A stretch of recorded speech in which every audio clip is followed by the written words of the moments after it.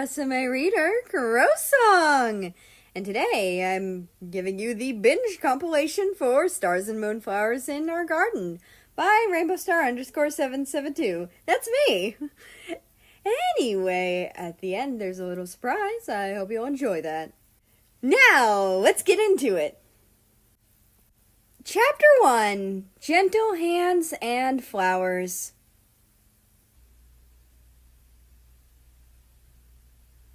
Russia sighed as he watched the person who tended to the garden below his window. Honestly, Russia knew nothing of him other than how he looked.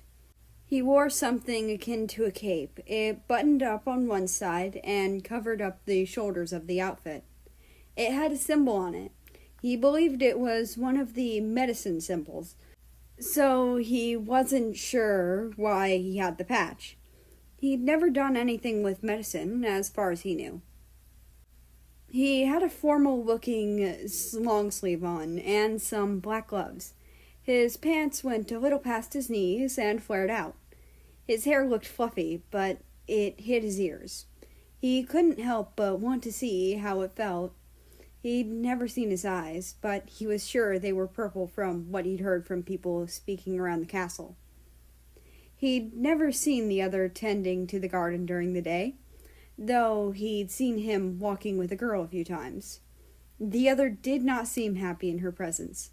In fact, he often seemed annoyed when she reached to try and hold his hand. He'd heard the other called America, though he wasn't sure that was his name, as America was a very feisty doctor of theirs, who was known for his no-nonsense attitude. That didn't quite fit the person he watched gently tend to the flowers and gently collect herbs.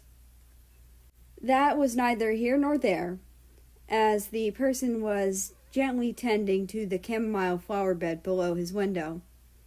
Then he saw the person that the other seemed to dread coming up behind him. He felt bad that he couldn't really warn him without waking his sister, who was asleep in the other room. So he stayed quiet, very reluctantly. She snuck up behind him and grabbed his hand, pulling him up with a wide smile on her face. The other flinched and tried to pull his hand away from her, obviously not liking the contact she was trying to initiate. She frowned and said something that seemed to throw the gardener off and stun him. Then he pulled his hand away again, which further upset her. She then grabbed his hand more forcefully and grabbed his face. Then she kissed him. He was more distraught and forced himself to stay away from her, elbowing her in the stomach in the process. It left the girl stunned enough to give the gardener time enough to get away. He left to tend to a different area. Russia wished he could have stayed, but definitely understood the want to get away from this girl.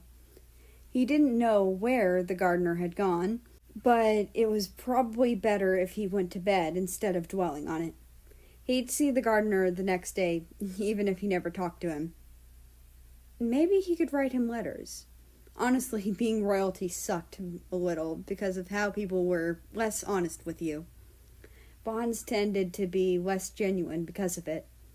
So, talking to the gardener in person was out of the question. But maybe writing him letters would be fine. It'd keep his identity sealed, and it'd allow for more open conversations. He had to figure out what he wanted to be referred to as, because his name wasn't an option. Maybe he could just go by R.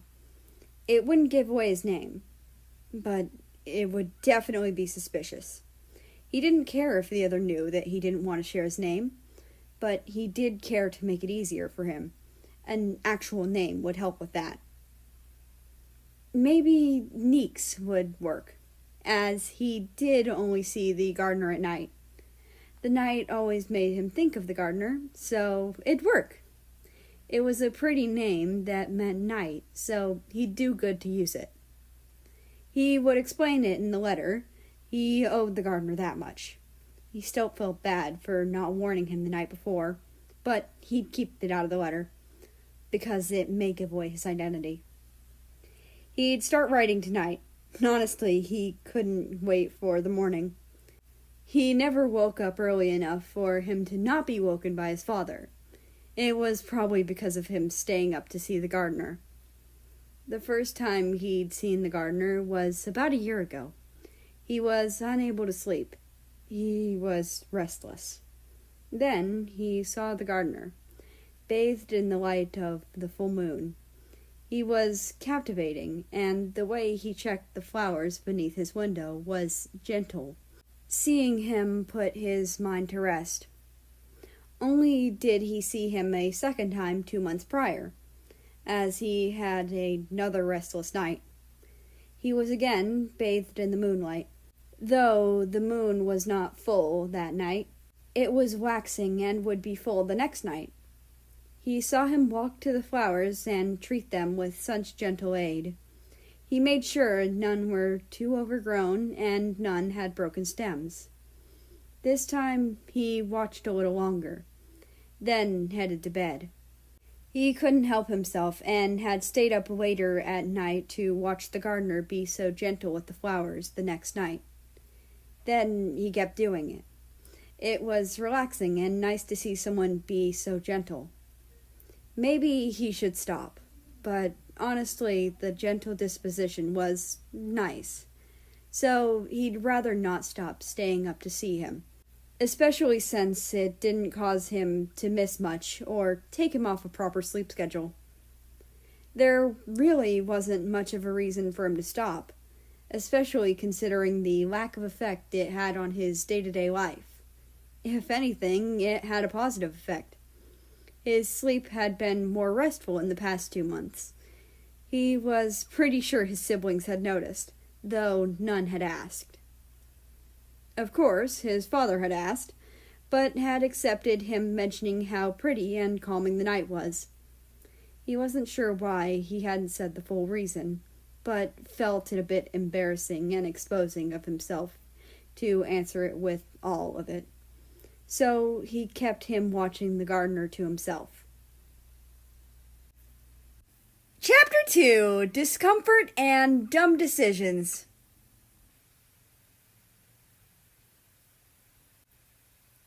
America smiled a little. Sure, the sunlight was harsh, but getting through the day made seeing the moonlight worth it. He had a couple hours until his shift was over. He'd be allowed to return to his quarters, and they'd send for him if they needed his help. Just as he thought he might have an easy end of the day, a very injured guard came in. He sighed and collected what it looked like he might need to treat them. "All right, you want to tell me what happened?" "I need to log it for the king," America asked, his tone gentle, but he was slightly annoyed. "Training accident. Gwa got a bit rough with us today. Mary, he's merciless," the guard whined, laying on the medical table. "Thanks, Italy," America mumbled, going over to the notebook on his desk. He marked down the time, date, patient, and reason for showing up. "Now, let's have a look at that." America gently removed Italy's training coat, the sleeve of which was torn. It looked like Italy had a superficial cut on his arm upon first glance, but upon closer examination, it was obviously deeper. America sighed and grabbed a cleansing water that Japan had prepared for him. It'd help him remove any bacteria and imperfections from the wounded area. It allowed for faster healing times. He dipped the cloth in it and lightly dabbed around the area. He then used a cloth with normal water to wipe away the dried blood. He sighed as he saw what he was left to work with. It definitely needed stitches. He was not excited about that. He dipped his stitching needle in the cleansing water to make sure it was clean, then got to work. He stitched up the wound and then grabbed the gauze and bandages he originally thought would be sufficient. He put the needle away and hummed. "So, what did you do?" I know Guam didn't just go harsh on you for no reason. He's not like that, America asked as he began wrapping the gauze. I guess I can't get anything past you, huh, Mary? Italy laughed. Well, I kinda riled him up, and we were using actual blades today, so, you know. You're hopeless, Dolly. America sighed as he finished wrapping the wound with gauze. He then enjoyed the silence as he started wrapping the bandages around the gauze. Soon enough, it was treated, and he'd have to draft an incident report on severity of injury and the treatment. Before I boot you from my office, let me remind you to keep off that arm.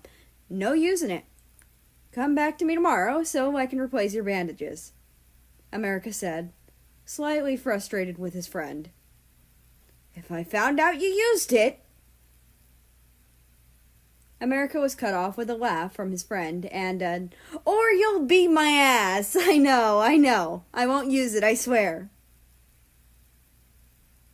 That's what they all say, America grumbled snarkily as he went back to his desk for the incident report. America drafted his report. It was a minor injury in the grand scheme of things, but severe for training. Writing down what he had to use for treatment was easy enough, and all things considered, his supply use was minimal.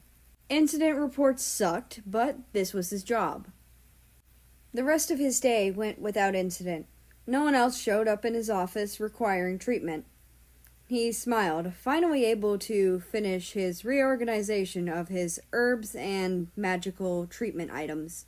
He'd checked his normal supplies earlier that day, and thankfully he was good for the next month.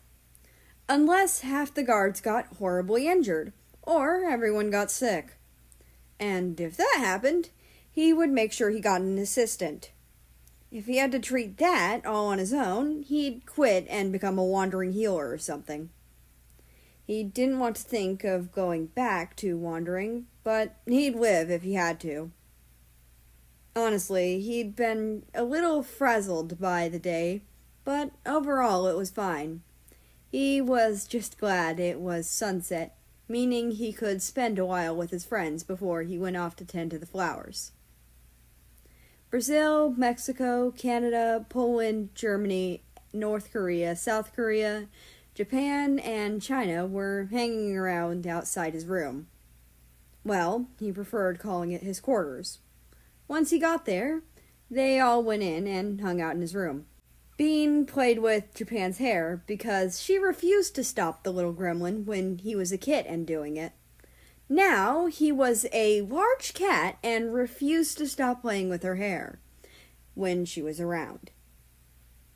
They were currently on the topic of whatever stupid shit Italy had said to Guam, and Japan was more than happy to pitch in what she thinks he said. America didn't often like to talk this way about his patients, but his friends and their family were an exception. If Italy did something stupid, his twin, Japan, would want to know, and vice versa. Plus, his friends usually brought up how they ended up in his office before he did. And as the darkness rolled in, his friends trickled off, all heading to bed. He didn't mind being the only one up, and rather preferred it. He pet a now sleeping Bean and left his quarters. He closed the door behind him as quietly as he could. Once he was under the moon, he let out a relieved sigh. He made his way to the first patch of flowers, lightly checking their stems. Then he moved on, checking the chamomile flowers next. He was interrupted when someone grabbed his wrist. He tried to pull it away gently, but before he could properly process what was happening, he was forcefully pulled into a kiss. He tried getting away. This crazy woman came up to him, proclaimed her romantic love for him, and demanded marriage. He'd said no many times, but this was the first time she'd tried something like this. He pushed her away, elbowing her in the stomach as he did. She was stunned, and it gave him time to run back to his quarters. Once he was there, he locked himself in his room and dry-heaved. That was disgusting. What the fuck was wrong with Mexico's sister? He'd be asking her about that tomorrow. But now he couldn't sleep because of the feeling of being violated. It lingered. It brought him great disgust. He needed a shower or a bath. Either would work, but a bath would be quieter and likely a bit more comfortable considering everything. He sighed and leaned against the door before pulling himself up. He opened the bathroom door. As the sole royal healer, he got a private bathroom, which was honestly really nice. He ran himself a nice, lukewarm bath and got in. Chapter 3, Letter Deliveries and De-Stressing Candies.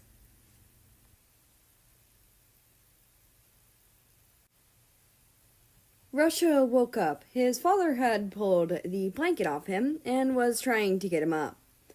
The sun was brightly shining through the window. It wasn't late, but it definitely was a bit later than he usually woke up.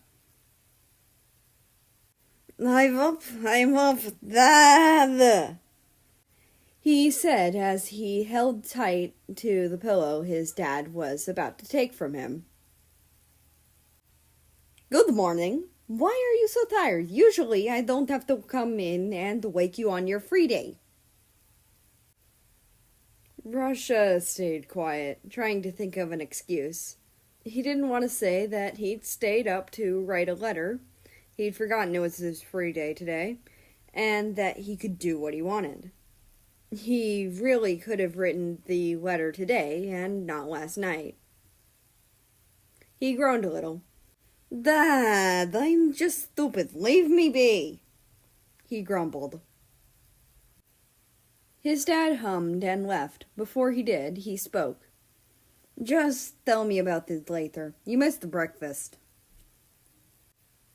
Russia groaned and yelled out an "I'll live" in response. He got up, closed the door, drew the curtains closed, then picked out an outfit. He got dressed. He'd picked out a black pair of shorts and a blue sweater. He put his hair into a ponytail before putting on his ushanka. Once he was dressed, he folded the letter he'd written the night before, put it into an envelope, and wrote, "To the night gardener," on the back. And below it, he wrote, "From Neeks." Once the ink was dry, he put it in his pocket. He left his room, then went outside, going to the patch of chamomile flowers below his window. He moved the flowers aside, careful to not damage them, and then he placed the letter in them.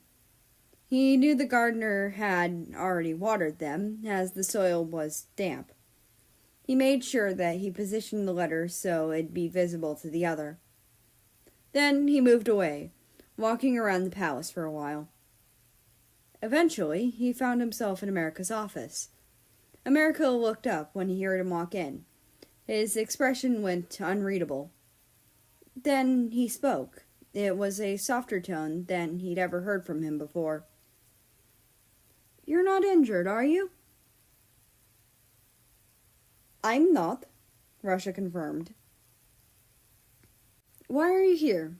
I don't mind if you want to stay," America said, humming as he went back to his reorganization of medicinal herbs.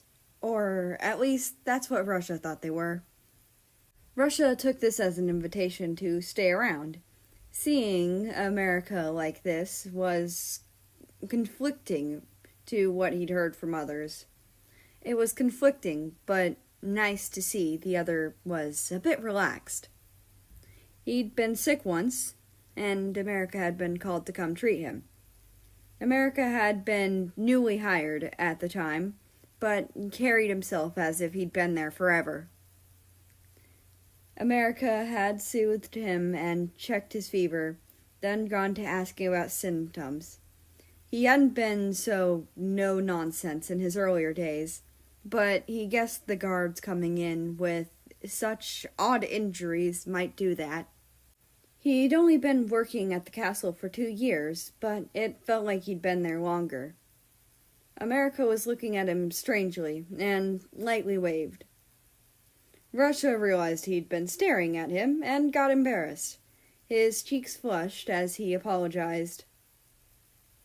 America hummed and went back to what he'd been doing. "Something's on your mind, I presume?" "Yeah, something like that," Russia mumbled.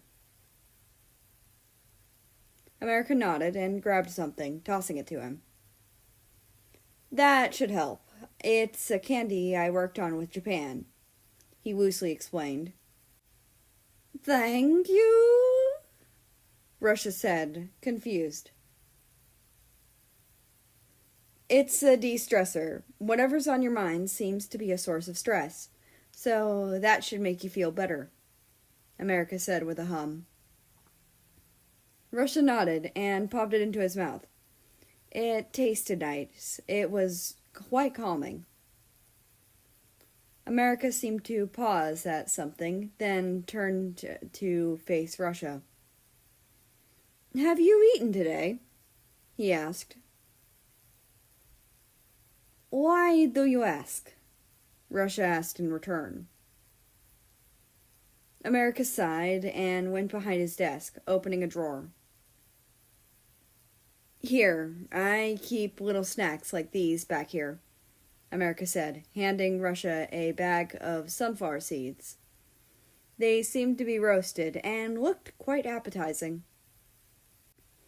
Russia smiled a bit and thanked America before trying one. They were slightly sweet and had a twinge of salt. They were really good. "If you're going to be in my office, then you should get something in your system," America said with a smile. Then someone walked into the office. Their arm was bandaged. America seemed to immediately recognize them. "Good, you actually came in for a follow-up," America said to the person. They laughed and sat down near the table. "My sister would kill me if I didn't. Plus, you'd probably track me down," they said with a fond and joking tone. They had a smile on their face. "Damn right I would, Tally. Now, unwrap those so I can get some fresh bandages on it." He sounded stern, but there was more to it. Russia hadn't seen the American grab a couple medical supplies, but he had them now and was checking over what he had presumed was his work. After a second, America bonked Tally on the head.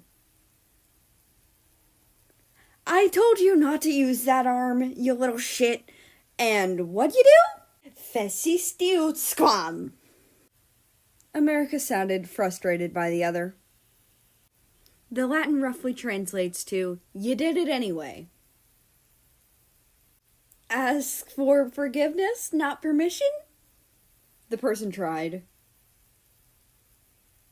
"That doesn't apply to medical issues," America chided as he went back to treating the person.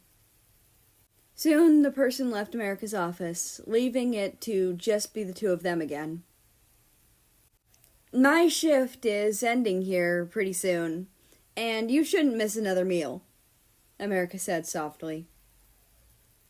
"I'm not kicking you out, just saying that you should have a meal with your family." Russia nodded at that. "Feel free to show up here anytime. I don't mind," America said as Russia left. Russia decided he might just take him up on that. The Hairler actually had a very nice presence. His disposition wasn't too dissimilar to the nighttime gardener's. Maybe he was wrong about the gardener not being America. Seeing him do work like this might tell him more about him. Chapter 4, Letter Received and Nice Visitor.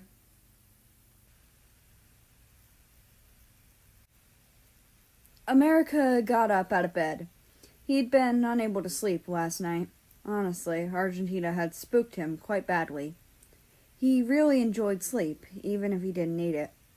He slipped on his normal outfit and stepped out of his room. It was 6:30.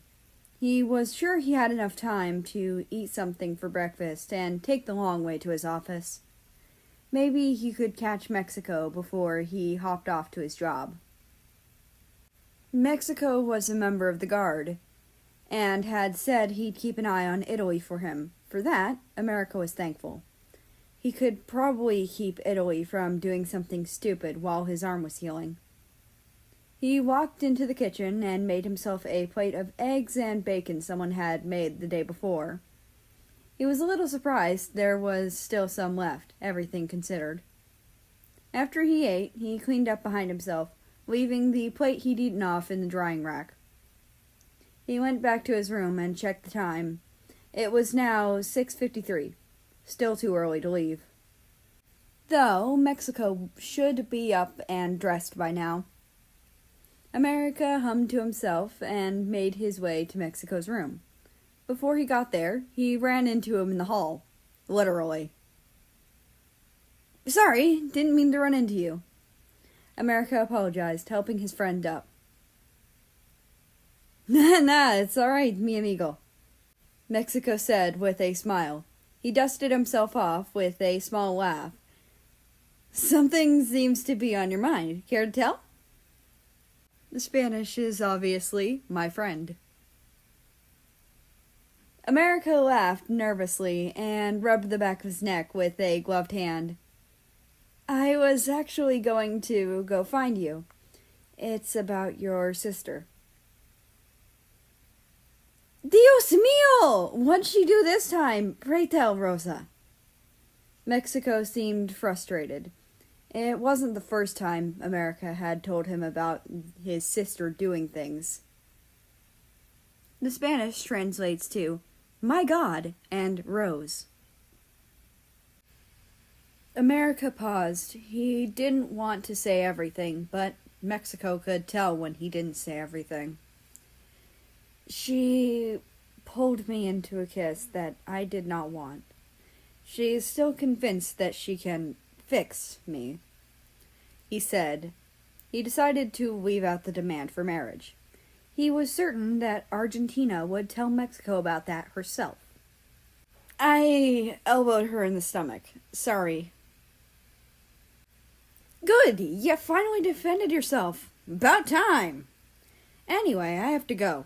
We are supposed to show up at training early today," Mexico said, patting America's head.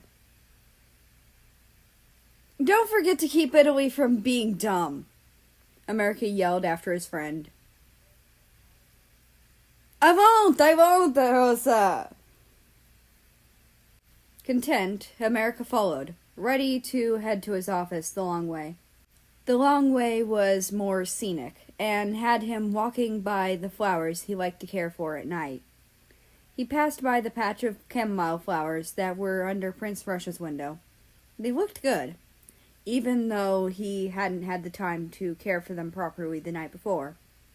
He was glad for that, and continued to walk. Eventually, he found himself in his office. He was early, an hour or so early. It was 7:55, and his day shift started at 9. He noticed a large box at his door, and smiled blithely. It was the supply refills he'd requested. They'd take a while to unpack, so he was glad to be early. At around 9, he heard someone yell, "I'll live!" but he wasn't sure who it was, but knew it was from the direction of the prince's room. He laughed a little to himself, and went back to unpacking the box of supplies. It was another hour or two before anything of note happened. He heard someone walk in, and looked up to see who had come in.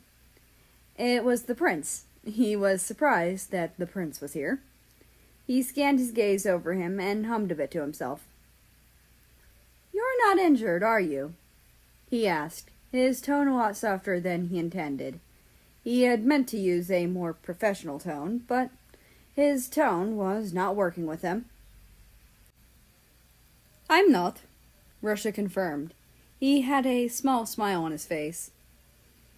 The healer wasn't quite sure what that was about, but he hoped that maybe the prince might tell him why he was here. "Why are you here?" America asked, getting back to sorting through the supplies he'd removed from the box. "I don't mind if you stay," he reassured as he continued his work. There was a long moment of silence before the healer realized he was not going to get an answer to his question. He looked over to check on him, and the prince was quiet and staring off. More specifically, the prince was staring at him. Maybe he was lost in a memory, but there seemed to be a bit of stress to whatever he was thinking about. He waved, making sure that the prince was okay. Rush's cheeks reddened, and he apologized. Relieved, the healer went back to sorting out his supplies. He saw one of the candied cherry chocolates he'd worked on with Japan, and smiled. "Something's on your mind, I presume?" he asked with a hum. "Yeah, something like that," Russia mumbled, but America still heard it. America nodded and tossed the cherry-like candy to Russia, who caught it. "That should help," America said with a little smile coming onto his face. "It's a candy I worked on with Japan." "Thank you," Russia said in a very confused tone. America realized he didn't know what it was and almost laughed at his own stupidity. "It's a distressor," America elaborated. "Whatever's on your mind seems to be a source of stress, so that should make you feel better," he said with a happy hum. Russia seemed to like it, which brought a small smile to America's face. America heard Russia's stomach growl and paused from his work. "Have you eaten today?" he asked, already knowing the answer. He made his way over to his desk as Russia answered. "Why do you ask?" America dug around in his desk, then tossed him a bag of honey-roasted sunflower seeds. He didn't bother to see if he tried them, as he heard the bag open and Russia start eating them. "If you're going to be in my office, then you should get something in your system," America said with a playful smile. Someone else came in, and America recognized it as Italy. The next 30 minutes blurred together as he scolded Italy and replaced the bandages on Italy's arm. Once Italy was out of his office, he checked the time. It was a few minutes until his shift was over. 5:48. "My shift is ending here soon, and you shouldn't miss another meal," America said, looking at Russia. "I'm not kicking you out, just saying that you should go have a meal with your family," he reassured in a soft tone. He wasn't sure why, but he wouldn't mind if Russia showed up in his office for other reasons than treatment. "Feel free to show up here any time. I don't mind," he said after a moment of pause. He realized after a moment that he'd just given an open invitation to come back. As Russia left his office, he was sure that he'd seen a smile on his face, but shook it from his mind. He used the last 10 minutes of his shift to work towards getting the supplies put away. At the end of his shift, he walked out, leaving a good amount of work for himself to do the next day. He went to hang out with his friends for an hour, until the sun set. They left as the sky darkened, which he excitedly left to go and garden. He was early, but it wasn't like anyone cared. He should have changed outfits, but no one would care if he did this or see him, so he didn't see the point in doing so. When he got to the chamomile flowers, he noticed something under them, and carefully took it out. It was addressed to him. From what he could tell, it called him Night Gardener, which got a smile and chuckle from him. He opened it carefully and read it. Dear Night Gardener, I'm not sure of what your name is, as I've yet to get the guts to talk with you in person. But I would like to get to know you better. I have only ever seen you tending to the garden at night, so that's why I'm calling you such a silly name. But I should probably introduce myself before I ask for a name in return. I'm Neeks, or that's what I feel most comfortable being called until I gather the courage to speak with you in person. So, what would you like to be called by, if you don't feel comfortable telling me your name? What's your favorite color? What's your favorite flower? Do you have any siblings? What do you prefer in way of pronouns? Do you prefer day or night? What's your favorite season? What kind of hobbies, assuming gardening isn't one of them, do you have? What's your favorite food? What's your sexuality? Do you have any pets? If so, what are their names? My favorite color is either a shade of golden yellow or a very deep shade of maroon. My favorite flower is chamomile, which sometimes make good tea. I have 3 siblings, 2 sisters and 1 brother. I prefer he/him pronouns myself, but they/them is something I get when my hair is down. I don't mind, but I do prefer he/him. I prefer the night, though I can't be up during it often. The moon is pretty. The silver light is nice and soft. I prefer the winter a lot of the time, but fall has the best songs. I love drawing, scrapbooking, and writing sometimes. My favorite food is borscht. It's very comforting to me. I'm bisexual, but I do tend to prefer guys.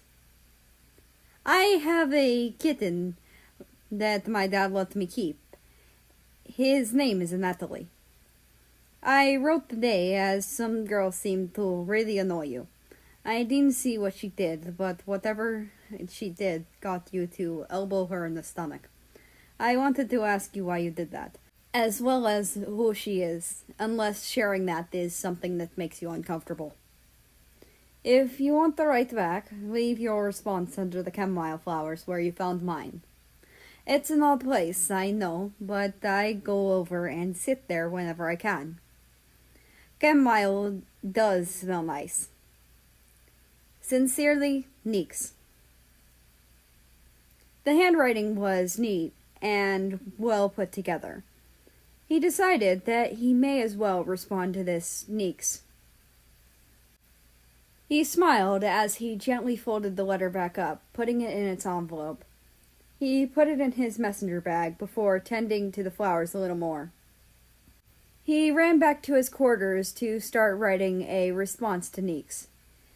He was sure that if he didn't finish it that night, that he may have time to the next day. Chapter 5, Messages and Free Time.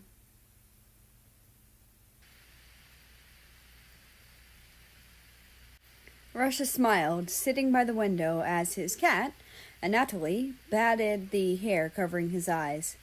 He'd asked his father if he could take a walk tonight, and he'd said yes, so before he went out, he was giving Anatoly some attention.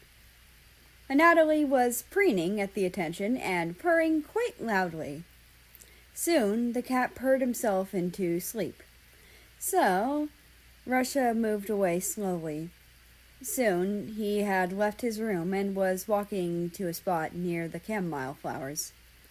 He sat on a bench near them and smiled, watching as the shadows grew longer.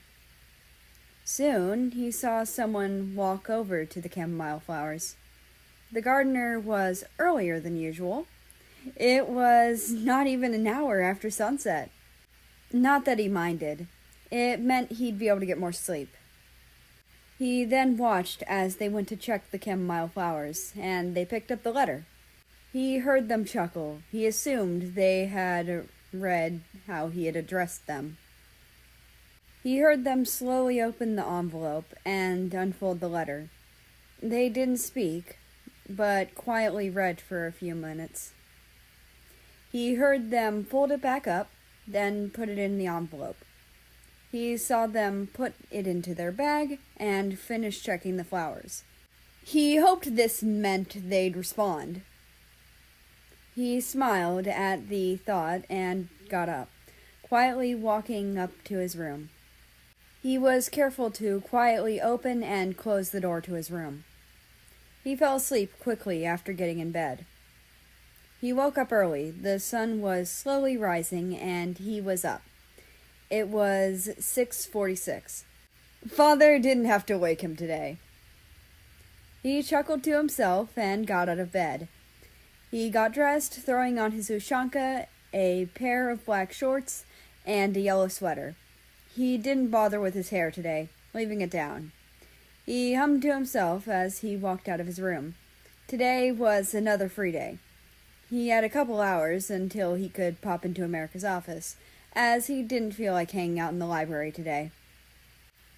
America said he didn't mind, but he found himself unsure about whether he should believe that or not. He'd know after seeing his reaction in a few hours. Eating with his family had been interesting the night before. His father had apparently noticed him slip into America's office and teased him a little about it. It was early, and breakfast never got anyone to speak. His siblings were still waking up, and his dad was content to just let them wake up. Breakfast was quiet, as per usual, though his father seemed surprised that he was awake early. He'd gotten a pat on the head before he was allowed to leave. He didn't say where he was going, but his dad had definitely seen him head in the direction of the medical wing of the castle. America wasn't the sole healer, but was the only one who was responsible for the royal family and injuries from guards of the royal family. The other healers were there to care for everyone else, though it was obvious America invited other healers to send more severe injuries over to him, or that was his best guess.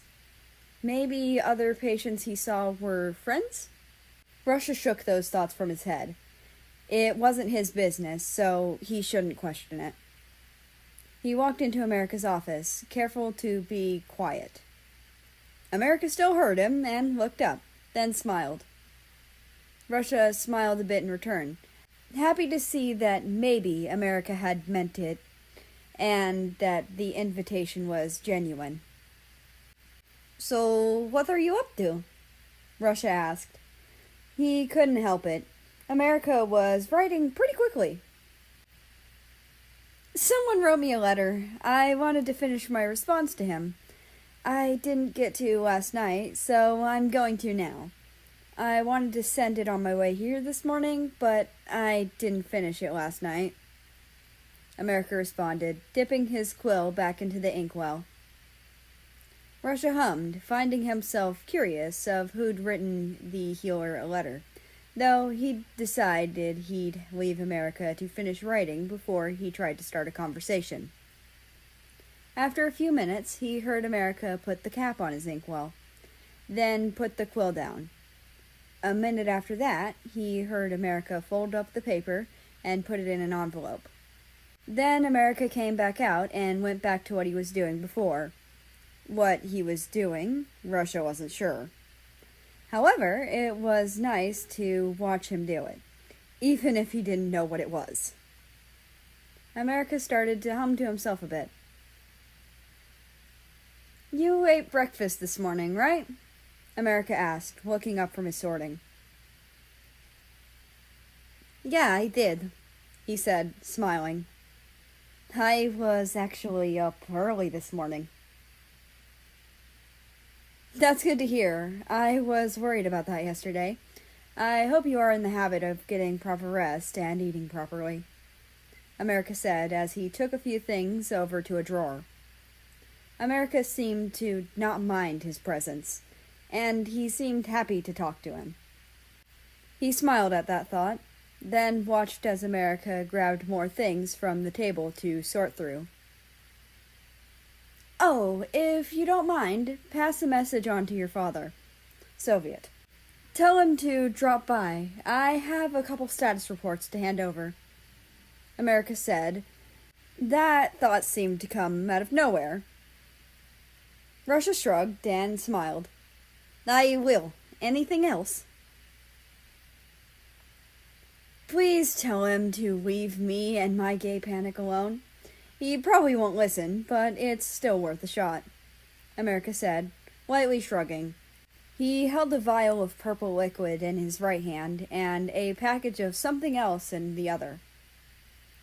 Russia hummed to himself a bit, mentally noting to bring this up to his dad later. America seemed to be a bit calmer and more loose than many described him. He had an air of confidence that definitely came from years of experience. This brought a question to Russia's mind. "How old are you?" he impulsively asked. America jumped a bit, his hair poofed up like a cat's fur would when spooked. That was a bit funny and cute. "I didn't mean to be rude," Russia said, only to be cut off. "I'm 24, same as you. Sorry about that reaction, you just surprised me," America said, lightly smoothing out his poofed up hair. Russia found himself a bit shocked. America acted a lot more like a 30-year-old, but he looked 18. But that was mostly due to how short he was. He was 1.5 meters, about 5 foot, or somewhere around there. Chapter 6, Writing Responses and a Crow.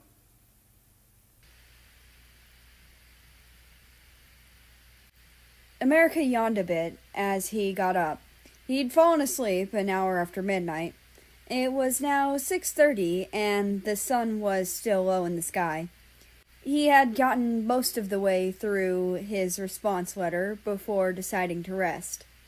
He grabbed the letter and placed it, a couple sheets of paper, and an envelope in his bag, placing it in a folder before doing so to protect it from any folding or damage. He then got into his proper work outfit, slinging his messenger bag over his shoulder. He then headed off, grabbing himself a snack he'd snagged from the market the last time he went to town. He walked through the early morning air, smiling as he felt the cool morning air. Soon he arrived at his office and walked in. He then put his messenger bag down, going to finish up a small report on Italy's stubbornness in receiving proper treatment. After that, he reviewed the reports from the previous week. When he was content with his knowledge of the treatments he'd administered and their effectiveness, he took out the letter he was writing. He continued writing his response with a happy smile. He chuckled to himself while answering the lightly crossed-out question, finding himself fond of Neex's care to not ask a question that may cause discomfort. He then just quietly hummed as he continued writing. He heard someone come in, and looked up. He smiled a little when he saw that it was Russia. He was happy that the prince was taking up his offer. It meant he wasn't alone during all hours of work, and Russia was good company. Even if he knew that he'd not be able to compose himself off shift with Russia, he was glad he could hold an air of professionalism near him. He'd be able to function, though definitely be flustered in Russia's presence. He wouldn't mind spending time with him outside of his shift. "So, what are you up to?" Russia asked. Only then did America realize he hadn't said anything, just smiled. He'd kept writing, but when he checked, he was thankful to find he hadn't written anything that he'd been thinking about. Someone wrote me a letter. I wanted to finish off my response to him, America said, dipping his quill in the inkwell. I didn't last night, so I'm going to now. I wanted to send it on my way here this morning, but I didn't finish it last night, he bashfully admitted. His tone did not display his bashfulness, but he was glad it didn't. It would be far too embarrassing for him. America heard Russia hum to himself and then continued writing, quickly finishing up the rest of the letter. He lightly capped the inkwell with a happy hum. He then watched the ink, waiting for a moment for it to dry before he folded the letter up, taking the envelope out of its bag and tucked the letter into the envelope, then lightly sealed it. He wrote, "From Aku to Nix," on the back of the envelope, using the last of the ink from his quill before putting it away. America walked over to his mostly cleared pile of supplies and began to go through it again. He then quietly hummed after a moment. "You ate breakfast this morning, right?" he asked, looking up from his sorting to check Russia's response. "Yeah, I did. I was actually up early this morning," Russia responded, smiling. America found himself relieved and smiled.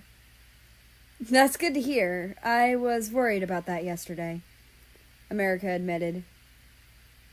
"I hope you're in the habit of getting proper rest and eating properly," he added, taking a handful of normal first aid supplies to a drawer. America continued working and then lightly hopped as a thought came back to him. "Oh, if you don't mind, pass a message on to your father, Soviet," America started. He'd remembered the reports from this week. "Tell him to drop by. I have a couple status reports to hand over," America finished. He had more than a couple reports to hand over, but that wasn't here nor there. Russia seemed shocked for a moment before responding. He then shrugged a bit. "I will. Anything else?" America thought for a second before responding. "Please tell him to leave me and my gay panic alone." America then paused, then spoke again. "He probably won't listen, but it's worth a shot," he said with a light shrug. He'd picked up a vial of general area number and put a packet of powdered curse eliminator. Both were magical treatments and belonged in the cubby with his disinfecting water. "How old are you?" Russia asked after a long moment of silence. That came out of nowhere and caused America to jump a bit. His hair poofed up, being an extreme tell for his emotions. "I didn't mean to be rude." Russia started to apologize. "I'm 24, same as you," America said, gently smoothing his poofed up hair. "Sorry about that reaction. You just surprised me," he admitted, a light blush finding its way onto his cheeks. He shook his head a little, getting the blush to disappear from his face. Soon enough, he felt the small bit of heat leave his face. Then he looked at Russia. Thankfully, Russia hadn't noticed him blushing out of embarrassment, which he was infinitely thankful for. Or, if he had noticed, he wasn't questioning it. After a long moment of silence, America went back behind his desk and pulled out a couple things. "I don't have much here, but if you want lunch, I have this," he said, giving Russia one of the bags he'd grabbed. Both bags contained mixed nuts. "I also have beef jerky in my bag. I wouldn't mind sharing it, America said, a small smile finding its way onto his face. He wouldn't have offered this usually, but it was 12:36. It was a generally accepted lunchtime, and he'd figured the other might be hungry. Thank you. I also wouldn't want to take anything more from you, Russia said, a smile on his face. I wouldn't have offered if I had minded, America said, grabbing the bag of beef jerky from his bag. Russia accepted and took one of the pieces of jerky and ate it. America smiled and started to eat himself. After the two were done eating, America spent the rest of his time idly chatting with Russia and sorting through the last remaining things from the box yesterday. Soon it was 4 p.m. He had 2 hours before his shift would be over, though it certainly wouldn't feel as long as he had a bit of company. I probably won't be in my office tomorrow. Sorry, America said, remembering he had to go out to collect some herbs and snacks for his office. But I have something for you if you need to contact me. America went back behind his desk and pulled out a bluish-purple stone. It was a teleportation stone. He'd gotten it from Japan. He placed it in Russia's hands and smiled softly. That's a teleportation stone. It'll bring me to you. However, if it's not a pressing matter, I'd ask you to call out to Samuel. Who's Samuel? Samuel is a crow, but I wouldn't call him a pet, America said, then whistled. He's more akin to a familiar for a witch. An obsidian black crow cawed and landed on America's finger. The crow was smaller than an average crow. But I'm no witch. I'm just a healer, so I don't know what to call him, America said with a bright smile. Father, I crave cuddles, the crow grumbled. Samuel, this is Russia. Russia, America pronounced, carefully teaching the bird how to say the prince's name. Russia, the crow repeated, then preened at the praise it received. America petted the crow's head and smiled at Russia. If you call him, he'll come to see what is up, now that he knows you, America said. Though you should probably say something so he knows your voice. Hello, Samuel, Russia greeted, reaching a hand out to pet the crow. The crow cawed at him and hopped onto his hand. Is this normal? Russia asked. No. America was cut off by the crow cawing at Russia. Samuel started hopping on Russia's hand and messing with his hair. And that isn't either, America mumbled. Looks like Samuel really likes you. What is he doing? Russia asked, trying to coax the crow away from his face. He's treating you like another crow, specifically family, America said before whistling again. He's friendly with most people, but only does that with me. Congratulations, you have a life partner, America jokes, smiling and chuckling. Samuel flew back and landed on America's finger, before looking at America, then Russia. Russia's Papa, the crow cawed. America flustered and lightly scolded the crow in Latin. Russia nervously laughed and pet the crow's head. Chapter 7, Crows and Worries.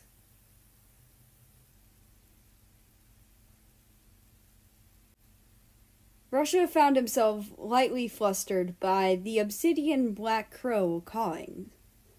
The bird kept calling America father or dad, and him papa. Knowing the bird considered him family was fine, he didn't mind. But it was very flustering when the crow was referring to him as a second parent, especially since the other parent was someone he found himself fond of.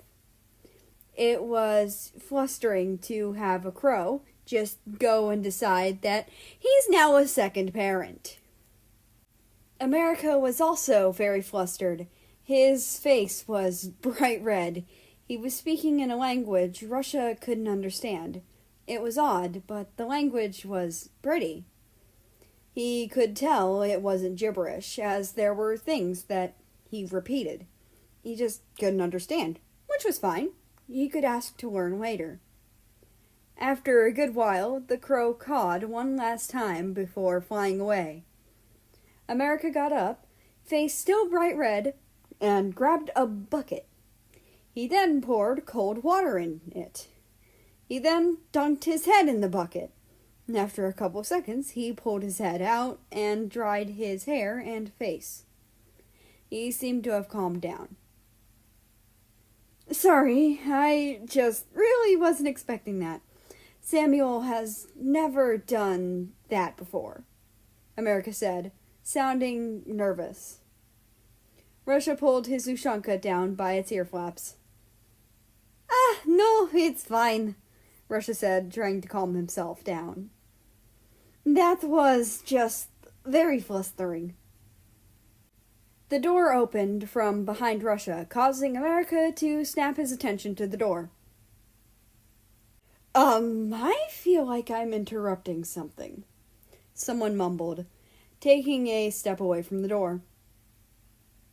No, sorry, Mexico. Samuel just chose to be particularly peculiar, America mumbled, drying his hair. The bird that calls me Papa, Russia mumbled, hiding his face in his hat. Oh my god, that's funny as hell, Mexico wheezed, taking a couple steps back into the room. America soon hung the towel in its original place and walked over to the person. Hush! America whisper yelled at the person. It sounded like he was getting flustered. His professionalism seemed to have left him. Russia slowly lifted his Ushanka away from his eyes to see what was happening. He'd managed to calm himself and got the blush to leave his cheeks. He didn't recognize the person, nor their voice, but he recognized their uniform. They were part of the General Castle Guard. All right, were you on Italy watch, or was someone else? Because if you weren't, why are you here? And who is? America asked, seeming to have regained his composure. Nah, Brazil is watching him today, and I'm here to drag you to deal with a magic mishap. That's not even my area of expertise! Get Japan for that! America yelped out as his wrist was grabbed. You're no fun, but seriously, we think we have a concussion here. Not enough of us are around to get them all the way to the medical wing. A concussion? What the heck were you doing? America asked, confused and concerned. Someone decided to test out some magic their sibling was doing, and everyone is collateral damage. Got it, America said, rolling his eyes. He then whistled, calling the crow back. Samuel cawed at him and looked up at him. Go get Japan. Magical incident at Training Ground B, Mexico said. Training Ground B, America finished, sending the crow off. Sorry about this, Russia. I have to go help with this. America apologized. It's fine. I'll see you again soon, Russia said, realizing it sounded more like a question. It was, as this whole situation was confusing. America nodded anxiously and smiled at him. I'll see you later, he said, waving to Russia before he ran out of the room. Mexico was out seconds after. This left Russia in America's office, confused as to what he should do next. After silently contemplating what he should do for a few moments, he settled on heading to the library. He guessed he could spend a few hours there reading, or he could bug his dad about what America had asked. He decided that he'd bug his father about what America had asked him to do. So he hummed to himself, happily walking over to his dad's office. It wasn't far from the medical wing, and was down a floor. It was close, so it didn't take him long to get there. He decided against knocking on the door and just snuck up behind his father. Papa! Russia yelled, hugging his father, coming up from behind him. Я пришел себе America. The Russian roughly translates to, Dad, I come with a message from America. Ah, Russia! Какое счастье! His dad startled, turning to face Russia. The Russian roughly translates to, Ah, Russia, what the hell? Я пришел себе из Америка. Russia repeated, more calmly this time. Again, the Russian roughly translates to, I come with a message from America. Хорошо. Что это? His dad asked, relaxing himself a bit. The Russian roughly translates to, okay, what is it? Он хочет, чтобы вы зашли в его офис позже. Говорит, что ему нужно передать несколько отчетов. Russia said happily. Но, наверное, не сегодня и не завтра его позвали. He added. The Russian roughly translates to, he wants you to go to his office later. Says he has a few reports to hand over. But probably not today or tomorrow. He was called to help with a magical incident, and he's going to be out of his office tomorrow. Хорошо. His dad asked with a hum. That roughly translates to, all right, anything else? Ой, верно, он хотел, чтобы я сказал тебе. Оставь его и его гей-панику в покое. Russia said, quickly remembering. The Russian roughly translates to, oh, right, he wanted me to tell you to leave him and his gay panic alone.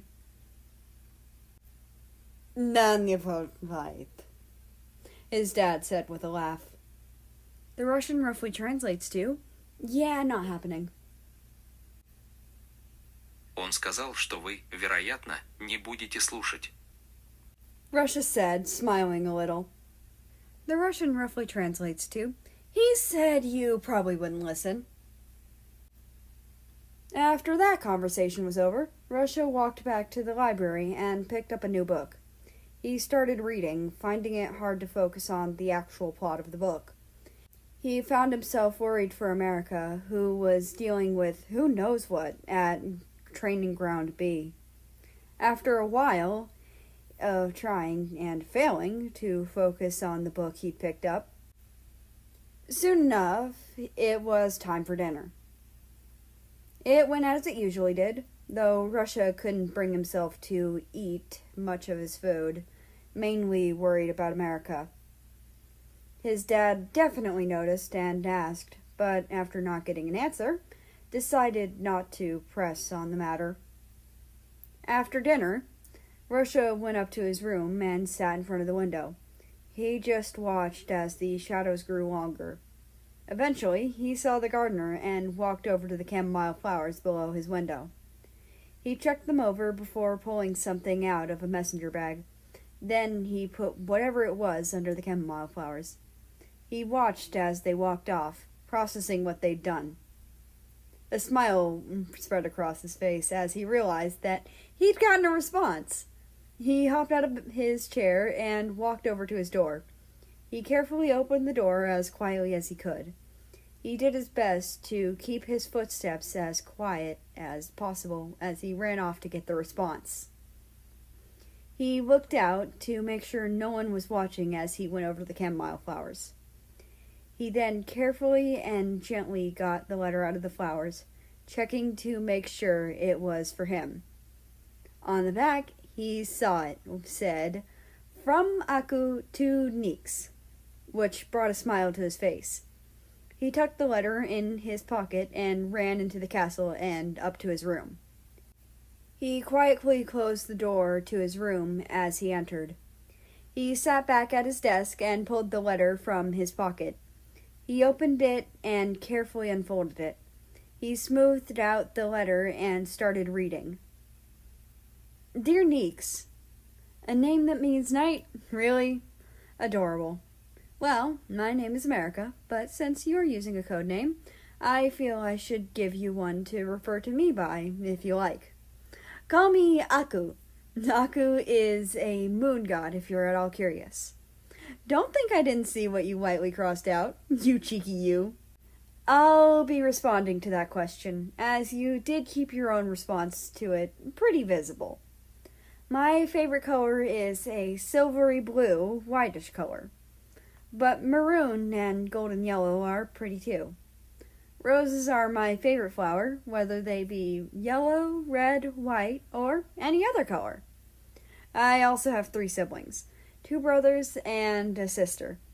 Kinda funny how we have the same amount of siblings. But the sisters and brothers are flipped. I prefer he/him pronouns as well. I used to have long hair, but people kept calling me a little girl, so I got it cut. I, much like you, prefer the night. It's so beautiful. The daylight is harsh, but my job as a healer requires that I must be ready to assist at any time. I actually can stay up to see the night, as courtesy of a friend of mine. I no longer require sleep. But I still sleep 'cause I like dreams. Don't worry, it's nothing too crazy. She just made a potion that has a rather permanent effect of removing need for sleep. My favorite season is spring, as it brings with it new and beautiful life. My biggest hobby has to be gardening, though I only do it at night. I love to do art as well. My preferred medium is photography, but watercolor is a close second. I don't have a favorite food, but if it's made with love, it's an instant hit with me. I'm very, very, very gay. If I see you and think you're cute, you might kill me. I have a cat named Bean. He's a little bastard. I love him, though. And the girl, her name is Argentina. She thinks she can fix me. She's homophobic and wants to marry me. I'm gay as fuck, and have been telling her no. She tried to kiss me last night, and actually did. That's why I elbowed her in the stomach and ran off. But you sound cool, so I'd like to meet you if you ever feel up to it. But, please don't try to kill me by being adorable. Or hot. My gay ass would die on spot. Also, if I give you a picture of Bean, can I see an Natalie? Sincerely, America. Aku.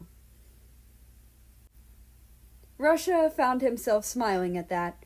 Learning more about the person who tended to the flowers at night was nice, and knowing that it was America made him feel more fond of the small healer.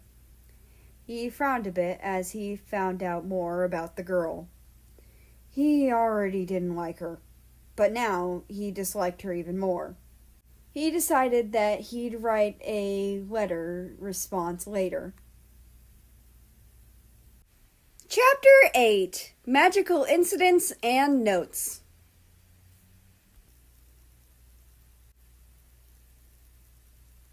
America quickened his pace, hoping to find less damage than what he knew was common in magical incidents. If it was anything like what happened with magical duels, God help whoever tried using magic improperly. If he got to them first, he wasn't sure what he'd do, but if Japan got to them first, there'd be hell to pay. He wasn't sure which of them would have more mercy on the person who caused this mess, but he supposed it would depend on the amount of injuries and severity of said injuries. The more there were, especially if they fell on the more severe side of the spectrum, Japan would be the more merciful one. Japan would also be more ruthless as injuries increased, but she'd still be far more merciful than him. Once he and Mexico got to the training ground B, they found Japan there, scolding who he assumed was the perpetrator. America sighed as he scanned the scene, quickly finding the person Mexico suspected had a concussion. "Hey, Sakura!" he called out to Japan. "I need you to give me a light source. A small one, not too bright, just checking for signs of a concussion." Japan threw one of her sticks that emitted light at the tip. She called them torches, but he called them flashers. Torches were associated with fire for him. "Thanks," he called as he caught the flasher. He used it to check if the pupil was constricted at the sign of light at a normal speed. To his dismay, they took too long to respond to the light, meaning that the person did have a concussion. It depended on the severity, but he wanted them to be monitored and on bed rest for a good amount of time. He'd also probably give them some field poppies for pain relief. Their head was going to be killing them for a while. "Mexico, take this one to the medical wing. Tell them to monitor them. They have a concussion, so they'll be there for a while," America said calmly, gesturing to the half-conscious person. "I'll get them some poppies when they're fully conscious." Once Mexico had picked the person up, he moved over to the next person who was injured. He checked them over. Luckily, they had a mild headache and not a concussion. He kept moving around, checking anyone who seemed to be injured. He found several people with sprains, 3 people with broken bones, and 1 with a few scrapes and bruises. He told the people with sprains not to use the areas affected for a few days. He tried to set up a buddy system to ensure that people wouldn't further injure themselves. He treated the broken bones the best he could, making sure none of the 3 had dislocations. Thankfully, there were none. He whistled for Samuel. Once the crow was there, he asked the crow to get some supplies for casts. Samuel called, then flew off. A few minutes later, the crow came back with the supplies that he needed. America grabbed a small treat from his bag and thanked the crow. He sighed and then got to work, getting casts on people with broken bones to keep them from further injuring themselves. Once he was done, he relaxed a bit. "Come to me after about 3 weeks. I'll be checking on the progression of your healing. If you're fully healed, then I'll remove the casts," he informed, sighing a bit. "But until those are removed, I want you to rest and get help from your friends. And for the love of God, keep them from getting wet. You'll have to live with a stinky cast. I'm only warning you once." He then went about treating the person who got off easy with scrapes and bruises. It was the easiest, and they'd be fine before the end of the week. Once he was done, he got up and checked the time. It was 5:50. He had 10 minutes left of his shift. He grabbed the piece of paper from his bag and jotted down the basics of injuries and how he treated them. He was walking to his office while he did this. He was going to leave the notes on his desk. He'd copy them over when he got back from his trip the next day. He put the notes on his desk and started his walk to his quarters. He found himself hoping he might run into Russia on his way there. He was a bit disappointed when he didn't, and walked into his room. His friends weren't there today. Thankfully so, because he was a bit tired. He went over to the window and opened it, letting the breeze in. He went over to his desk and started writing a small note. He'd have Samuel deliver it in the morning. As for now, he just wanted to tend to the flowers and the garden. He changed into something a bit more befitting of gardening and started his usual route. He eventually reached the chamomile flowers where he'd gotten the first letter, then started to tend to the flowers. After he'd cared for them, he slipped his response under them carefully. He hung back for a moment, looking to see if his mysterious messenger wanted to show his face. After they didn't show up, he just continued his route. Once he was back in his quarters, he got out of his gardening clothes and went to take a bath. Once he was done, he dried off and got into pajamas. Then he went off to his bed and laid down, pulling the covers over him. It took a moment to fall into a comfortable rest. He woke up at 6:30 and immediately remembered the note on his desk. He whistled for Samuel and rolled up the note, tying it with a purple ribbon. He gave the note to Samuel and told him to take it to Russia at the earliest convenience.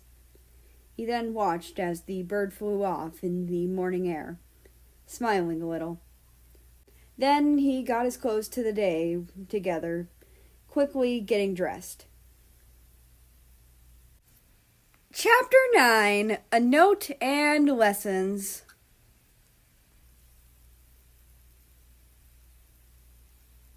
Russia was woken up, not by his dad, not on his own, but by the cawing of a crow. The crow was saying something, and he wasn't awake enough to understand what it was saying yet. He yawned quietly. I'm up, he said, rubbing his eyes.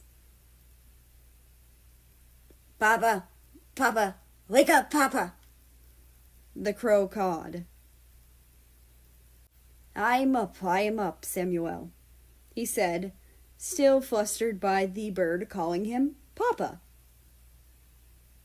Dad said to bring thing to you, so I bring now, the crow cawed, flying over to him. Samuel dropped a paper that was rolled up and tied with a purple ribbon. Russia smiled a bit and picked up the note, gently removing the ribbon. He then started to read the note. Hey, Russia, sorry about yesterday. I would have liked to spend more time with you, but my help was needed. Just know my invitation still stands, should you want to just show up in my office again. The magical incident was not fun to deal with, but it wasn't bad as it could have been. The person responsible is lucky my friend, Japan, got to them before I did. But anyway, I just wanted to make sure you know I'm okay. I don't want you to worry about the fallout of the magical incident, as everything is fine. Talk to you later. America. Russia smiled a bit at that and put the note on his bedside table. He pet Samuel gently and got up, stretching a bit. Tell America I say thank you for worrying about me, Russia said to the crow with a smile, and that I'm taking him up on that offer on my next free day. Samuel tipped his head and cawed. We'll tell Dad Papa says thank you. We'll tell Dad Papa visits again soon. The crow cawed before flying away. Call me Russia, he called after the crow. Papa is Papa, the crow cawed back, sounding quieter by the moment. He knew that, for now, convincing the crow to call him his name was a futile effort. That didn't mean he wouldn't still try to convince the crow to call him Russia. He sat at the desk and started writing. He was happy he knew America as himself and now Neeks. He hoped that by asking America what he thought of him wasn't too far. He didn't want to reveal who he was just yet. He hoped that poking around like this wouldn't affect America's thoughts on him. He had a couple of guesses on what America was based on the little information he had, so he decided to write them. It couldn't hurt. Maybe he was right about one of them. He decided he'd save his guesses for the end of his letter. He actually managed to finish the letter before his dad came in to make sure he was up. Once the ink was dry, he carefully folded it up and put it in an envelope. He happily wrote, "From Neeks to Aku," on the back of the envelope. Russia left the letter on his desk as he went to get a proper outfit. He dug through his clothes and pulled out a blue and white sweater and a pair of shorts. He got dressed, then decided to put his hair up, then put on his ushanka. Then he walked back to his desk, grabbing the envelope and moved it into his pocket. He hummed and cleaned up the workspace before he left his room. When he was leaving, he ran into his dad. Dobre jutro, Papa," he said quietly, not sure how he'd explain getting up this early. The Russian translates to, "Good morning, Dad." Luckily for him, his father didn't ask about it and just shrugged. He headed down to the dining area, ready to have breakfast with the rest of his siblings. He was the second there, which was surprising. It immediately got less surprising when he saw that he'd been writing for about an hour, and it was now 7:54. Breakfast was quiet, as it usually was. Most of his siblings were still waking up. After that, he made his way to his first task of the day, a language class. It was long and a bit boring to him. He found himself hoping that his teacher might move on from English soon. He wanted to learn whatever language America had spoken before. He was curious and wanted to understand what he said to him next time he spoke in it. He found his mind wandering about it, but tried to rein it in so he could focus on the class. Thankfully, he was able to rein in the thoughts before his teacher noticed him having trouble focusing. He refocused and read what was on the board, jotting it down quickly. The class seemed to bore on forever, but eventually ended. He knew it was only an hour and a half, but it felt like an eternity. After that, he had about 30 minutes where he could do what he wanted. Then he'd have something else to do. He decided to head outside, making his way to the chamomile flowers that were under his window. Once there, he happily took a seat next to them and took the envelope from his pocket and checked the flowers before he carefully slipped it under them. He then relaxed, leaning against the castle wall. The smell of chamomile was relaxing, and it made him feel light and happy. As he relaxed himself, he felt himself smiling. His thoughts had drifted to America and how he was. He found himself feeling curious about what America was doing right now. He knew he wasn't in his office, so what was he doing? He let his mind wander for the rest of his break. Once it was over, he found himself pouting a little as he got up to walk to his next class. It was a dance class where he was learning how to lead. He was also picking up the footing for someone not leading. It wasn't something he was supposed to be consciously picking up, but he was anyway. As he did, he found himself wondering about who he might dance with eventually. Chapter 10: Asleep by the Flowers.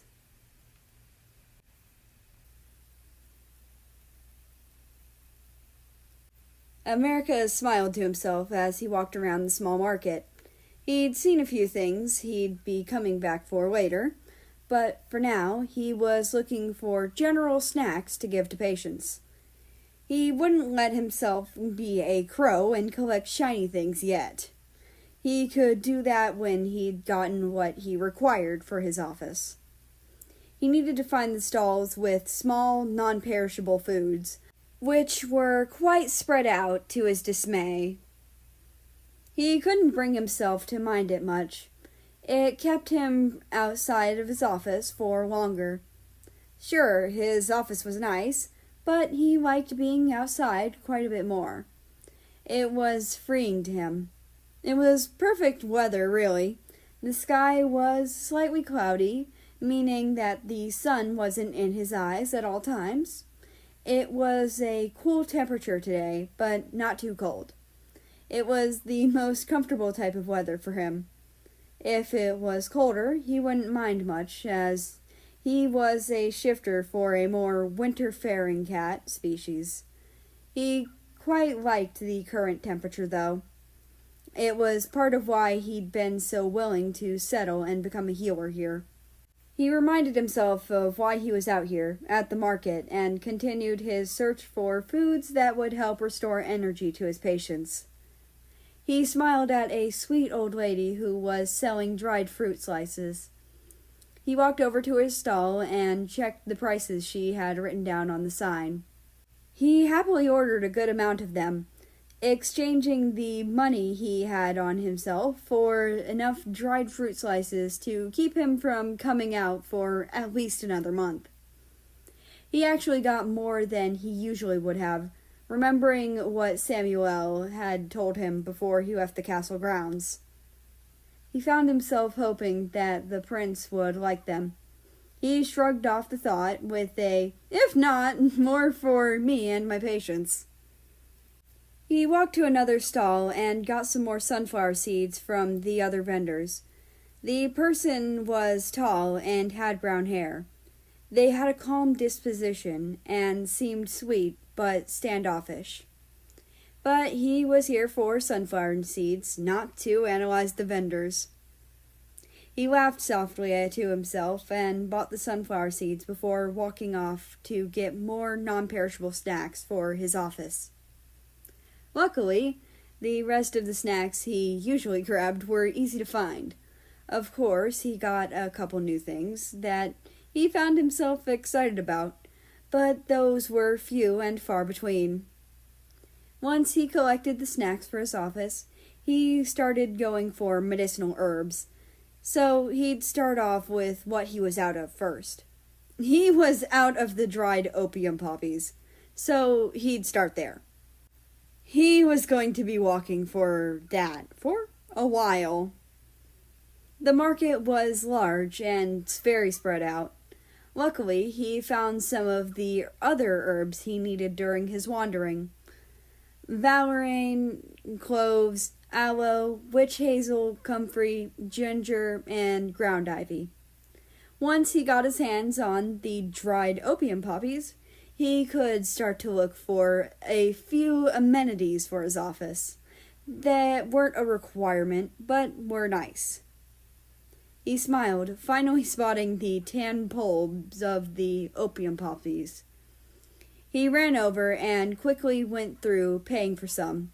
He got the ones that looked like they'd do the best for his purposes and threw them into his bag gently after paying. He then bounced off, going around and picking up some general amenities for his office. He didn't pick up many, just grabbing a few books for the shelf. He knew no one really picked the books up from there, and it was only for him, but he didn't care. They were nice to have around. He didn't pick up books in medicine. These were for patients, so the genres were varied. He had some horror, some romance, and some that were science fiction. He got most of them from his book nerd of a sister, New Zealand, who was still traveling with their parents. The ones he got, like this, were few and far between, though he hoped they were just as good. He hummed to himself as he started to walk back to the castle. The walk was long, but not arduous. Rather, the walk was quite relaxing to him. He found himself smiling the whole time, and his thoughts kept drifting back to Neeks, a name he had no face to put to, or the prince, who seemed to like dropping into his office as of recent. As he left the forest, he noticed that the sun was starting to set. He'd been out for longer than he thought. He laughed a little to himself and jogged up quickly.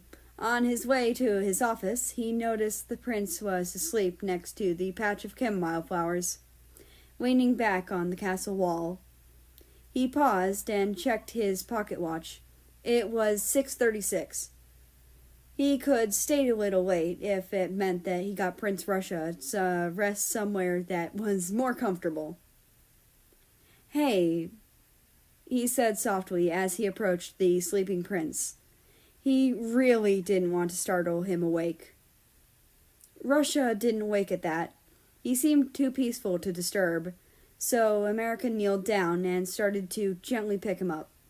Russia was a bit heavy, but he'd be able to manage.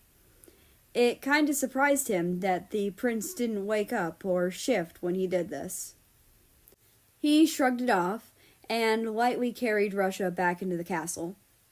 He hoped he might run into one of Russia's siblings so that he could get the sleeping prince to his room. Instead of running into one of the prince's siblings, he ran into his boss and the sleeping one's father, King Soviet. "Ah, hello," America greeted quietly, trying not to wake the sleeping prince. "I was hoping to get him to his room. He fell asleep out there."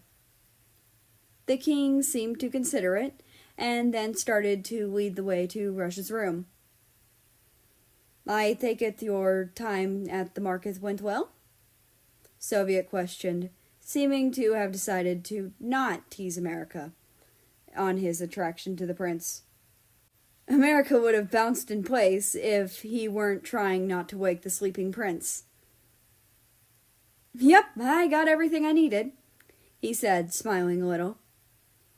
"I'll probably be staying a little late today, so I can get everything out of my bag. I'll be putting it away tomorrow." Soviet nodded and stopped in front of a door, opening it. America went in and gently laid the prince on his bed, then dug into his bag, grabbing a piece of paper and his portable quill. He wrote out a small note and put it by the lamp on Russia's bedside table. He then left, bowing slightly to Soviet before he bounced off to his office.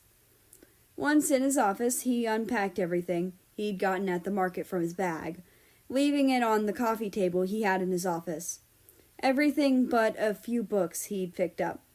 He quickly moved those over to the shelf he had.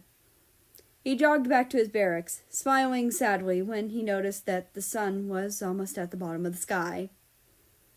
He got to his room, and his friends weren't outside, as he expected. They knew it was his day for visiting the market. He hummed to himself as he closed the door behind him, grabbing himself something a bit more befitting of his nightly activities. He changed out of his healing garb and into the new outfit. He jogged out of his room and towards the flowers. He slowly moved around, going from patch to patch, finding himself excited to see if Neeks had written a response. His excitement increased as he slowly got closer to the chamomile flowers. Once he got to them, he carefully went to tending to them, Once he was done, he excitedly pulled the envelope out that he'd noticed. He pounced a little as he opened it, reading through the letter. Dear Aku, I must admit I was half expecting you to ignore my letter and just not respond. But I'm really, really glad you did. But I've met you in person before. I'd prefer to keep talking through letters, though. It's easier for me to communicate through. It's also very freeing to me. You know my actual name, but I think you would consider me as an acquaintance. That is, if I'm lucky. I'd like to see Bean, and I'd like to send you pictures of Natalie, but I don't have a camera. I'll ask my dad on how to acquire a camera so I can give you a picture of Natalie. Also, I'd join you in not sleeping if I could. When I eventually get the guts to tell you who I am, could I please get some of whatever your friend made? I want to be able to look up at the night sky without consequences to my sleep schedule. Or is that too much trouble? I'd very much like to not trouble you. Also, sorry, I hope that my question didn't make you uncomfortable. I crossed it out because I thought I may have crossed the line. Also, just so you know, I personally think you look very nice. You haven't reacted oddly to me either of the times we've met, but then again, you were in working hours. Out of pure curiosity, what do you think about Prince Russia? Also, I personally would have suplexed this Argentina girl. I'm surprised you are handling her. Excuse my language here for a moment. Bullshit so well. She sounds homophobic and bitchy, and I don't want to meet her. For curiosity's sake, what are you? From what I've seen, I'd guess angel, nymph, or fairy of some sort. I'd like to eventually meet up with you, but for now, I want to keep it to letters. Sincerely, Neeks. America giggled a little at the guesses and smiled. They were all wrong, but they were cute guesses. He didn't mind if they wanted to keep writing letters. It was cute and was fun for him as well. He hoped that it wasn't who he was that was making them nervous about meeting in person. Chapter 11. Feigning Sleep and Carrying Notes.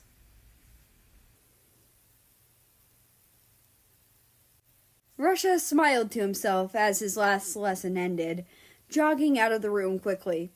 He went to see if America was back in his office yet, and frowned a bit to himself when he found that he, in fact, was not. So he decided to go and wait by the chamomile flowers.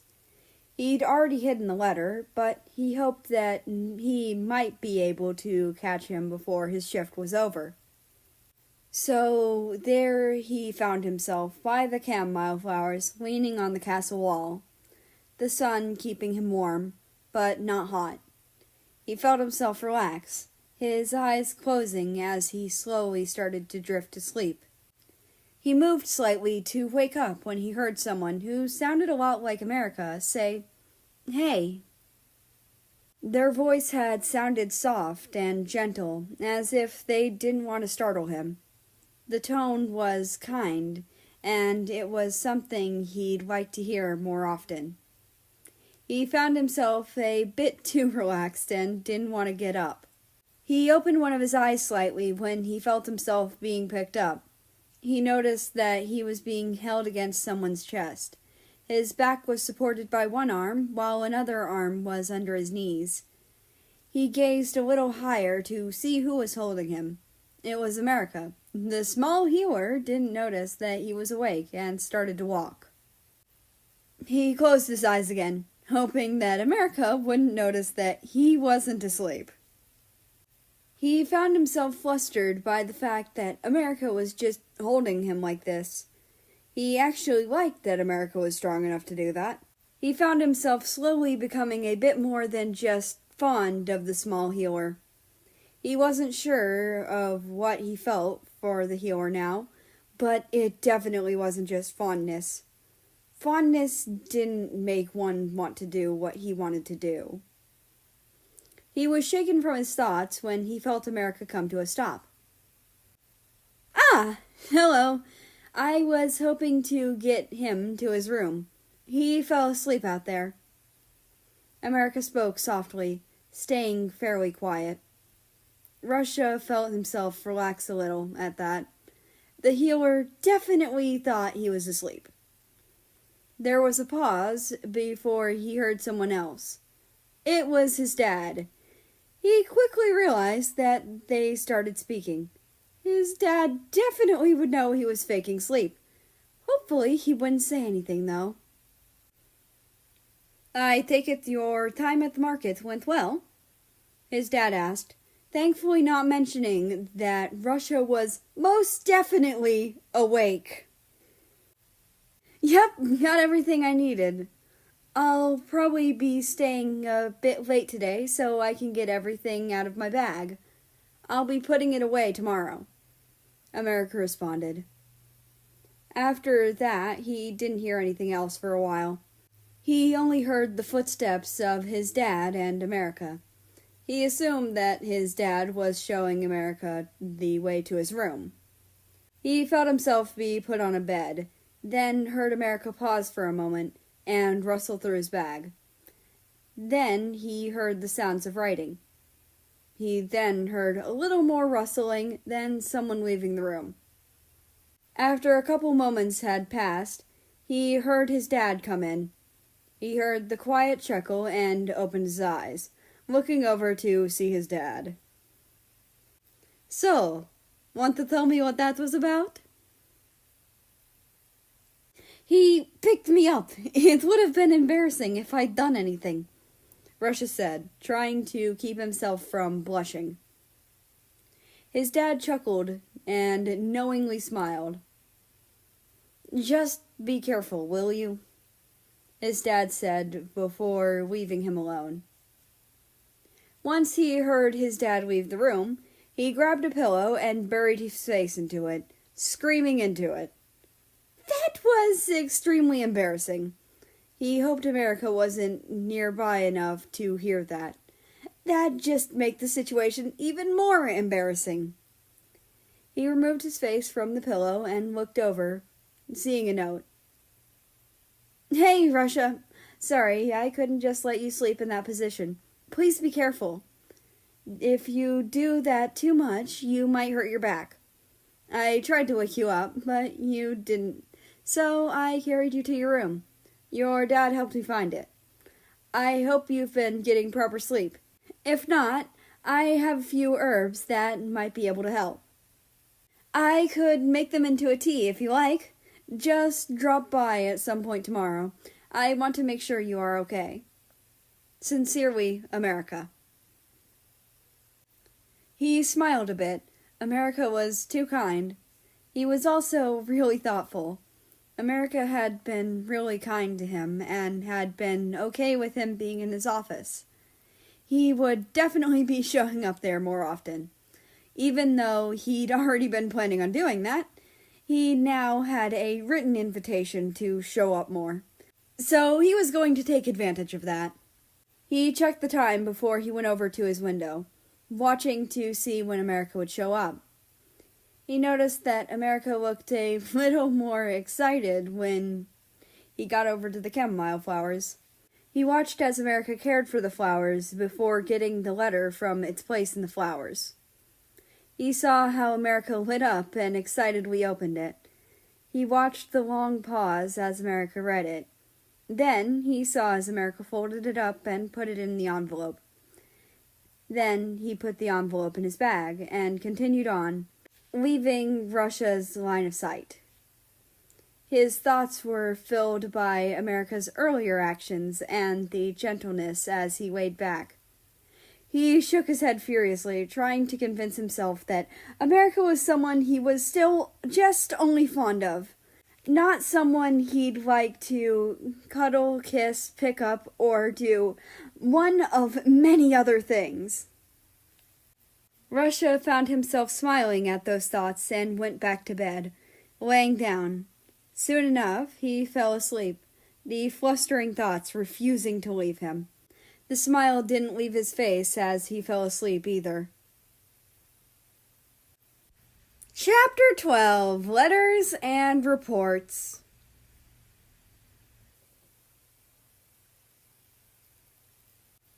America hummed a little as he took the letter out of his bag, placing it on his desk. He read through it again and smiled, getting a few ideas for his response. He pulled out a sheet of paper and started to write his response. He happily read each part of the letter, responding to it as best he could. He was just happy Neeks was willing to keep writing to him. Even if he'd met Neeks in person, he found himself happy to have the chance to learn more about him, though he couldn't apply any of it. He was happy to know more about someone he'd met and he might see as a friend. He took a last look over his finished response and smiled to himself. He'd look over it again in the morning, but for now he was happy with it. He hummed quietly as he grabbed some night clothes before going into his bathroom.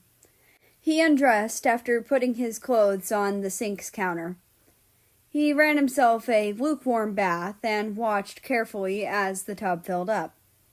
He turned off the water and shifted into his half-shift form, which his friend, Japan, called the Neko form, as he did need to wash his fur.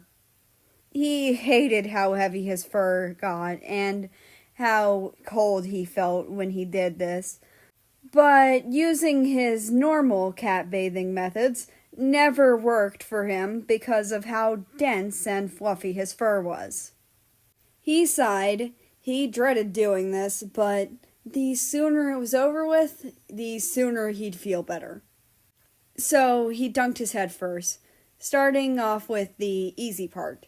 He washed his hair and scrubbed some of the mixture into the fur of his ears. He didn't mess with the fur protecting his inner ears, knowing that if he did, he would get one hell of an earache. Then he dunked his head again, carefully washing the mixture from his hair and fur. Once he was content with it being gone, he pulled his head out and wrapped his hair and ears in a towel. The mixture he used to clean his hair was aloe vera, dried and powdered soapwort, and some lavender. The lavender was mostly for his own comfort and how nice it smelled. He sighed a little and stepped into the tub, moving until he was fully in the water, making sure everything but his head was submerged. Then he started getting more of the mixture on his hands. He then massaged it into the fur of his tail. It took him a while to get it all the way through his tail's fur. He had a tail that was quite a bit longer than the average, which was a feminine feature of his specialization shift. His tail was 50% longer than it should be. It was something that his family thought he'd grow out of, but he never did. It was part of why he didn't like using his shift forms around anyone. It was embarrassing to him. He sighed as he finished and sat down in the tub, starting to rinse his fur. It didn't take as long, and soon it was over. After that was over, he washed the rest of himself, and soon enough the tub was draining, and he was drying his hair and tail vigorously. Once he was content that it was mostly dry, he used one of the abilities his shift had, the ability to self-regulate temperature. He pushed it high enough to dry his hair and fur in a fairly short amount of time. He quickly lowered it to his normal before it ebbed away too much from his energy stores. He hummed and got himself into the clean night clothes before collecting the dirty clothes from the floor and putting them in his hamper. He'd wash it all after he got off work the next day. He then laid down, ready to at least rest his eyes a little. He wasn't going to sleep, not after the thought he just had. He'd thought back to the lack of teasing from the king and found himself wondering if maybe the prince was awake. That meant he'd either spooked the prince really badly by picking him up, or had stunned him. He didn't like that thought. Hopefully the king was just doing him a mercy because of the magic incident. He could only hope that was the case. Needless to say, he didn't get any sleep, and just laid there with his eyes closed. He got up out of the bed at 6:30 and reread his response letter. He promptly decided to strike through some of it. He didn't have time to rewrite it, so he hoped it wasn't too odd of a thing to leave in, even if it was struck through. He got himself dressed in his proper outfit for the day, gently folding the letter and putting it in an envelope. After sealing the envelope, he wrote, "From Aku to Nix," on the back. He smiled and carried it with him, deciding after some breakfast he'd take the longer route that passed by the chamomile flowers. So that's what he did, dropping the letter off under the chamomile flowers. He then got up and casually continued to walk to his office. Once in his office, he checked the time, wanting to make sure he was showing up early, or at least on time. It was just now 8:30. He was 30 minutes early. He sighed a little and smiled. First up was finishing those reports. He may not be on the clock right now, but he did need to give those reports over to his boss, Soviet. He picked up the quill and inkwell from his drawer and started to write, hoping that copying the information from the loose paper into his notebook of reports wouldn't take too long. It was a boring task, but a necessary one. When he was done, he checked the clock again, finding that an hour had passed. He stared at the reports for a moment before getting up and stretching. He walked over to the herbs, snacks, and other stuff he'd put on the coffee table and started to go through it.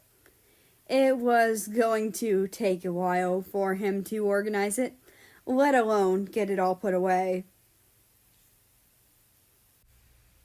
Chapter 13. Letters are distracting. Russia yawned a bit and looked at the time, finding it was actually very early right now. He stretched and got up, going to get dressed. Today he had a fencing class, so he needed to wear something that'd give him range of movement. So he went for some more loosely fitting clothes. So he ended up in a looser long-sleeve shirt that was sky blue and a pair of black pants. He then left his room and waited around until breakfast started. It was quiet as usual. No one really spoke. After that, he decided to take the longer way to class, passing by the chamomile flowers. He noticed something under the flowers and got excited, running over. He picked up an envelope and read the names on it. He smiled to himself once he read "From Aku to Nix" on the back. He held it close to his chest and started running the rest of the way to his class.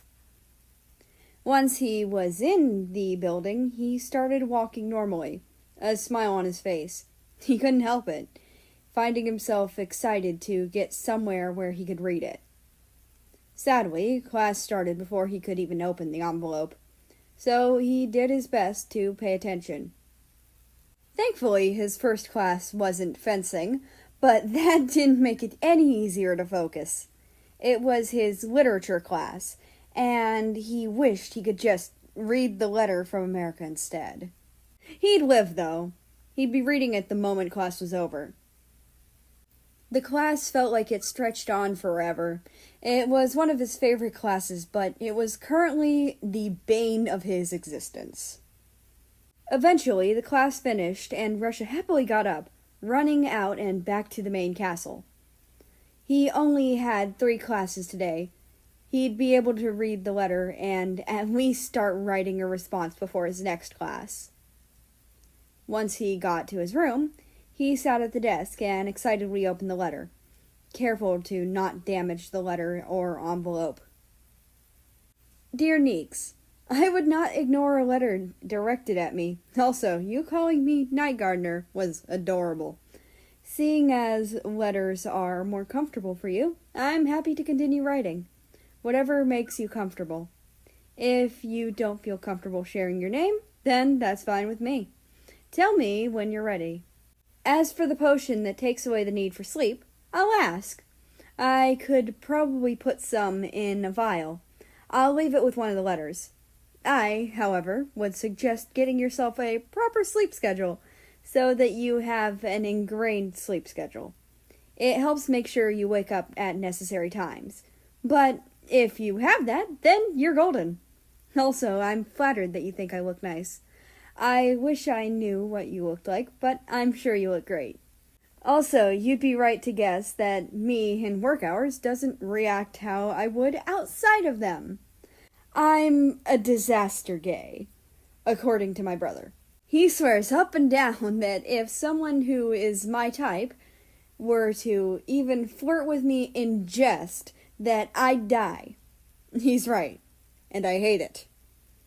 As for what I think of Prince Russia, I personally like him. He hung out in my office the other day. I'd let him do so more often. I like his company, and he has a nice fashion sense. Also, if you are at all in contact with him, don't tell him I find him attractive. Soviet, my boss, teases me enough for it. He has to tease me for it at least once before he leaves my office. It's like he has a quota for it. Soviet does not let me call him king, and I still don't know why. If I ask, he says, "You know why," and I don't. If it's about me saving his life, then I slightly understand. Not fully, but I understand a little more. Also, I know Argentina because she's my friend's sister. And my friend, Mexico, agrees with you.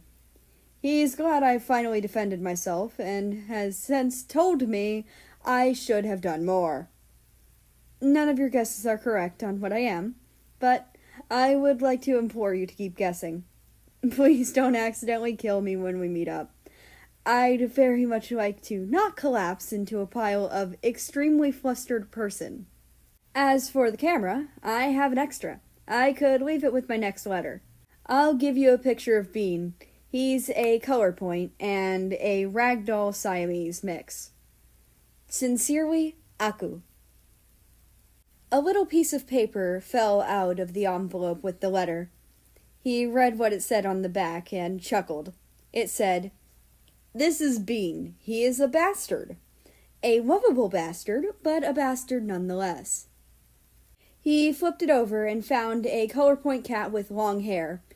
The cat had blue eyes and was walking down some stairs, staring at a red dot on the wall. He assumed that America had taken the picture, as he'd mentioned liking taking pictures. He then went back to rereading the letter, wanting to properly read what America had struck through with his pen. Eventually, he just sighed and started writing a response. He'd probably have a bit more later. He couldn't finish his response. He had to know what it said, so he just kept trying. He eventually deciphered it and flustered. Knowing America found him attractive was nice, but oh dear God, was it something that made his thoughts race. He found himself wondering if America ever had similar thoughts to the ones he'd had. He hoped that he might have. He'd tease America a bit about it, but he had no room to talk, especially considering his recent thoughts. He quickly wrote down what America had stricken through so that he could see what it said without hassle. He didn't do that on the page he was using for his response. He used a different sheet of paper. He checked the time, seeing he had another hour before he needed to get to his next class. He decided he'd use that time to finish writing his response letter. He happily continued writing. He wrote in a guess, and one he would have guessed if it wasn't something that have America disregarding any of his own medical advice. He finished up his response and got out an envelope, writing on the back, "From Meeks, Dulaku," and waited for the ink on both to dry. He then searched around, quickly finding the camera his dad had let him borrow. He found a Natalie, his little void, and snapped a picture of him, sitting on a pink blanket. He smiled a little and slipped the picture into the envelope with a letter once it was done. He hoped America liked his cat. Chapter 14, Herbs and Here Comes the Bride. America hummed quietly to himself as he shuffled through the herbs he'd gotten at the market. He was sorting them into piles based on what they were, and he'd yet to get to the point where he could start putting them away. This was going to take him a while, and it'd feel like a longer time than it actually was. He wished more people would come hang out with him. Company was always nice when doing menial tasks like this. Needless to say, this was a boring but necessary task. It was quite mind-numbing and something he'd very much prefer not to be doing, especially since he was alone while doing it. He looked over at the time and sighed a bit. It was currently 10:47, meaning he'd been at this for a little over an hour. He still wasn't close to being done with sorting. He muttered some curses to himself and continued sorting through the pile of herbs in the middle of the coffee table. He almost immediately perked up and looked to see who was coming into his office. In the doorway, he saw his boss, the king, Soviet. "Oh, hello," he said, getting up and heading over to his desk. "You're here to get the reports, yeah? I finished the ones for the medical reports from the magic incident." Soviet nodded a little and walked over. America smiled a little and picked up the reports, handing them over. "There's more than usual, but that's because of the magic incident," he said, smiling a bit. "If you need anything else before you go, tell me now." "I don't need anything else," Soviet said, waving. He started to hum a tune. America didn't recognize the tune at first and was confused. But then he started to recognize it and immediately flustered. It was the tune "Here Comes the Bride." "Soviet, stop. Please. Your son won't marry me," he tried to explain, cutting himself off a few times. Soviet ignored him and kept humming the tune as he left the office. America sighed a little and got the blush to leave his face. He thought that if there was a God, they were most definitely laughing at him. He walked over to the cabinet and grabbed a de-stressor candy from the cabinet and ate it. It tasted a little like lemon and apple. He really liked how it tasted. They were all pleasant flavors. The lemon apple ones were his favorite of all the flavors. He then went over to the coffee table and continued sorting through the herbs he'd gotten. After a long while, he was done sorting them, so he went over to the herb cabinet and opened it. He then started picking up the herb piles one by one, putting them in their marked places. He got to the poppies last, and carried them over to his cabinet, putting them away. With that, he was done. He smiled a little and went over to his desk, having a seat. After a while of silence, he heard someone walk in. He looked up and felt a small smile come onto his face. It was Russia. "Hey, I was hoping I'd see you here," Erica said. "Do you need anything for sleep help?" he asked carefully. Russia walked over to him with a small smile. He took a seat in the chair on the other side of America's desk, allowing him to see the short healer. "No, I don't, but thank you for the offer. I just wanted to drop by," Russia responded, smiling. America nodded a little and hummed. I don't need anything for sleep. Also, thank you for carrying me to my room last night. I hope I didn't burden you too much. Russia spoke again after a second. America hummed softly before he spoke. No problem. It wasn't a burden. You haven't done anything that'd make you a burden. Russia seemed to smile at that. America hummed quietly and got up. Currently, I don't have anything to do. I just finished putting away the herbs, he admitted, going over to his bookshelf. What's your favorite type of bird? Russia asked. America looked up at him and smiled a little. I like all kinds of birds, but crows and corvids are my favorites, America said after a moment's pause. How about you? My favorite has to be one of the ravens. They're quite intelligent and interesting, Russia said, smiling a little. I love ravens. They've actually started to tame wolves, America said happily. They're corvids, and are really fun. America didn't seem to realize that he'd dropped a lot of his professionalism, but it wasn't like it mattered much. He wasn't needed anywhere, and no one was there to see this other than Russia. Russia stayed there with him for quite a while before he had to leave. America smiled at him and said goodbye, hoping that Russia would come back later. He really had been enjoying his presence a lot as of recent. He'd only been showing up for a couple of days, but he realized that the more he saw of Russia, the more fond he became. He couldn't bring himself to mind, only hoping that his fondness stayed just that, fondness. He hoped that Russia wouldn't find out that he found him attractive. It might ruin the friendship that was forming between the two of them. He was trying not to make Russia uncomfortable with any indication that he found him attractive.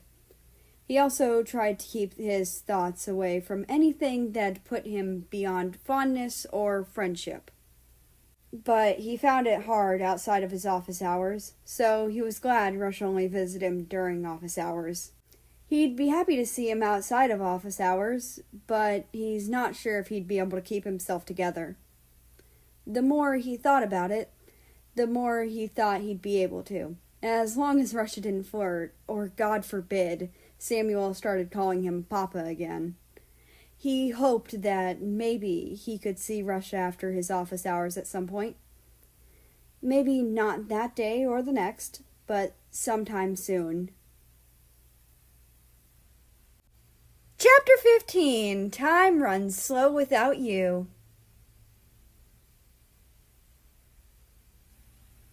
Russia found himself smiling after he walked out of America's office.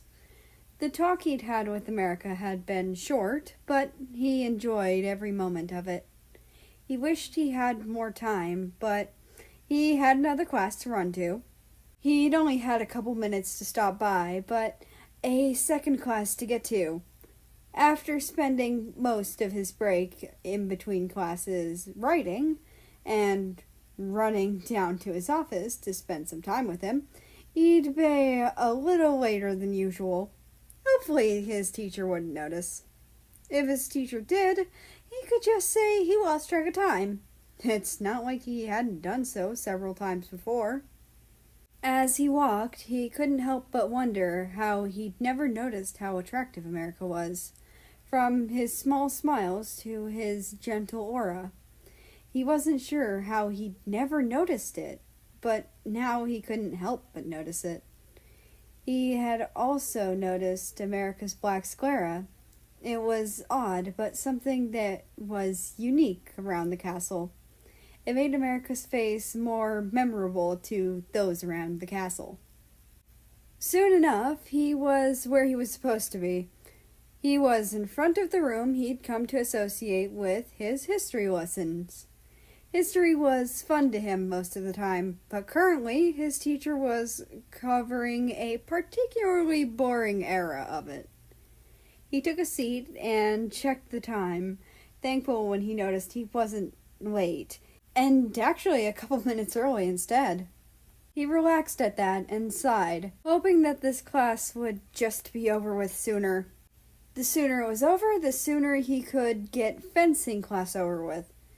And the sooner that was over with, the sooner he could stop by the chamomile flowers to drop off his response.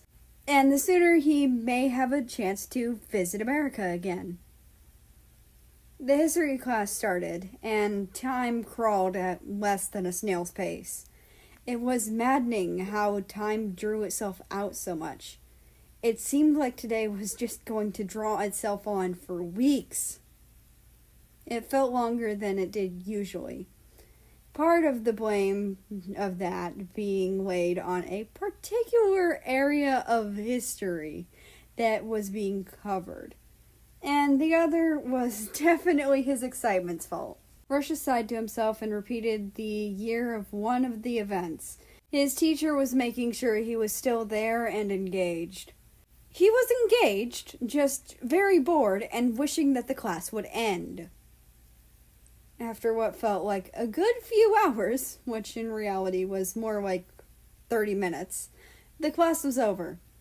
Rusha gladly got up and ran out of the room, running towards his last class of the day. He wasn't exactly excited for fencing, but it definitely go by faster than the other two classes. Thankfully, for his own sanity, he was right. The class seemed to zoom by him at high speeds, but he didn't mind that. It meant he'd be able to do what he'd been looking forward to all day. He felt that it was about damn time. First, he jogged off to the chamomile flowers that were below his window. He took a quick sweep of the area around him, checking to make sure no one was watching him. He then crouched down, gently moving the flowers away. Then he put the letter down, carefully moving the flowers back into place once it was in its spot. He then got back up, starting to walk casually towards America's office. He didn't want to come off as excited about this, even though he did want to get there faster. As soon as he was in the area, he heard some noise from there. He wasn't sure what was going on. He heard America's voice. The other sounded stressed and uncomfortable, saying things in a language he didn't know or understand. That caused him to throw caution to the wind and run the rest of the way there.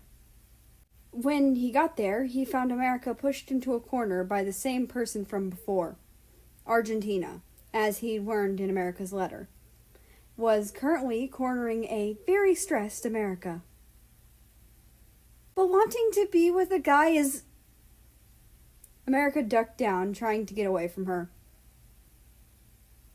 Nothing is wrong with him wanting to be with guys, Rusha interrupted her, coming in, hoping that he could force her to back away from America without hurting her.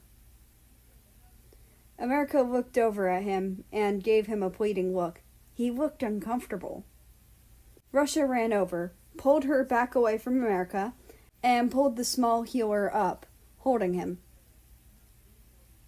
But I can fix him. He shouldn't be interested in guys. It's unnatural.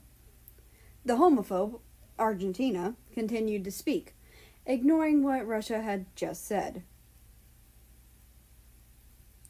Get out of my office, Argentina, America growled sternly, seeming to have regained some of his confidence. But... Out, America growled again. Argentina tried to protest again, but this time Rusha spoke.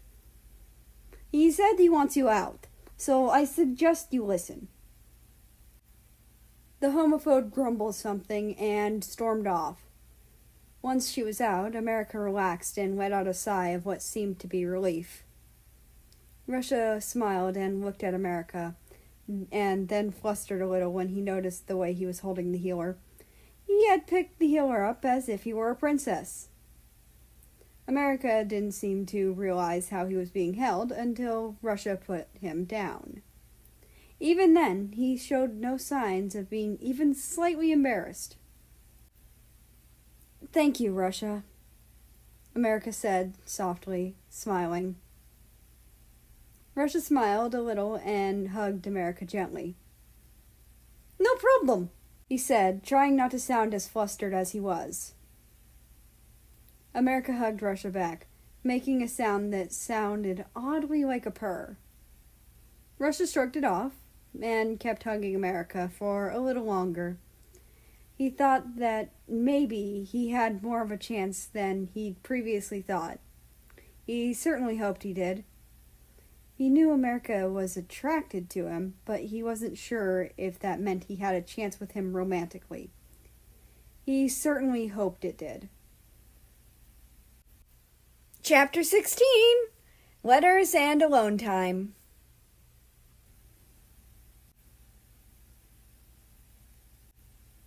America happily hugged onto Russia, relaxing a little. The situation with Argentina had been very stressful. It was mostly just another tirade on how he should marry her, how she could fix him, and she'd attempted to kiss him again. The last thing had made him the most uncomfortable. It left him wanting to go and take a bath because of how wrong it made him feel. He just wanted to stay there for a moment, stay there hugging onto Russia. He let go after Russia did, finding himself a little disappointed that they had to let go. Thank you again, America said softly, smiling a little at Russia. After that, America went over to the cabinet that had the de-stressing candies. The one he'd taken earlier had worn off. They were designed to relieve stress for long enough for the source of stress to be gone, and the person who was stressed to find a way to properly de-stress. He grabbed another one and took it, then closed the cabinet. No problem, America, Russia said, taking a seat in the chair on the opposite side of America's desk. America went back and had a seat in the chair behind his desk. He rested his head on the desk and sighed a little. He moved again, straightening himself out a little. He whistled for Samuel. Samuel flew in and chirped happily, looking at America. Samuel, please go tell Brazil, Japan, Mexico, China, the Korea twins, and Italy that something happened, and I would like to be alone today. The crow nodded and chirped before flying out again, presumably to do as America had asked. America looked at Russia and smiled a bit at him.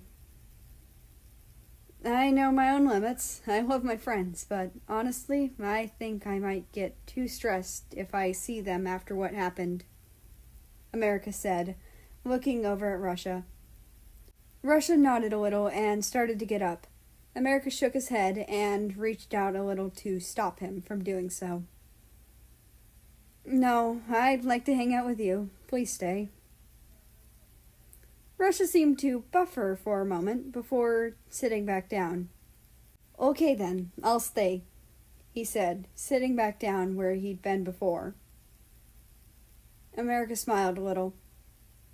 You can leave if you want. I just didn't want you to leave just because of what I said, America said, trying to clear up any misunderstandings.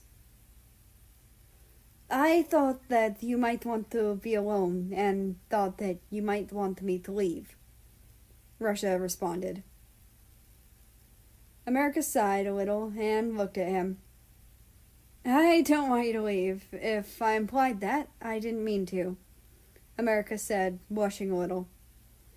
I actually want to see you here a bit more often. I thought you might want me to leave. As you said, you don't want to hang out with your friends, Russia explained. America shook his head vigorously. I don't want you to leave. I actually really like when you're around. Russia smiled at that and looked generally happy when he heard it. Russia's happiness was infectious, getting America to smile as well. He found himself hoping that Russia might stick around for a little longer. He wasn't sure what Russia usually did, and hoped he wasn't keeping him from it. He liked being around Russia, but hoped he wasn't keeping him from any obligations. Well, I don't want to keep you from anything, so if I am, please tell me, America said, wanting to make sure he wasn't keeping Russia here if he had anything else to do. You're not. Usually I hang out in the library after my classes. I much prefer hanging out with you, Russia said, leaning towards the other. America smiled a little, slightly flustered by Russia opting to lean closer to him. He didn't mind it, but he really hoped it didn't come off as though he were uncomfortable, because he wasn't. Russia seemed to take it as that, and leaned back into his chair, and closed himself off slightly. America wanted to clarify, but wasn't sure how. He smiled a little at Russia, trying to think of a way to start a conversation with him. So, what's your favorite metaphor? America settled on, hoping Russia knew what that was. Mine is probably, you've opened this can of worms, now lie in it. What's your favorite? Russia said after a moment's pause. Mine is, I'll burn that bridge when I get to it, America responded, smiling at Russia. Russia chuckled a little and smiled again. The two ended up talking and having fun until America's shift was over. Of course, America worked on other things for his job, like powderizing the opium poppies and field poppies, so he could make them into a more consumable form. It was a menial task for him, so having someone talk to him while he worked on it was nice. His shift seemed to come to a close far too fast for his liking. Once it was over, he parted ways with Russia and headed back to his barracks. He took a quick shower to make him still feel better before he got ready to do his nightly gardening. He went at his normal pace, with his normal care, but it felt slow. Ever since he'd started writing to Neeks, on his way to the chamomile flowers felt slow. Once he was there, he tended to the flowers before noticing a letter. He excitedly pulled it out and started reading it. Dear Daku, thank you for not minding. I just prefer writing. I always have. It's been a hobby of mine since childhood. So this may be the best way to communicate for me at the moment. That's why I'm glad you don't mind. I actually kind of have a sleep schedule. As long as I see you, I sleep easy and wake up on time. Sometimes I have to be woken up, but I have been able to wake up on time. Is there anything you need to know about me to get the correct amount? Or would it just be okay to tell me the rules of dosage? My height would be a giveaway of who I am, so I don't want to share it. I'm not sure if I'd be considered a disaster when around the people I find attractive, but I haven't been teased about it. My thoughts do become jumbled when I find someone attractive. I don't think I can assess myself on this, though. I would tease you for what you lightly crossed out, but as I do find you attractive, I have negative room to speak. Argentina still sounds like a beach, but your friend Mexico has good sense. I don't even have to meet them, and I like them. They sound like they have a good head on their shoulders. Darn, I thought you might be one of those.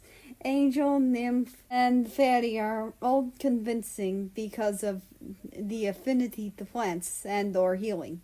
Not to mention that your face shape would be one that would easily fall into any of them.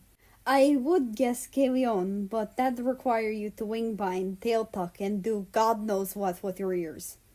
So are you a baseline human? Also, I won't kill you? I like you too much. I'm far too fond of you. I don't think I'm the type of attractive to make you become a flustered mess. Also, don't worry about getting me a camera. My dad helped me get one. I hope you like Natalie. Also, Bean is adorable. Give him pets for me. Sincerely, Neeks. A picture was in the envelope as well, and when America pulled it out, he found a picture of a black cat sitting on a pink blanket. The cat had purple eyes and was doing a blep, sticking their tongue out. On the back, Neeks had written, "The void grave scuttles." America chuckled and smiled, liking Anatoly. He read over the part that had been stricken through and flustered, knowing that someone he'd likely spoken to at least once, found him attractive, was flustering. He wasn't sure who it was, but he hoped he'd find out soon. Chapter 17: Worries and Journaling Dreams.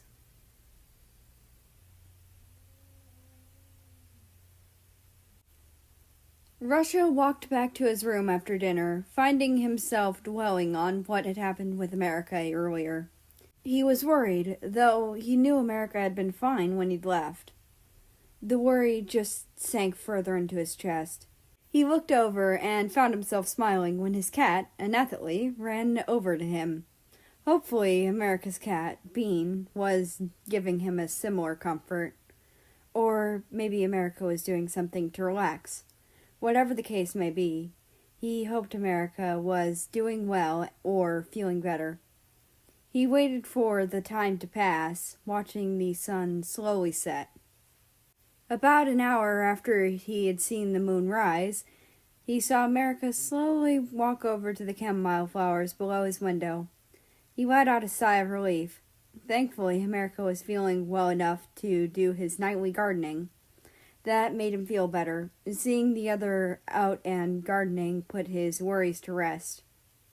He forgot he'd left a response out until he saw America pick up the envelope. He watched as America opened the letter and started reading. America hanging out when he read the letters was always nice. America then looked at the picture of Anatoly and seemed to smile, liking him. Then he seemed to do a reread of the letter, and something caused him to fluster. Russia realized what it was, and flustered himself. He'd left in the part about him finding America attractive. He hoped that wouldn't mess up their relationship if he ever decided to meet up with America. He decided that he should give himself a deadline of some kind. If he didn't, he'd never actually get the guts to meet America in person.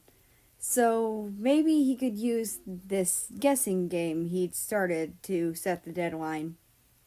He decided to write it down by making it the opening paragraph to his letter. He needed to use that to make sure he went through with it.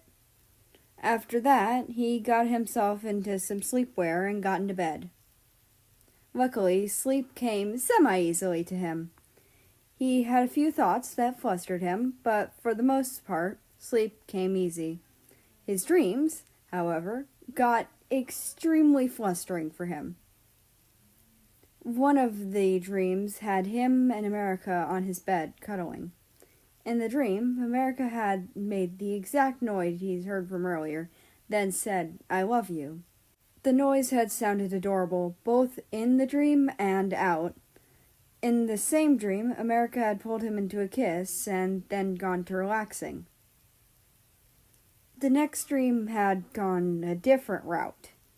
He and America were in a compromising position where he had America pushed up against the headboard of his bed. The sun was down and the moon was lighting the room. America had his arms wrapped around him and pulled him closer. He'd leaned in closer, and America had wrapped his legs around the other's waist. They had kissed in the dream, and it had kept going, becoming more than just a kiss or two. He woke up from the second dream with a red face. He checked the time, finding it was really early. He got out of bed and looked in the mirror. His face was flushed. It was the second dream that had got him like this. He snuck out of his room quietly and made his way to one of the showers. He locked the door and then undressed. He turned on the cold water and stepped in. He stayed into the shower until he calmed down the massive amount of blush on his face. Then he turned the shower off and grabbed a towel. He dried himself off and tried not to think of the dream that brought him in there. He'd write what it was down and hoped that it wouldn't send him back to the shower to calm down. He got back into the pajamas that he had worn into bed and the ones that he came wearing. He walked back to his room and went in, deciding he'd use a journal his dad had given him a while back. Maybe journaling the dreams would help him resolve it. He took it out, opening the leather cupboard. He smiled a little and flipped to the first page. Taking out his quill and inkwell, he started writing. He wrote about the first one, the one he honestly wouldn't mind experiencing in reality instead of just a dream.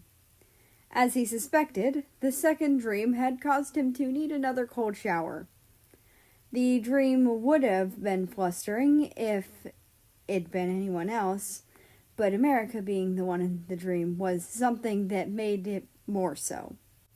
After writing it all down, he went to take another cold shower.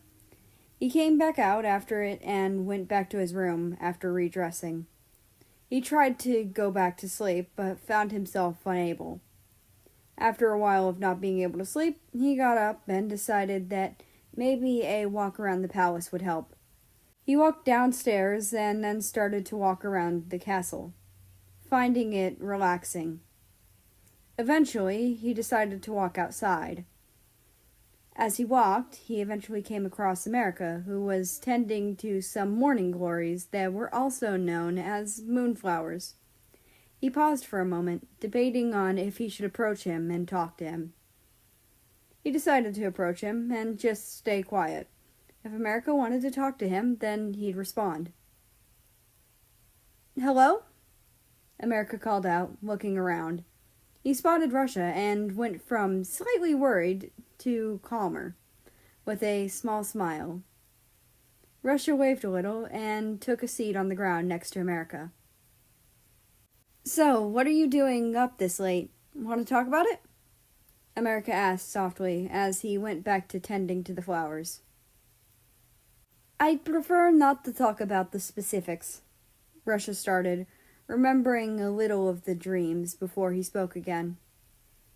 "But I am unable to go back to sleep." America nodded softly and gently hugged him. America patted his back before he pulled away and went back to tending to the flowers. "Well, I'd offer to let you come with me, but I'm going to be heading back to my barracks and start writing to a friend of mine," America said with a nervous laugh. "I can just continue to wander," Russia responded, not wanting to intrude upon America's personal space. America shook his head. "No, how about you come with me? As long as you aren't allergic to cats, that, or I can just walk you back to your room." Russia dwelled on his options for a moment. "I'll just go back to my room. I don't want to intrude on your space," he settled on. America nodded a little and smiled at Russia, walking back into the castle with him. Russia led the way for the most part, heading to his room. America followed him and waved once he was there. Russia watched as the other disappeared into the hall, likely going back to his own room. Chapter 18, Worries and Teas.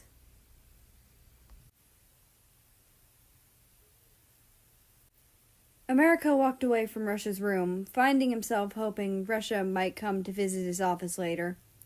He'd give Russia some tea he'd mentioned in the note, hoping that it'd be a pleasant surprise for the other. He walked up to his office and grabbed a box of mixed tea from the cabinet. America started to boil some water for the tea. While he waited, he started to write his response to Neeks. He, however, didn't finish his response before it was time to pour the boiling water.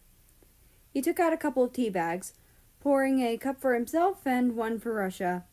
He gently tucked the letter he'd started into the folder in his bag.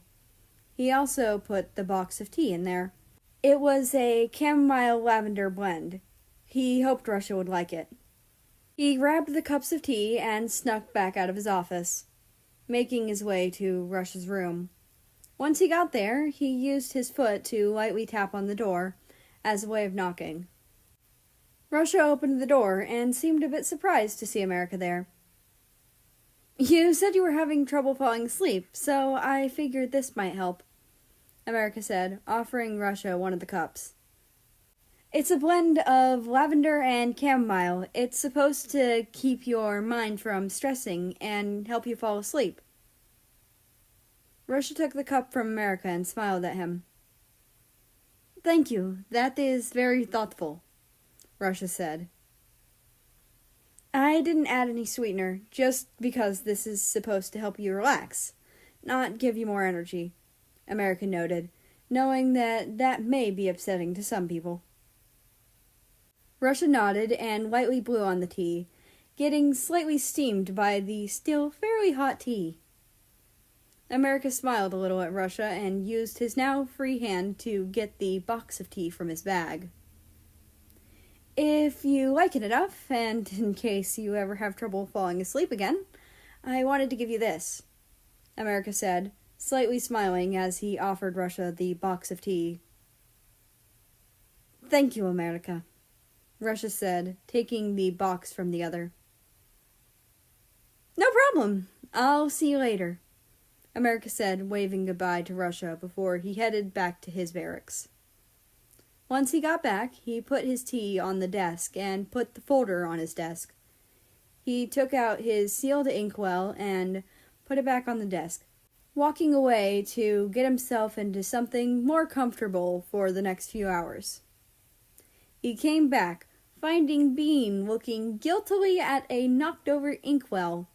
Thankfully, the inkwell was intact, and no ink had spilled on his desk. "Bean, why?" he asked his cat, knowing that he wouldn't get an answer. The cat meowed, then hopped off the desk, and walked away. America sighed and then looked back to the paper, rereading what he'd written. He read something that he'd written and saw that it was vaguely concerning, so he prepared his quill and struck through it. Once he was done with rereading over what he'd written, he took out Neeks' letter so he could check it back and make sure he'd responded as best he could. Once he was content with his response, he waited for the ink to dry. He wrote, "From Aku to Neeks," on the back of the envelope he was going to put under the chamomile flowers. Once the ink on both the envelope and the letter was dry, he folded the letter and tucked it into the envelope. He smiled a little as he checked the time. He got up and brought the envelope to the chamomile flowers, hiding it beneath them before going back to his barracks.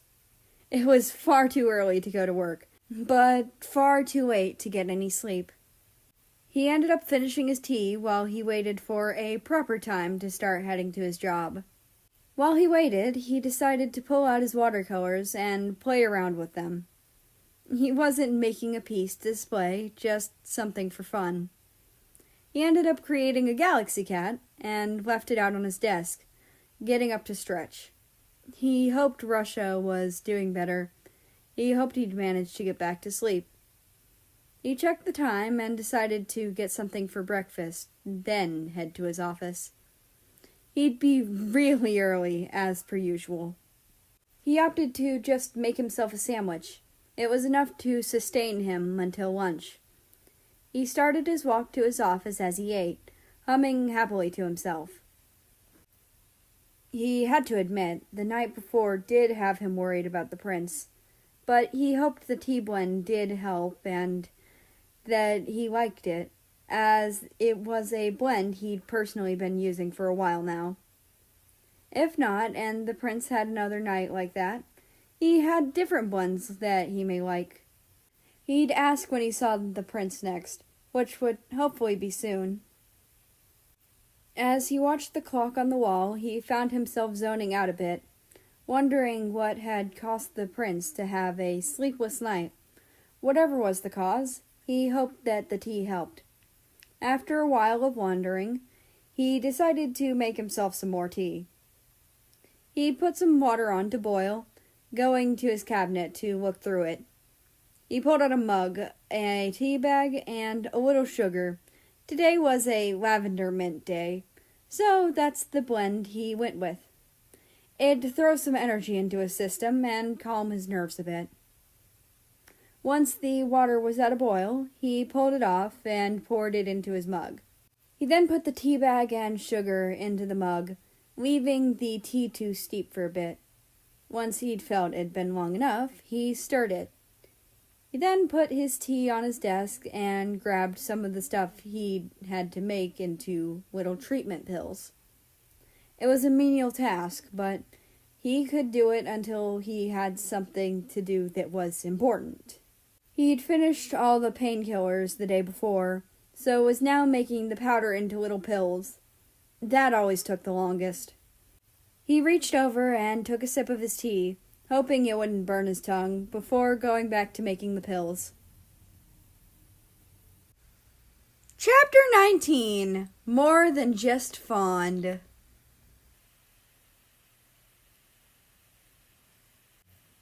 Russia smiled a little to himself, deciding to take a sip of the tea America had brought him. The other was so thoughtful and kind. The blend was really nice, and he liked it. He'd have to thank America later. He'd do that when he returned the mug. He'd be keeping the blend, even though he was sure he probably wouldn't need it again. Or rather, he probably would need it again. He was just hoping he wouldn't. He sighed to himself, taking a seat back at the edge of his bed before taking another sip. After a while, he found himself getting tired. He finished the cup of tea and felt relaxed and calm. He laid back into the bed after putting the empty mug on his bedside table. After laying down, he fell back asleep almost immediately. He woke up while the sun was rising, yawning a bit as he stretched. Luckily, it was early enough that his dad was not waking him up, which meant it was early. He smiled to himself, stumbling out of bed and getting dressed. After a quiet breakfast with his family, he started heading to his first class. He decided he'd check the chem miles after that class.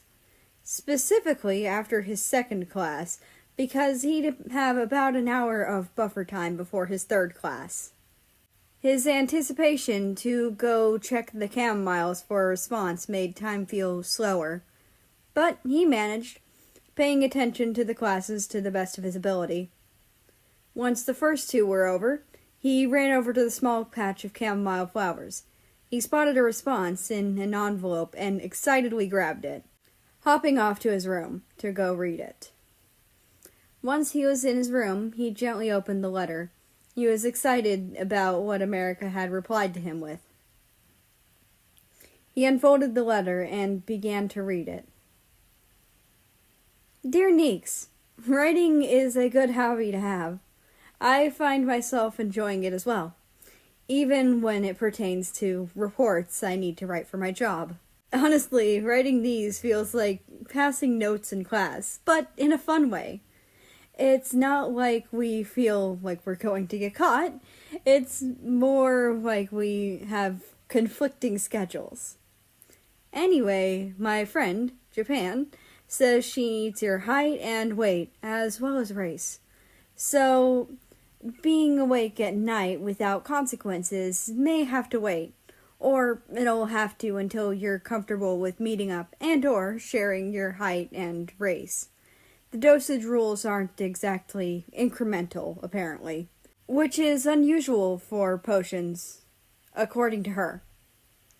So that'll have to wait until we meet in person. Sorry.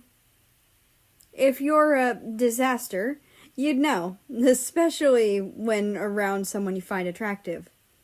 Or you could be unaware. Ask someone you trust about it. They'll probably be honest with you.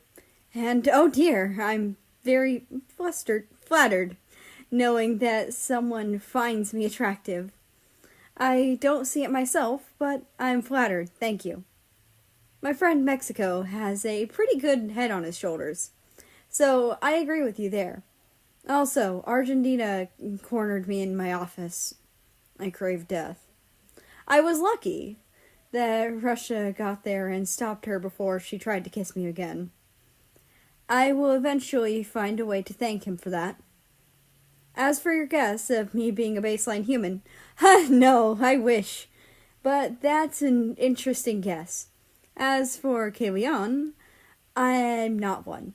Wing binding and tail tucking, no matter your race, is detrimental and damaging. I've treated cases of tail tucking in a deer guard, and let me tell you, the broken bones on that poor doe. She felt obligated to stay in her half-shift form, but people had apparently been tugging and messing with her tail. That stuff doesn't fly. I've also seen tucking in longer-tailed shifts, but usually they tuck in a way that just causes stiffness. They usually wrap their tails around themselves. But if they go the route of having their tail down one side of their pants, I've seen broken bones. I've also seen tucking in the Kalion. It was during my travels. She was wing binding and tail tucking. She had broken bones throughout her tail, and her wing binding almost caused permanent damage. I understand why she did it, but my goodness, is it never worth it. If you happen to be considering tail tucking to get a job, this is my message of it not being worth it. Also, Anatoly is adorable. I'd like to pet him. Would you introduce me if we met in person knowingly? Also, Bean just chased my inkwell off my desk. I will not. Okay, maybe I will. He's been given pets and told they're from you. Sincerely, Aku. Russia grimaced as he read about the cases of tail tucking America had written about. He hadn't considered tail tucking, and with that warning, he never would. He started writing his own response to the letter, finding himself frowning at America writing, "I crave death." It made him worry for his friend, who he had realized he most definitely had a crush on. He shook away that thought and continued writing, hoping that his response letter might make America feel better. Once he was content with his response and guesses, he put the letter in an envelope and wrote, "From Nix to Aku," on the back. He took his response to the patch of chamomile flowers and hid his letter among them. After that, he walked back inside the castle, walking to America's office to spend the last bit of his break with the healer. He walked in and found America treating someone's wound. It was the person he'd heard America call Tally, who he still didn't know the name of. America did an upward nod at him before he went back to work. It was a casual acknowledgement of him, which told him that America was comfortable with his presence. Russia smiled a little at that and took a seat in a chair near America. Chapter 20. Patience and Painkillers.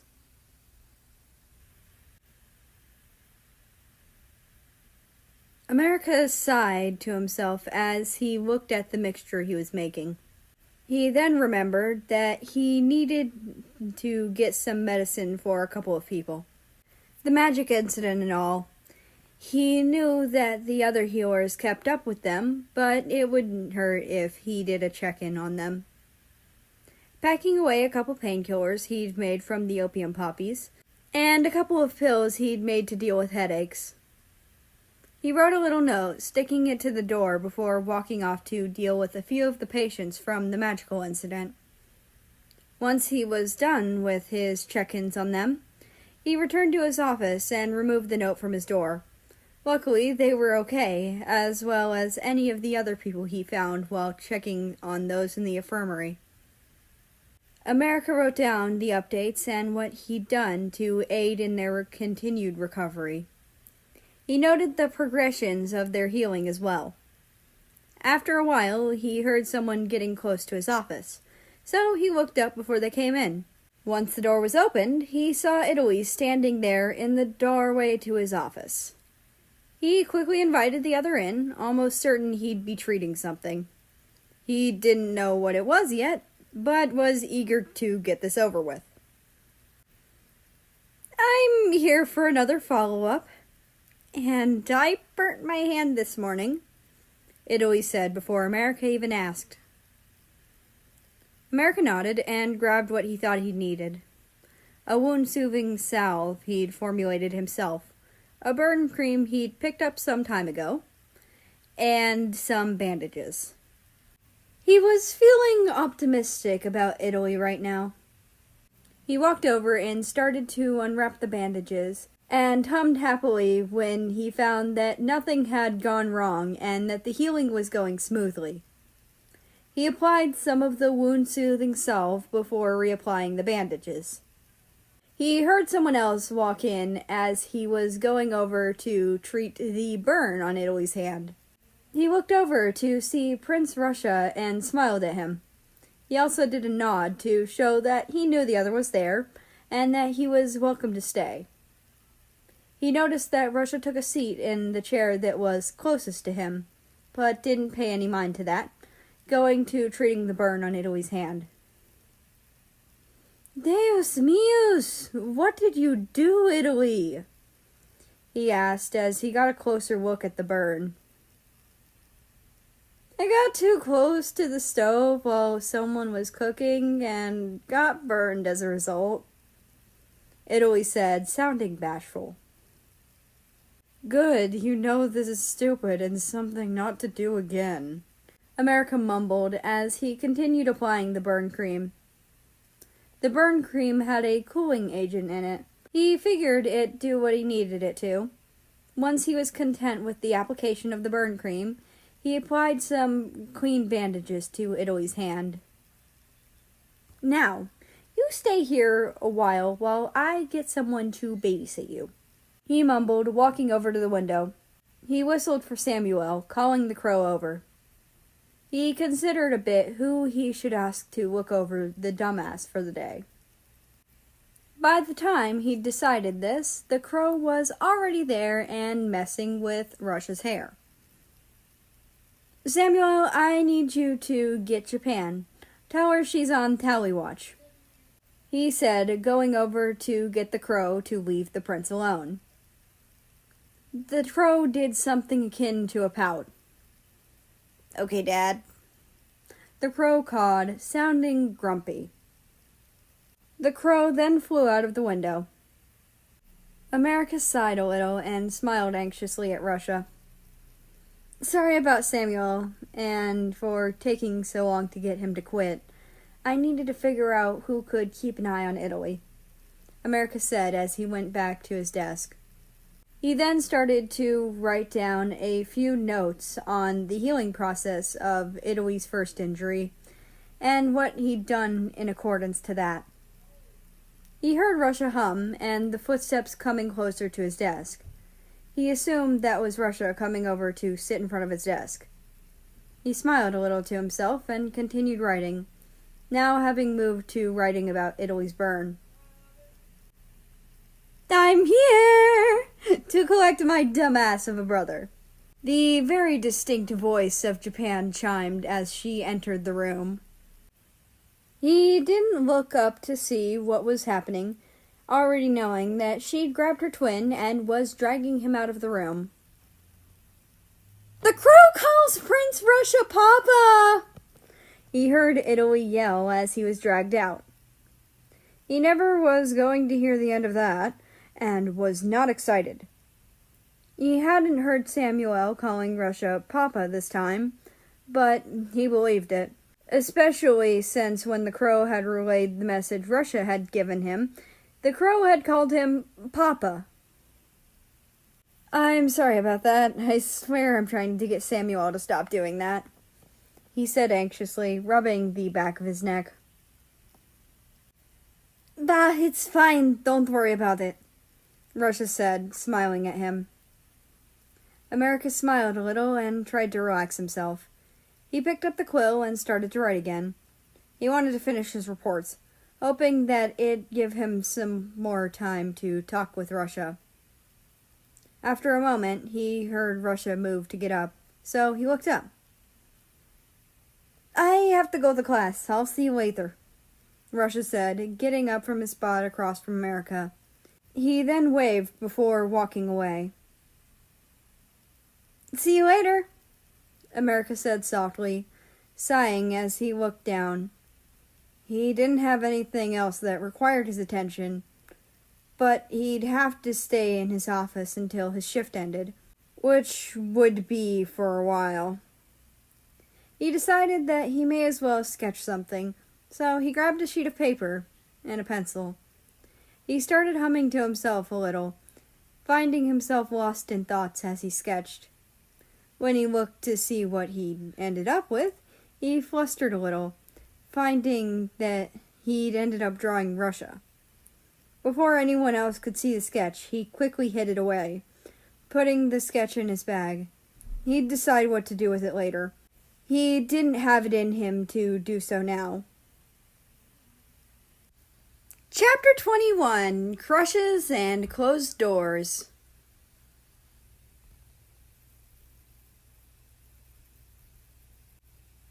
Russia noticed that America seemed almost sad as he left, but thought nothing of it. He was pretty sure he'd heard the other sigh, but he wasn't sure about it. Either way, he would be certain to visit the other again before the end of the healer's shift. As he walked towards the last class he had, he'd left the notebook open on his desk, but shrugged it off. No one really went into his room very often, so he'd be fine. But the more he thought about the journal, the more flustered he got. As he got closer to the next class he had, the more he realized that what he was feeling towards the healer definitely was starting to fall more on the romantic side of attraction, and attraction in other ways. It wasn't just friendly anymore. He already knew it was a crush, but he'd never dreamed of anyone in that way that he had a crush on before. Which wouldn't be unusual if his only crushes had been before 14. But he'd had a crush on a girl his age that lived in the village for about a month when he was 16. Then a crush on a boy from the same village when he was 17. That one only lasted about 3 weeks. But this was entirely new to him. He wanted to do more than just hold and kiss America. He quickly dismissed that train of thought as he walked into the room where his next class was being held. He was thankful there was only one other class after this one. Then he'd be able to spend the rest of his time with America. The third class of the day was one of the classes that felt short to him, so he was thankful for that. And luckily for him, the class sped by as it usually did. It felt fast and went by quickly. He excitedly stepped out of the classroom and walked towards his fourth class. As he made his way to his fourth class, he internally groaned, remembering what it was and how long it felt like it dragged on. He knew it'd be worth it, though. He'd be able to see America for a little bit. He hoped that the healer would be as happy to see him as he was whenever he saw them. He sighed as he walked into the room. Instead of the door being open, there was a note on it. The note told him that his teacher was sick, and that he basically had free time for the rest of the day. He smiled and excitedly looked around for a second as to make sure he wasn't dreaming. When he was sure he wasn't, he started towards the healer's office, then remembered that the journal was open on his desk. Maybe he should go hide that before he went to see the healer. He slightly changed his direction, as his room wasn't far from the healer's office, so he didn't have to change his direction too much. Once he got to his room, he opened the door, which was odd. He didn't remember closing it this morning. He didn't think much of it, though, and walked in, quickly noticing that the journal was not on his desk, and opened, as he'd remembered leaving it. That gave him pause. If it wasn't there, where was it? He'd left it open on his desk. That was stupid, but no one ever went into his room, so it should still be open there on his desk. Chapter 22, Head Pats and Notes.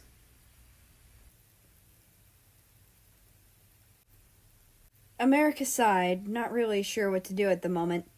He watched what was happening outside his window for a bit, and didn't find anything that gave him ideas. But the scenery was quite relaxing to him, so maybe it wouldn't be a bad idea to just rest. He crossed his arms out in front of him and rested his head on top of them. He wasn't going to sleep, just resting. It was like that for a while before he heard any noise. He heard a loud, "Dad, stop!" from the direction of the rooms of the royals, but he couldn't identify the voice of which of them it was. But he was able to tell that they weren't distressed, just flustered, so he decided to continue resting for a bit. After a while longer, he heard someone pass by his office, and then again. He felt too relaxed to want to look up, but then he heard someone walk in, then the sound of something being placed down. He was curious now, but he'd wait. Then he felt a hand run through his hair. Someone was messing with his hair. They continued to do so until he made a noise. He was a little flustered and quickly calmed himself down. He stretched out his arms as a cat would stretching after waking up, and opened his eyes and lifted his head. He saw Russia, but didn't feel convinced that it was Russia, so he blinked a couple times, as if to clear sleep from his eyes. But no. Before him, Russia still stood. He now knew Russia was the one who'd been messing with his hair, but decided he'd deal with that later. He'd deal with the very flustering implications of that later. He looked up at Russia and smiled a little at him, humming as he pulled his arms back close to himself. "Hey, Russia," he greeted, smiling a little. He was happy to see Russia, as the other was nice to be around. "Hey, America, I wanted to return the mug from last night," Russia said, sounding a little awkward and rubbing the back of his neck. Russia then went back over to the coffee table and grabbed one of the two mugs that was sitting on it. "I washed it," he said as he gave it back to America. America smiled a little and took the mug, getting up to put the mug away in the cabinet that he'd pulled it out of the night before. Once it was put away, he went back and sat at the desk. "Thank you, but you didn't have to. I could have done it," he said, smiling anxiously. "I did have to," Russia said, smiling at him. America hummed a little and propped an arm up on his desk, opting to rest his head on his hand. "Well, I respectfully disagree with you on that, Russia." Russia hummed a little to show his disagreement with America's statement, but America opted to not respond. America made his disagreement with the statement known, and was content with that. America looked up at Russia and smiled a bit at him. He was hoping to show that he enjoyed Russia's presence. He wasn't sure how aware of that Russia was, but he hoped that this was keeping it clear. "I really like being around you. I hope you know that," he mumbled, hoping Russia heard him. Even if Russia hadn't, it may be too flustering for him to repeat. So he hoped Russia didn't ask him to repeat it. There was a moment's pause before it became evident that Russia likely heard him, but had not understood him because of his mumbling. Could you please repeat that? Russia asked, sounding confused. America felt a bit of blush creep up onto his cheeks as he tried to calm himself before it was noticeable. I really enjoy being around you. I hope you know that, he repeated with a bit more confidence.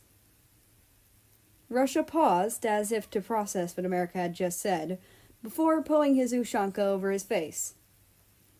America wasn't sure how to take that, so he got up and walked over to Russia, pulling him into a gentle hug, hoping that it might help him feel better.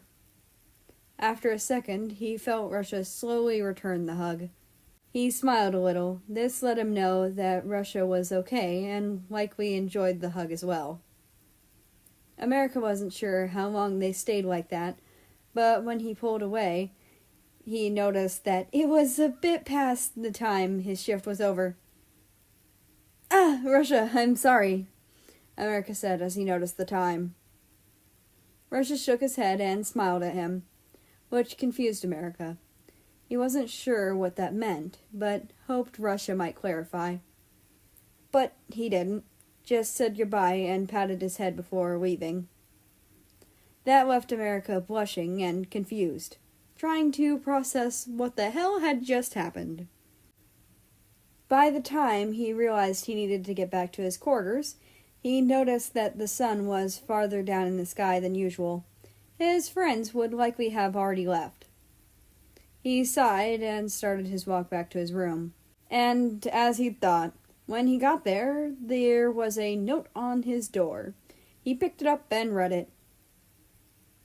You may have escaped teasing today, but you won't tomorrow, Rosa. Mexico, Japan, Italy, and Canada. He immediately realized that he was in for a lot of teasing the next day. He'd completely forgotten that Italy heard Samuel call Russia Papa. He shrugged a little to himself and went into his quarters, closing the door behind him. He got himself ready and then started to walk around the castle, excitedly anticipating the fourth letter he'd be getting from Neeks. Soon enough, but not soon enough for America's tastes, he reached the chamomile flowers. He gently tended to them as he usually did, and once he was done, he grabbed the letters from the flowers. He gently undid the seal and opened the letter to read it. Dear Aku, I feel that setting myself a deadline for meeting up may be stupid, but I'm feeling a little brave. So when I get what race you are, unless you're a shifter, in which case I have to guess the general area of specialization. I'd like you to tell me. My response will probably be a time and a place, or I'll just be waiting there for you. That's pending as of right now. Well, knowing that is how dosing works is upsetting, but I'll live. I was hoping to be able to not deal with the drawbacks of not sleeping so that I can see the stars, but as is life. I asked my dad, and he said that I'm a bit of a disaster, not as bad as my sister. So apparently I'm not too bad. Well, I probably am, but out of my family I'm not too bad. Also, if I ever catch Argentina, I will punt her for you. That or I will find a way to help get her away from you. Because you deserve better. Also, I knew that tucking was dangerous, but I didn't think that it was that dangerous. It's good to know, though. I've never tucked myself. I don't think my siblings have either. But knowing how badly it can affect you is concerning. I'm glad you like Natalie. I'll introduce you to him if you're still interested once you know who I am. As for Bean, if you'd be willing to after a first proper meeting, I'd like to meet him. I want to give him pets myself. I hope you did give him pets for me, though. And my current guesses are Dryad Descendant, Elf, or Brenton. I know that they are a elf-human blend, but they're recognized as their own thing on the census. I heavily doubt Brenton, as you have told me you're not human. Sincerely, Neeks. America hummed a little to himself as he read, a little concerned that Neeks was rushing himself. He hoped that the other wasn't causing himself any stress over meeting up with him. America chuckled when he read that part about Neeks' sister apparently being worse than him. It was funny and cute to him. It was nice to know someone cared that much, but he'd have to discourage him from punting the girl. As cathartic and funny as the idea was, it wasn't one he could encourage. He smiled a little as he read over the rest, noting that he'd have to tell the other the guesses were wrong. This guessing game would probably go on for a while. That was something he concluded pretty quickly. Chapter 23. Journaled Dreams and Cleaned Cups.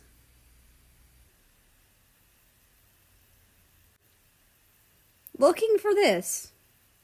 A voice Russia immediately recognized called out. It came from the direction of his bed. So that's where he looked, finding his father holding up the journal. He hoped his father hadn't read the second dream, or either of them. He really hoped his crush on America was something only he knew about right now. But knowing his luck, it wasn't. His father had also likely read at least one of the dreams. He hoped if his father had read one of them, it wasn't the second one. Russia, of all the things to write about, why this? His dad questioned, tossing the journal to him. Russia caught it quickly and hid it in the drawer of his bedside table. He responded to the question as he did, not knowing which of the dreams his dad had read. He really hoped he hadn't read both. Dad, stop. It was a weird dream, and I had to process my feelings on it. Russia reasoned, praying that his dad had only read the first one. I wouldn't call that a weird dream. You dreamed about pinning America to the headboard of your bed and... His dad stared at him as he started to summarize the second dream. Russia flustered and cut his dad off with a yell before he could get to the more flustering part of the dream. Dad, stop! Russia yelled out, quite flustered. Luckily, after that, his dad decided to leave him alone, getting up and walking out of the room, but before he left, he suggested something. Just talk to him, he said, loud enough for Rush to hear. It sounded like he said something else as well, but what it was, Russia wasn't sure. Russia watched as his dad closed the door, leaving him alone. He then walked over, looking for the tea that America had brought him the night before. He decided he'd have a cup before going to visit him, as it helped calm him down. So he grabbed a tea bag from the box and went to boil some water. Once it was done, he added some sugar and the tea bag into the mug, which he poured the boiling water into. He didn't want to fall asleep talking to America. He took the mug with him back to his room, starting to sip it once it had cooled off enough for it to not burn his tongue. He grabbed the mug that America had brought him tea with the night before, which was still in his room, to return it to America. After a second, he decided he should wash it before returning it, which meant he was headed back to the kitchen. He got there and placed the semi-full cup of tea off to the side before he washed the other mug from the night before. Once he was done washing it, he dried it and grabbed the cup of tea he'd made earlier. He took a couple sips from it before heading back in the direction towards America's office. Once he was there, he walked in, noting that America seemed to have fallen asleep with his head on the desk. America looked adorable, and he felt tempted to put the mug from the night before down and just pet his hair. It looked really fluffy and soft, and he had very little self-restraint. He carefully put both mugs down, trying not to wake the healer. Once they were put down, he'd put them on the coffee table. He went over and reached out his hand carefully. He then started to pet the healer's hair. It was fluffy, a little dense, and very soft. He heard America make a small noise, indicating he was waking up, so quickly backed off, a bit flustered. He hoped he hadn't woken America up. He would have liked to continue messing with America's hair, but he didn't want to freak him out. Once America was awake, he returned the mug, doing so after the other had greeted him. He'd noticed the smile on the other's face when he greeted him. He'd grabbed the mug from the coffee table when he was returning a greeting to America. After he returned it to America, he mentioned that he'd washed it. America responded to him with, "Thank you, but you didn't have to. I could have done it." He promptly disagreed with that and voiced that, saying, "I did have to." To which the healer responded with, "Respectfully, I disagree with you on that, Russia." He responded with a hum, showing that he still disagreed, but they were now in an agree to disagree type situation. After a little bit, Russia noticed America had taken to looking at him from his spot at the desk. The healer had a gentle smile on his face, and after a small pause, he said something. It sounded like the healer had said something along the lines of enjoying something.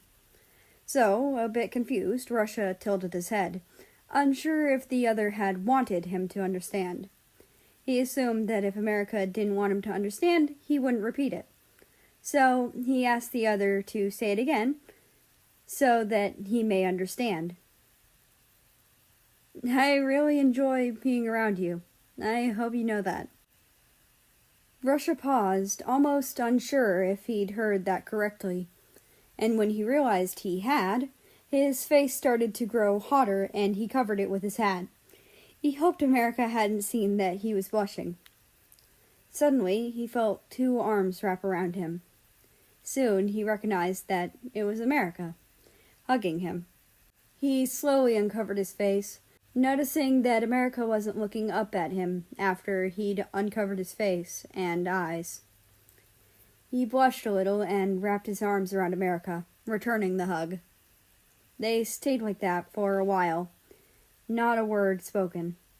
But Russia didn't mind it, enjoying the silence and the hug from the other. It felt quite sudden when America looked over and noticed something. He then apologized for something. Russia looked over to see that it was late, and a little past 7. He hummed a little and shook his head, as if to say there was no reason to apologize. He smiled and petted America's head, taking the chance to mess with America's hair a little more before he went to go have dinner. "See you tomorrow," Russia said, leaving the room after he said that. Once he got to the dining room, he and his family had dinner. He felt lucky that the others had a conversation amongst themselves and had not tried to pull him into it. After dinner, no one had bothered him, as he walked straight to his room, his dad opting not to tease him, which was also nice. Once he was in his room, he waited by the window, watching for America to come out and tend to the chamomile flowers. He carefully watched and smiled when he saw the other come out early. When he saw America open the letter and start reading it, he got excited. The reactions he saw were so cute to him. The chuckle he heard from the healer was absolutely angelic. He hoped he might hear it again. He liked being the reason the other laughed, and hoped he could be the reason it happened more often. He hoped to see him smile more too. He smiled at the thought of that and went back to bed. He was excited to see the other the next day. He'd tried to show up in his office early. He knew the other's shift started at 9, so that's when he'd show up. With that thought, he closed his eyes and tried to fall asleep. Chapter 24: Cold Tea and Warm Tea. America walked back to his barracks, humming to himself as he did. The first thing he did when he got back was get Neeks' letter out and put it on his desk. He wanted to take another look at it before he decided how to respond. After rereading it, he took out some paper, his inkwell, and his quill. He then opened the inkwell and dipped his quill in so that he could start writing. After writing the little "Dear Neeks," he reread the letter and responded as best he could to each part. He felt concerned for Neeks, worried that by giving himself a deadline of sorts might affect him negatively, so he said as much. But he also noted his excitement to meet the other. He hoped it wouldn't make the other disregard his own comfort. Then he continued to read over what Neeks had written, responding to all of what he said accordingly. He also added questions about what he'd said, out of curiosity. He didn't notice how the time flew by as he wrote, soon finding himself done with the letter. When he was done with the letter, he found it was around the time he'd need to start readying himself to leave. Well, not exactly. It was when he preferred to get ready to leave. So he headed into the bathroom of his barracks and turned on the shower. While he waited for it to reach a proper temperature, he stripped himself of the clothes he'd chosen to garden in. They were dirty, he noted to himself, deciding that they'd be making it into his next wash. He hummed a little to himself as he hopped in and started to clean himself. He washed his hair and the rest of his body. He didn't shift, as he wouldn't have to worry about his fur for a little while longer. Once he was content with his level of cleanliness, he hopped out of the shower, turning it off, and started to dry himself. He wrapped his hair, then used a different towel to dry the rest of his body. Once his body was dry, he hung up the towel he'd used on the towel rack. He then ruffled and messed with his hair under the towel. Once he was content, he unraveled the towel and found his hair was barely even damp. He wasn't yet content with that, so he took the towel to it again. He hung the towel up beside the first one once he was content. He then walked out of the bathroom and collected everything he'd need to use for his outfit for the day. He got himself dressed and grabbed his messenger bag. He slung it over his shoulder, then prepped the envelope for the letter, writing, "From Aku to Neeks." While he waited for the ink to dry, he collected some of the dirty gardening outfit from the bathroom, putting it in the laundry basket. Then he returned to the letter and gently folded it, putting it into the envelope. He closed the envelope and decided to eat breakfast, then take the long way.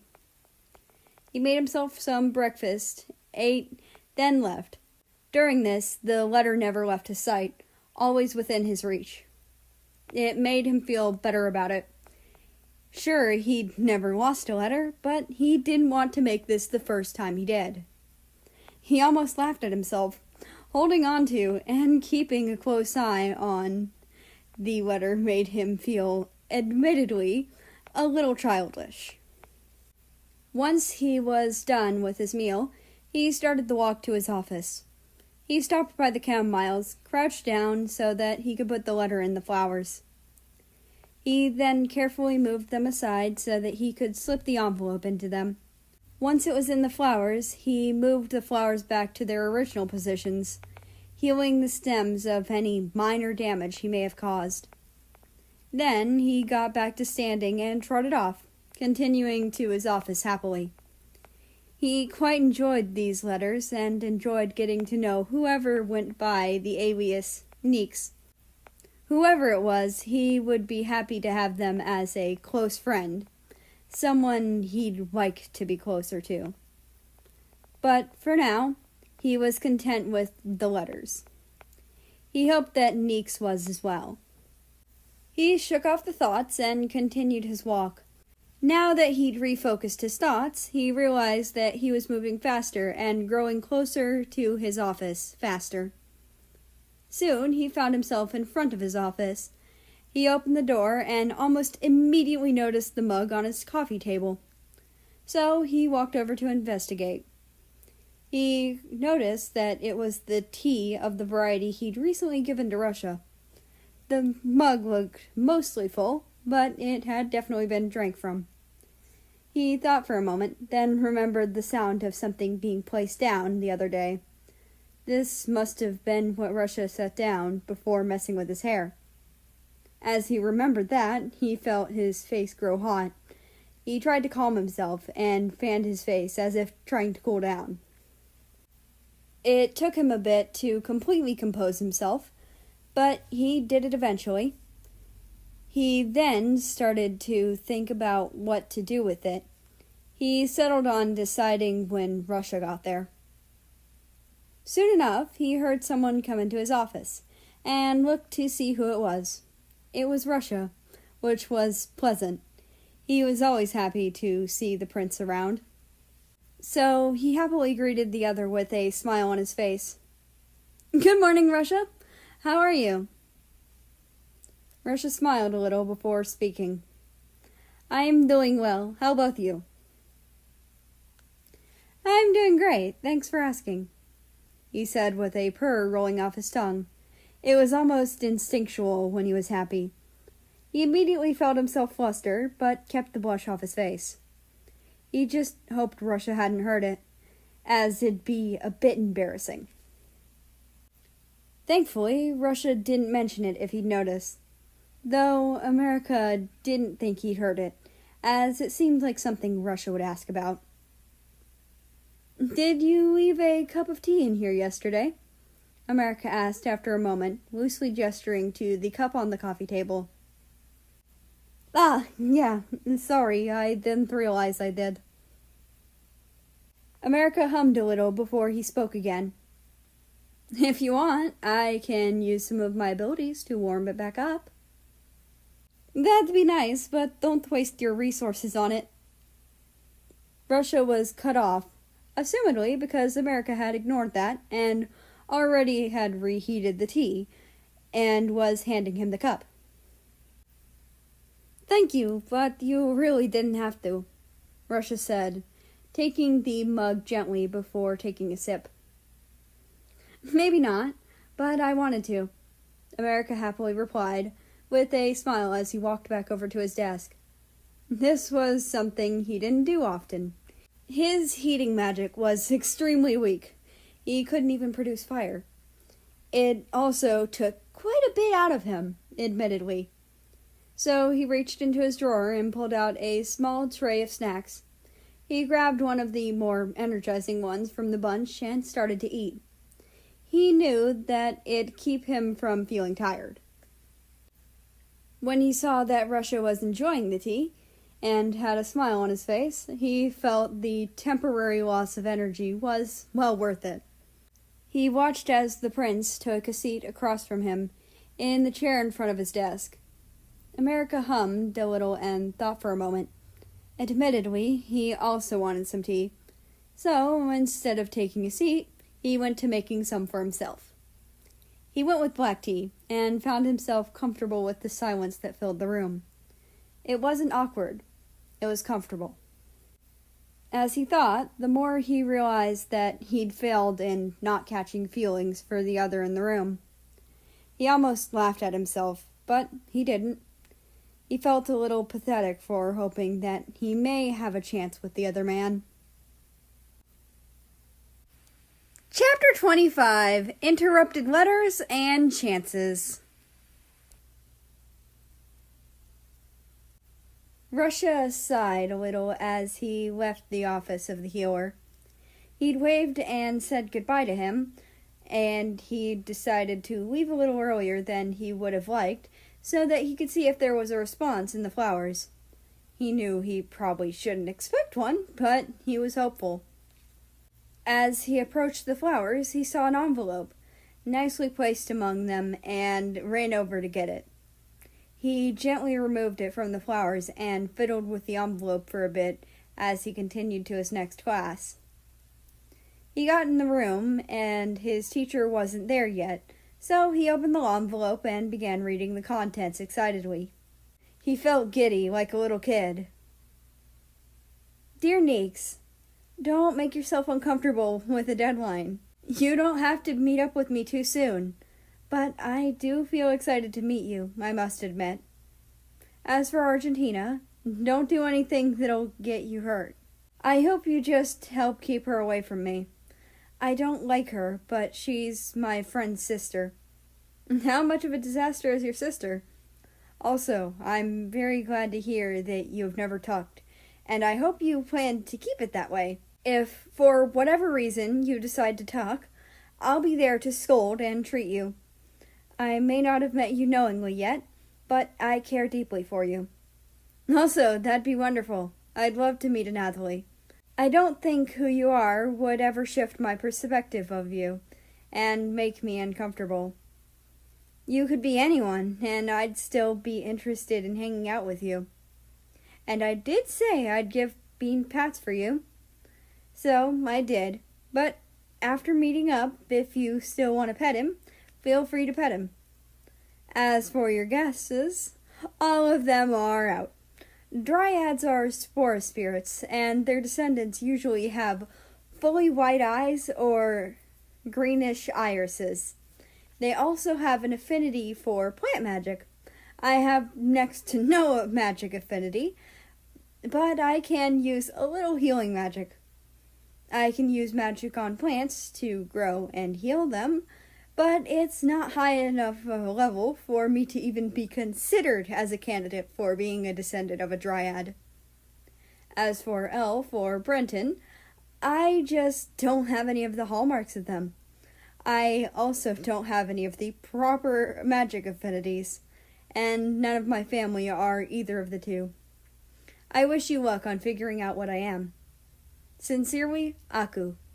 Rusha smiled a little and took out some paper, a portable quill, and an inkwell out of his bag. He wondered how far into writing a response he could get before he was stopped by his teacher showing up.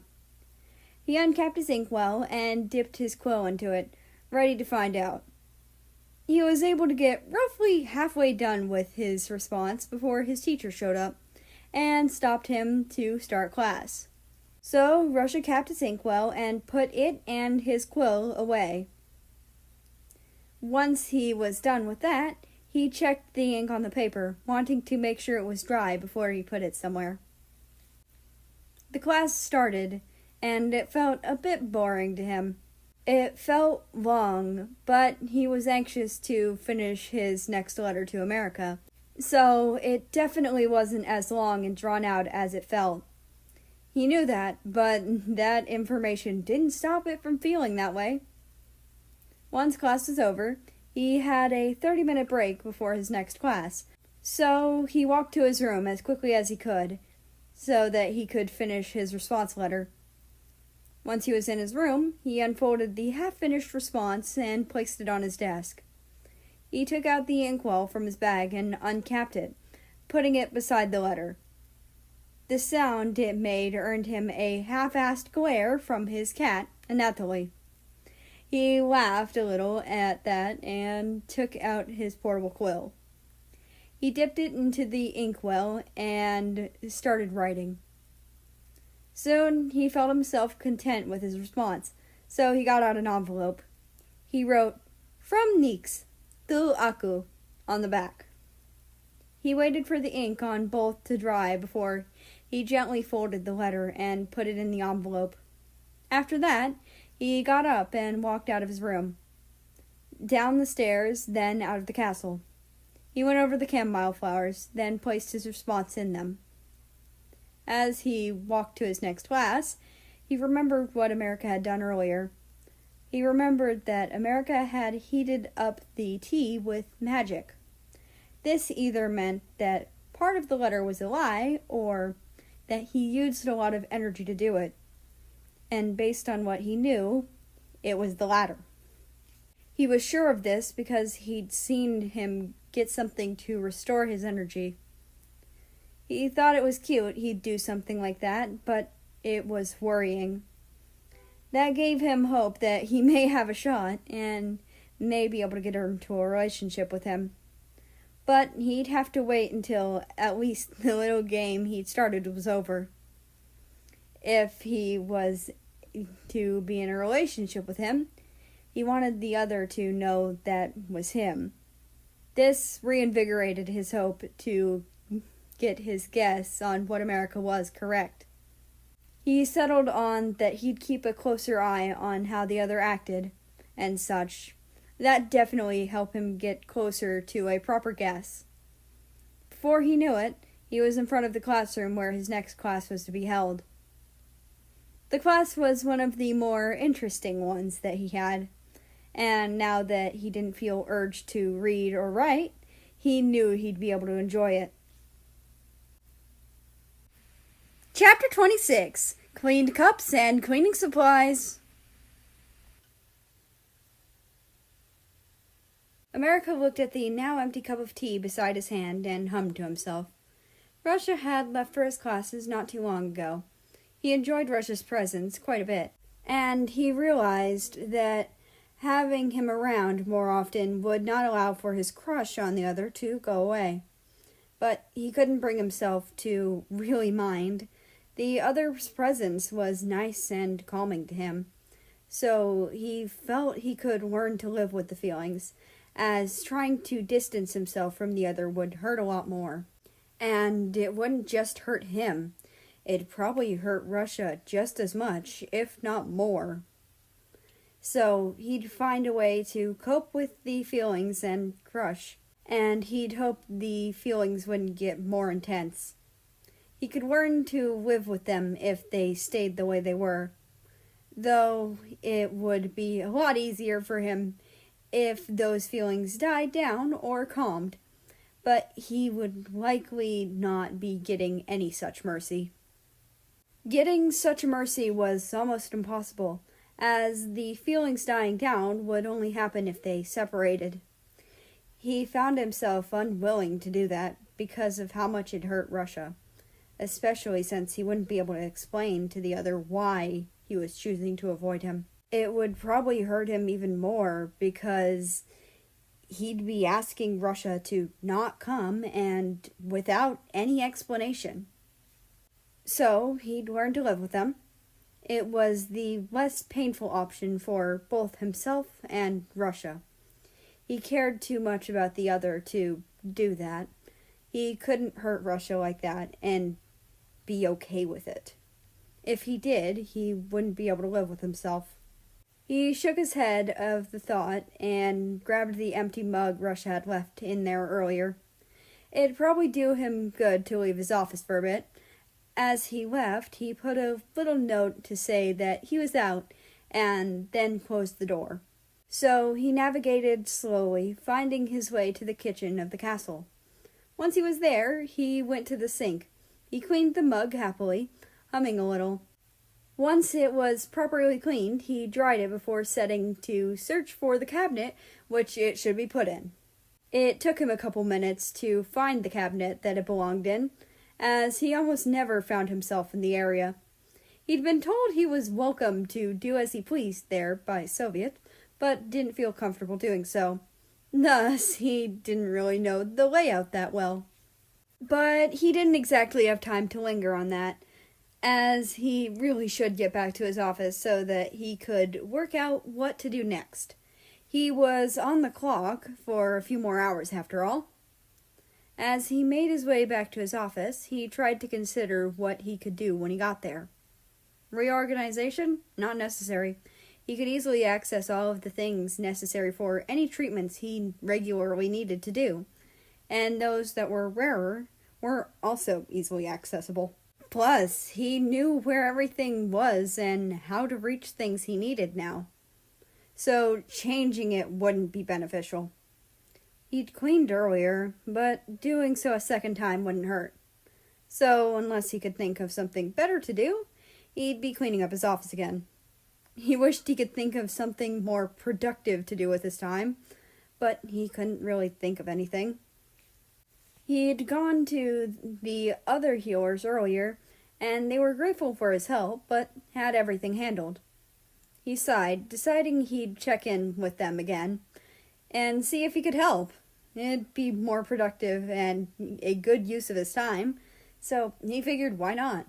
If his help wasn't needed or wanted, he'd go to his office and clean. So he passed by his office, going into the office of one of the head healers. He saw them and walked over to their desk. If he could help in any way, they'd know. "Hey, Holly, just wanted to ask if there's anything I can do to help you or the others right now," he said, putting a bit of bounce in his step. "Nope, we have everything handled. If anything, things are a bit slow right now." The experienced healer responded to him with a small hum.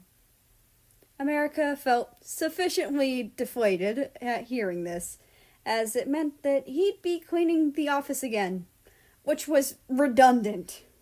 He'd already done so earlier. "Well, thanks. I'll be headed to my office. Come get me if that changes, yeah?" he said, giving Holly a smile as he turned to the door to leave. "Of course." With that, America left the office and closed the door behind him. He then started back to his own office, which he supposed he'd be cleaning up again. It felt stupid. It was already very clean. What was the point of this? Before he went back into the office, he grabbed the note he'd put on the door and crumpled it up, throwing it away. Then headed over to one of the cabinets in his office. He knew it had the supplies he'd need to clean up his office. He grabbed the wipes, a spray cleaner, some paper towels, and a couple other things, and set to re-cleaning his office. He started with the areas he expected to be the most dirty, the ones that were touched by many people. The door handle, his desk, his medicine table. He wiped them all down carefully with his supplies that he deemed fit for each surface. Then he moved on to the next surface, spending an adequate amount of time on each thing he was cleaning. He was still cleaning when he heard someone open the door to his office and come in. He recognized them before they even said anything. It was Russia. He was glad. It was starting to get a bit boring, being alone and cleaning. He was excited to hear about whatever Russia felt like talking about. Even if he didn't feel like talking, his presence was nice and good enough for him. Though he did find himself hoping Russia would have something to talk about. But in any case, he was happy to have the other in the room with him. Chapter 27, Curiosity and Sense.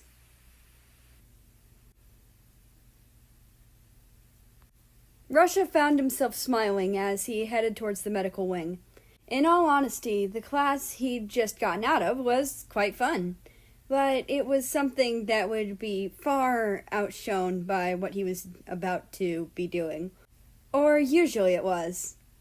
As he headed towards America's office, he could smell cleaning supplies.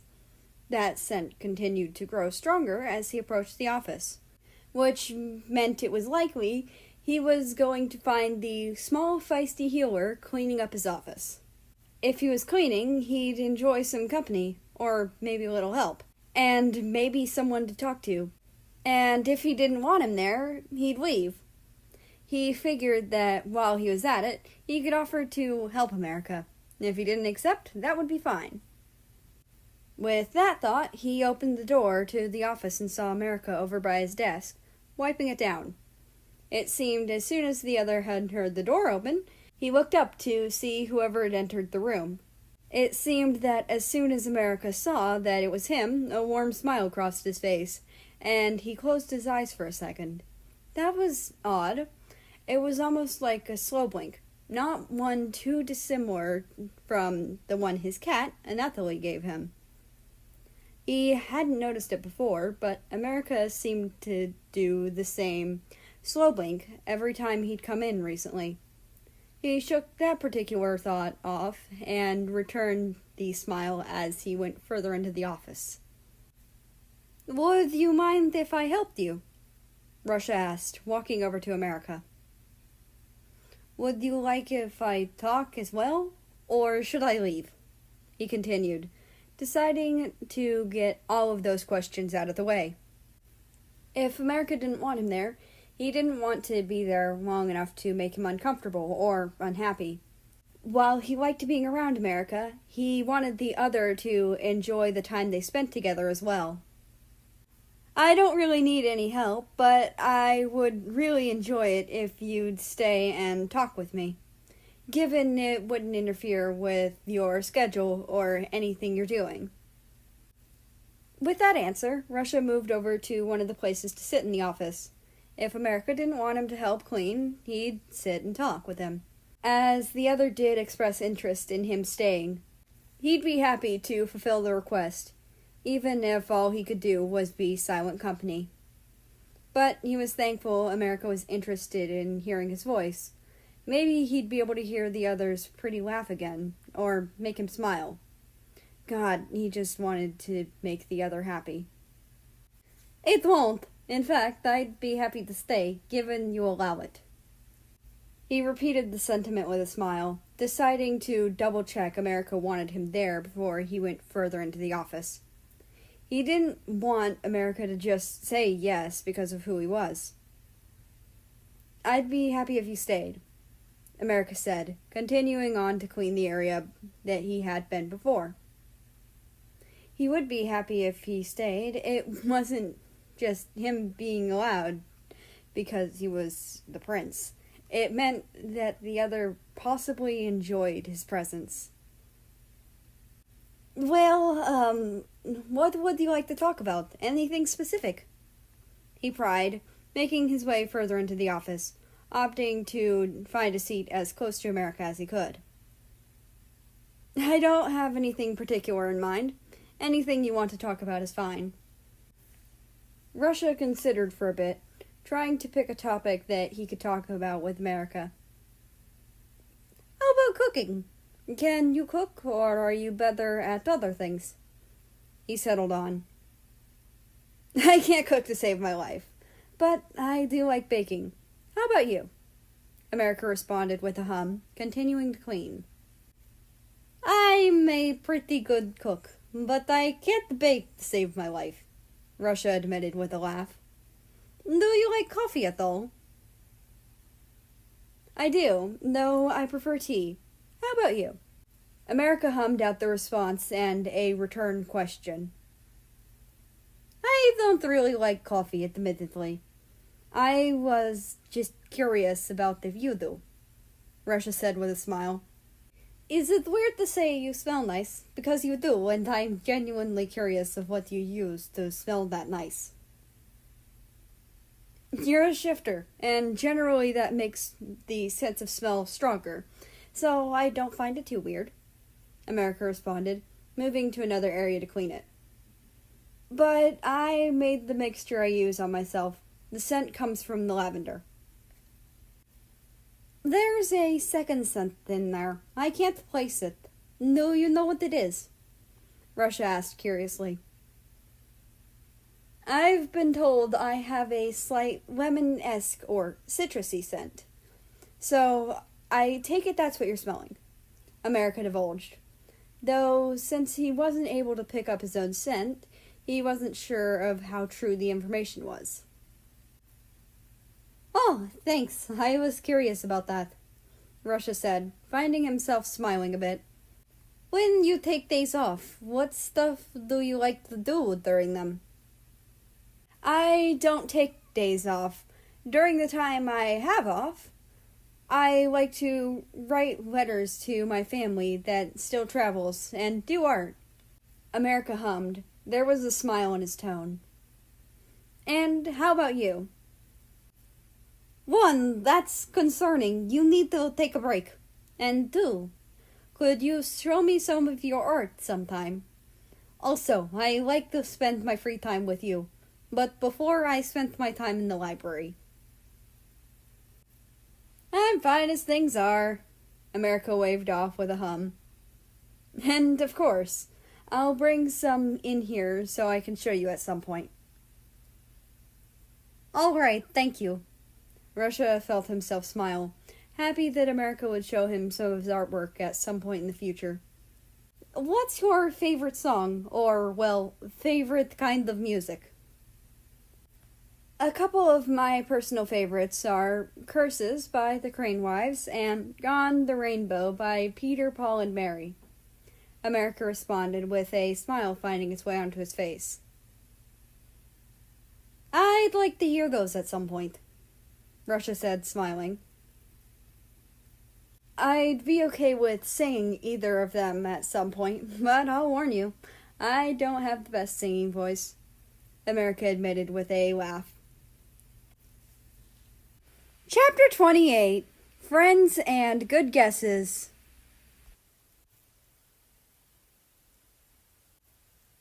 America walked over to Russia and gave him a hug, knowing that his shift was over and that they should both head their separate ways. I'll see you tomorrow, Russia, America said, with a small smile coming onto his face. I'll see you then, Russia said happily, returning the hug quickly. Slowly, America moved away from the hug, subtly letting the other know he was ready to head out, and that it was also time for him to head to dinner. Once Russia let go, he gave him a warm smile before opening the door of the office and heading out. He waited for a second, watching as Russia headed the other way.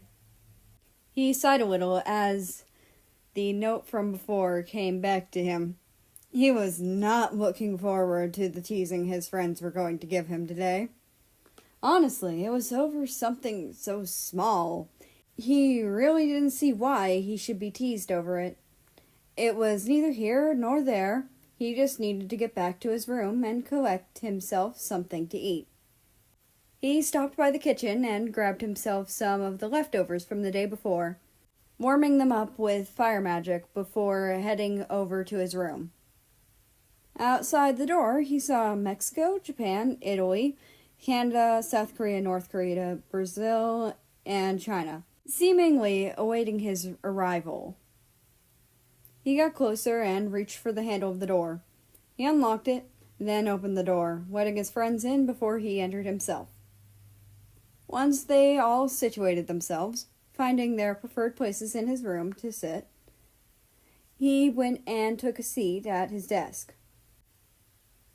Why aren't you sitting on your bed? China asked. America paused for a second, confused by the question his friend had asked. What? America questioned, deciding to verbalize his confusion. You usually sit on your bed. Why are you sitting at your desk? China clarified before repeating the question. I guess I've just been sitting here a lot as of late. I didn't realize it was odd, America said, putting his food on the desk and rubbing the back of his neck nervously. Why? Japan's excited voice cut in before a different conversation could start. Oh, I've made a friend of sorts, America started, smiling a little when he thought about the letters he and Neeks had been exchanging. He goes by Neeks, and we've been talking through letters for a bit. He's decided he wants to figure out what race I am before we meet in person. Japan visibly deflated. She'd definitely been hoping that this had something to do with his crush. And he knew it, finding himself glad that she didn't have an easy segue into teasing him. Wait, it's not obvious you're a cat shifter. China pitched in again with a question. Maybe it's obvious to you guys, but I do a pretty good job at keeping that away from people, America said, a proud smile finding its way onto his face. I have a reputation for being kind of scary, and that wouldn't really stay if people knew I was just cat, you know? They'd find me cute, and I need to hold the ability to be scary for them to follow proper treatment plans. Honestly, I think the fact that you're a cat shifter makes you more scary. Italy mumbles, shivering a little at the thought that ran through his head. Cats only stick to birds and stuff because they are restrained by size. You could and would eat us all if you had the instincts of a cat. Your sister is literally one of the examples of why people don't find us scary. America grumbles. But I digress. Plus, the mystery of them not knowing makes me a bit more scary. They don't know my capabilities, so they listen to me. Luckily, this topic seemed to distract his friends enough from the idea of teasing the absolute hell out of him. Luckily for him, they ran out of time before they could start teasing him, and if they got too close to the topic, something else always seemed to distract them. So he bid them good night as they left. Once they were out of his room, he closed the door and collected an outfit that would better fit his nightly gardening. He hummed happily to himself as he walked out of his room, being sure to close and lock it behind himself before he began to do things as he usually did. But as he was nearing the camomiles, where he found Neex's letters, he heard someone. He quickly put his guard up and swung around, furiously checking for what made the noise. He spotted a fast-approaching Argentina and quickly started to get away as fast as he could. He saw a tree not too far from him. He quickly ran towards it and swiftly began climbing the tree, throwing himself up the branches as quickly as he could in his human form. He was glad the crazy following him didn't know how to climb. It took a bit before she gave up and left. He let out a sigh of relief when she was gone and hopped down, landing gracefully on the ground. He then made his way back to the flowers, continuing as he usually did. When he saw a letter in the camomiles, he smiled and felt excitement wash over him. He quickly grabbed the letter and gently opened it, excited to read it. Dear Aku, I'll be fine.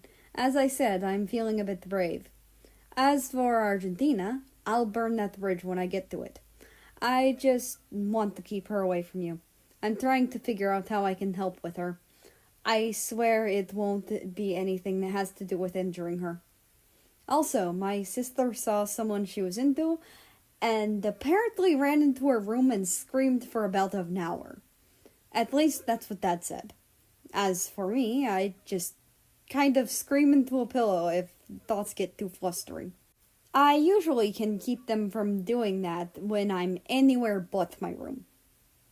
I won't talk. I swear I never will. And I've never considered doing it. My resolve to not use that is stronger now, as I know the risks. I feel like it might change your perspective on me, so I'm anxious and excited for when I get it right. Also, I feel Natalie would almost definitely love you. You'll probably get cuddled by him. He's very affectionate.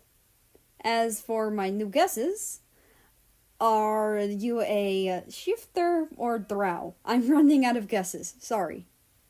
Sincerely, Neeks. America smiled as he started to read, finding himself chuckling as he read the metaphor. Then he felt relief when he read that none of Neeks' plans would result in someone being hurt. After that, he found himself devolving into giggles as he read about how Neeks' sister was. God, after reading a bit on how excited and anxious Neeks was to meet him, he wanted to hug him and reassure him he'd never judge him for something he couldn't control. But that would have to wait until they met in person properly. Then he smiled as he read a bit more on Neeks' cat. He smiled excitedly when he read the first guess, Shifter! Neeks had gotten it right, but the game was to continue as per Neeks' terms. Chapter 29, Teasing and Comfort.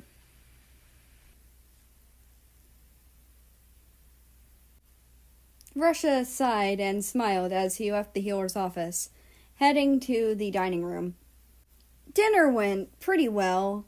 He luckily wasn't the subject of his siblings' teasing, probably because they weren't aware of his feelings for the healer yet. The one who had that particular honor was his sister, Ukraine. So he just ate while they teased her for her feelings for Canada. a castle worker who'd come in around the same time as America. Canada was fairly quiet and soft-spoken. He was a woodworker, but his main job was repair work. He'd heard it 1,000,000 times, the story of how Ukraine had fallen for the guy. Canada had been repairing one of the windows Kazakhstan had flown into, and he'd greeted her and given her a wooden cat figure, asking her why she seemed down. He didn't even know she was royalty, was just being kind to be kind. She said that she fell for him right there and then. Right now, however, she was bright red and sputtering nonsense as she was teased relentlessly by their siblings. He felt bad for her, but she had admittedly brought this upon herself by telling their siblings. Luckily for his younger sister, dinner came to an end, and she immediately bolted out for her room. He got up pretty soon after and left for his room, trying to think of something to do while he waited for the healer to come out. He knew it wouldn't be too long before he'd see them, as he had a pretty good grip on how long it took the healer to get to the camomiles below his window. He saw America beginning to approach, getting close enough to the camomiles so that he could see him now. But then something spooked him, made him run. He saw the other get closer to the tree. He saw what made America run. Argentina. That damned girl couldn't leave him alone. He basically told her to leave him alone earlier, but now that she thought that he wouldn't see her, she was back at it. He wasn't sure what he could do right now, but he'd figure it out. He watched as America expertly climbed the tree, getting out of Argentina's reach. Argentina stayed at the bottom of the tree, attempting to climb it and failing miserably. But not too long after, she left the base of the tree, likely going back to her room. And soon after she was gone, America climbed back down, and went back to tending to the flowers. He looked a little tense while doing so, which was to be expected after that kind of encounter. He decided that after he saw America's reaction to the letter, he'd go down there and try to comfort him. But he needed an excuse if he was asked what the actual hell he was doing up and about at that time. He'd just say he was a little restless and was waiting for the calming effects of the tea to kick in. That should do well enough. Soon he saw America get to the camomiles and grab the letter. He looked kind of excited when he did. He smiled a little at seeing that. Being the reason the other was happy or excited would never cease to make him smile. He watched the other open the letter and start reading. He heard him chuckle, then saw some relief wash over him. What he'd written to make the other feel relief, he wasn't sure, but he was glad for it. And then he heard America beginning to giggle, and God, was it one of the cutest noises, if not the cutest, he'd ever heard. But after a second, his expression went almost unreadable, and he stopped giggling. But soon enough, a wide smile returned to America's face, and he looked excited. He waited for a second, watching as America returned to tending to the flowers, then slowly made his way out of his room, careful to be quiet when he opened and closed the door to his room. He quickly made his way to the door that opened to the field area of the castle, then began walking in the direction he'd seen America going. Soon finding him, he walked over, making no effort to silence his footsteps, wanting to make sure America could hear him. He didn't want to freak him out.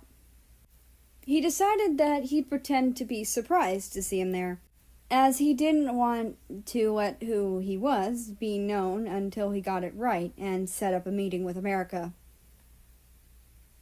"Hey, America, what are you doing out this late?" he asked. "I could ask you the same, Russia," America hummed, pausing for a moment before deciding to answer him. "But I'm out here gardening. It's peaceful." "Oh, well, I'm just waiting for the tea's calming effects to kick in, because I'm admittedly a bit restless." America nodded a little and smiled at him. Do you want a hug, me to guide you back to your room, or would you like to follow me while I garden? A hug, if that's okay with you. America leaned in and wrapped his arms around Russia, giving him a gentle hug. Russia happily returned the hug, moving to start comforting America. When he noticed America was relaxing fully and seeming to calm down completely, he let himself relax as well. Now, are you feeling better? America asked, not moving away from the hug just yet. Yes, thank you, Russia said, smiling. He knew he'd succeeded in making the other feel better again. Now, I'm going to take you back to your room, America said as he gently pulled away from the hug. I can go back on my own. I wouldn't want to take up any more of your time. It was true, he didn't. He could make his way back on his own. Nope, I'm taking you back to your room, Russia, whether you want me to or not, America said, smiling up at him. Russia stopped himself, mid-protest, realizing America would probably walk him there anyway, and did give him more time with America. Okay, fine. America hummed happily at the acceptance and began to lead the way to Russia's room. It took them a good few minutes to get there, as they took a different path than Russia came, but they went up the same staircase upstairs. As soon as they got to Russia's room, and America wished Russia good night, America paused for a moment. Before I head out, I'm going to write down which room I'm in, America said, giving Russia a smile. America proceeded to grab a small blank sheet of paper from his bag. Chapter 30, Implied Promises and Notes.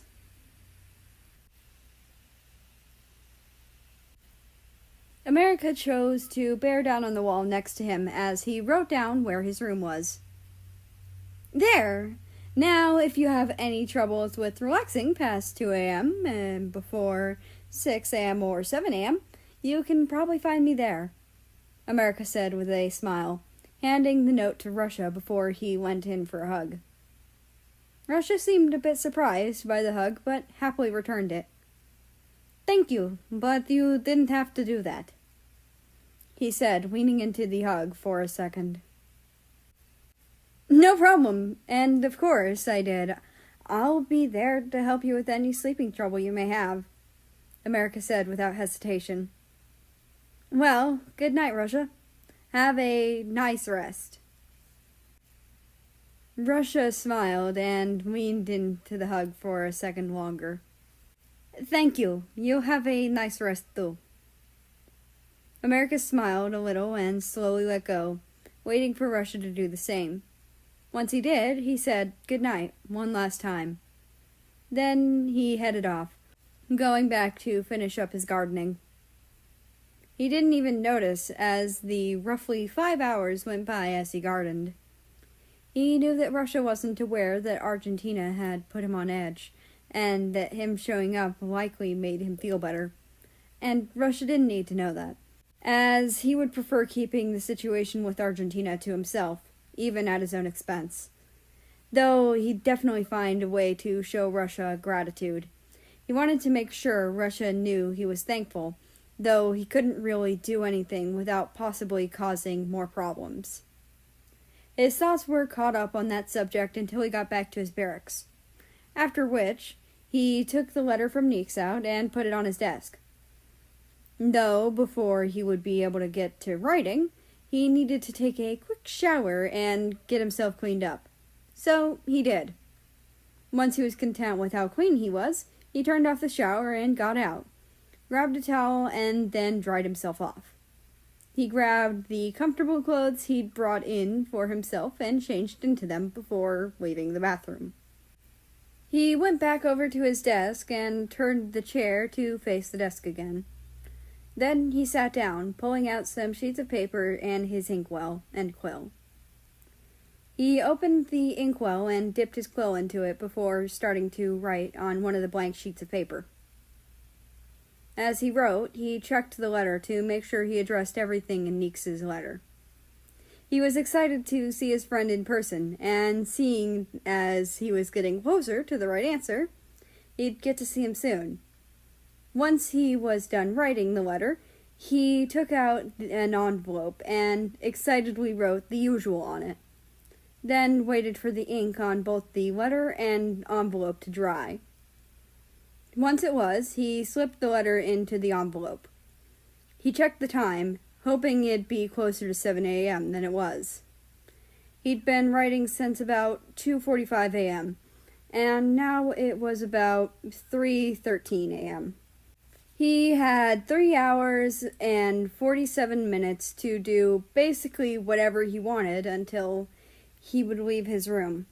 He knew it'd be fine to leave, but he had promised to be in the room until 7 a.m. A promise to stay in his room. A promise to Russia, someone who he saw as a friend, but also part of the royal family. But mainly, he saw Russia as a friend. He knew from the outside view it definitely seemed like there was a power imbalance there. But there wasn't, as Russia's father had told America that he had no one other than himself to answer to, and most around the castle weren't aware of that, other than those who'd overheard the conversation that brought that up, or those who were perceptive enough to notice how he didn't flinch at any attempts to power play in his earlier days. He remembered the first day he was officially employed there. An old coot, who was a healer, decided to push around the fresh meat. He'd just been taking it at the time, and Soviet, against his own medical advice, came in and berated the old coot. After that, Soviet told America and the old coot, who America had come to earn the name of, Eugene Clark, that America didn't have to answer to anyone but himself. It was kind of funny to America now, as he'd come to know Soviet as a usually calm and relaxed man who was sometimes stoic, seeing him reversing the power play onto Eugene.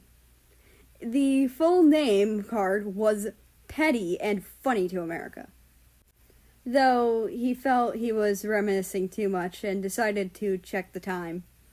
It was now 5:06 a.m. He had at least 50 more minutes, and definitely not enough time to sleep anyway, so he'd need to find something else to do.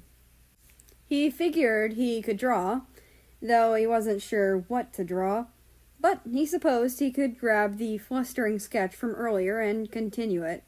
Hopefully Russia wouldn't mind that he'd drawn him. He drew his other friends, and they didn't mind when they found out, so hopefully this wouldn't be any different. So he reached for his bag and rustled through it, searching for the sketch. Once he found it, he gently placed it on his desk. He then opened the drawer of his desk, pulling out his watercolor paints. He got up and walked over to his bathroom, grabbing a glass and filling it with water. He walked back into the main area of his room, taking a seat back at his desk. He took a brush out of the drawer, then closed the drawer again, using the brush to wet the paints.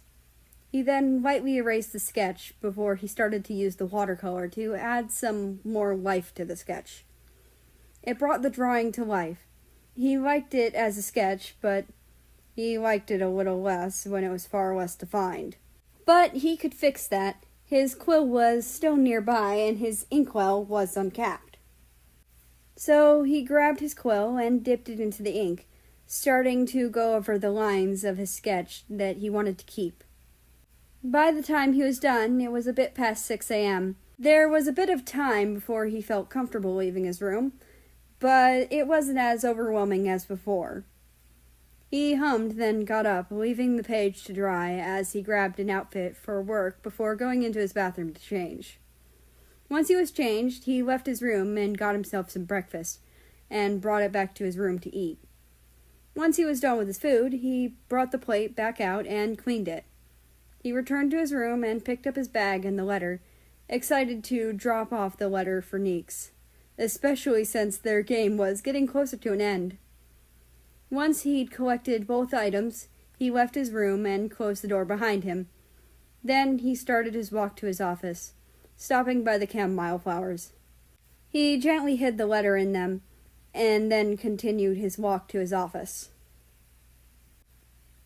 Chapter 31: Invitations and Good Guesses. Russia looked at the note in his hand. He had honestly not been expecting that. He didn't expect the healer to give him that. But he supposed it came with him having gone to America for trouble relaxing twice. Even though he'd only genuinely been having trouble one of those times. America had basically given him an invitation to visit him for comfort, which, he had to admit, was pretty tempting to him. He really didn't want to overuse it or make America regret giving him that. He realized he should close the door to his room and head to bed.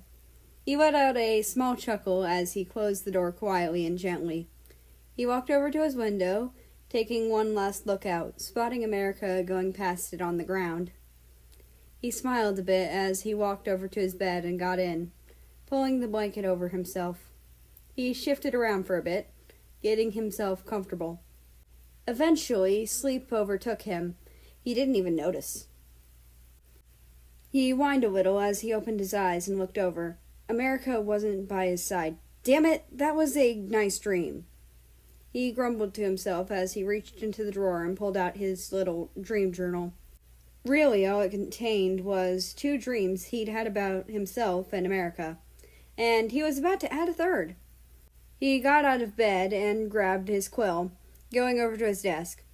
He set the journal down, uncapped his inkwell, dipped the quill inside, and began to write about the dream. In this one, he'd confessed to America about being Neeks, then they'd gotten closer and closer, eventually deciding to be in a relationship. They'd gone on dates, he'd been able to hold America, they'd cuddled in his bed, and then eventually they got married and, well, consummated their marriage.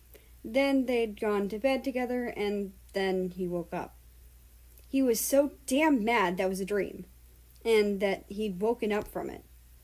He was grumpy as he continued to write every little detail he remembered from the dream.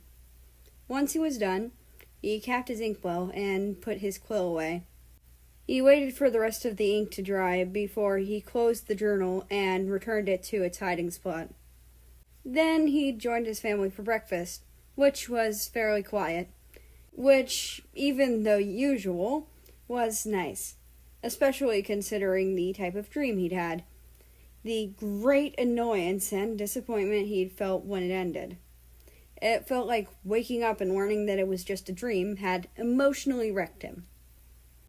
But at least he might be able to seek out America for comfort.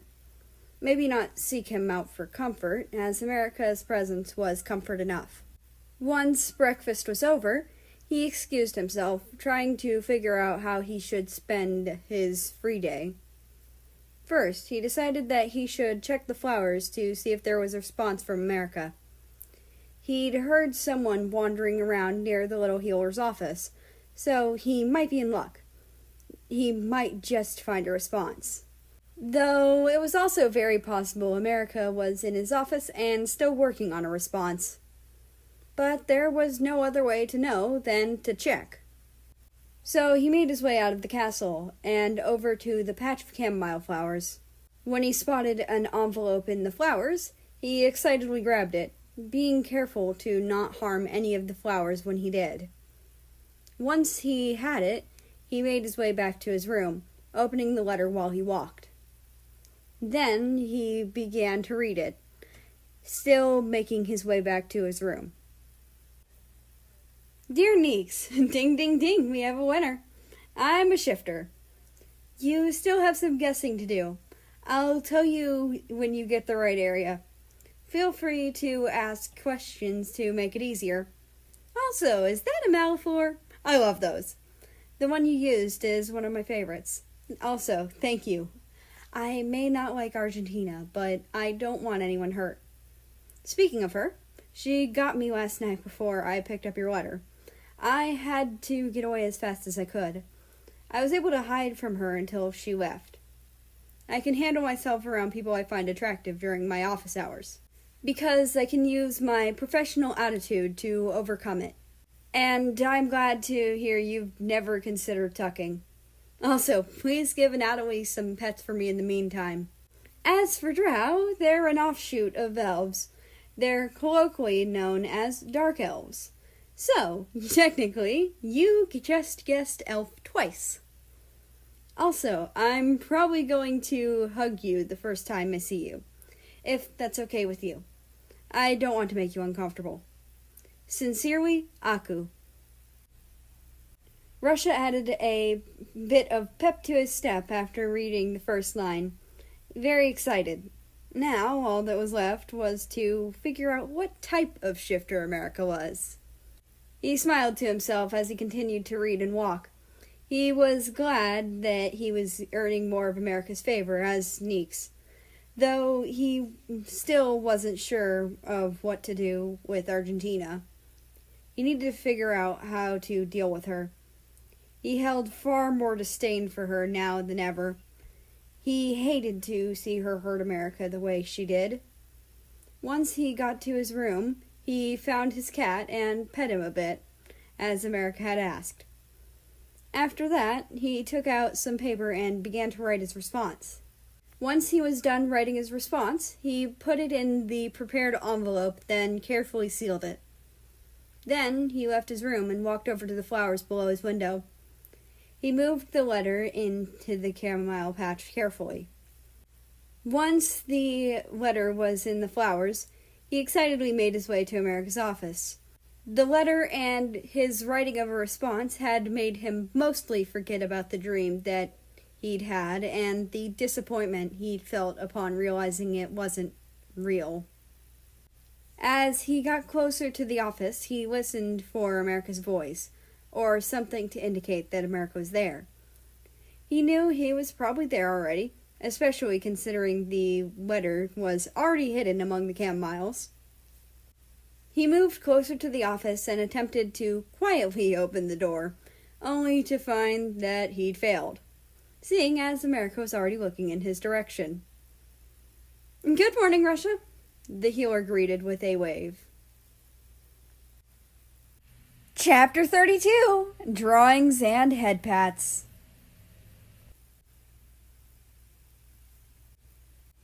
America sat down at his desk and stared at the hot water, deciding he should make himself some tea.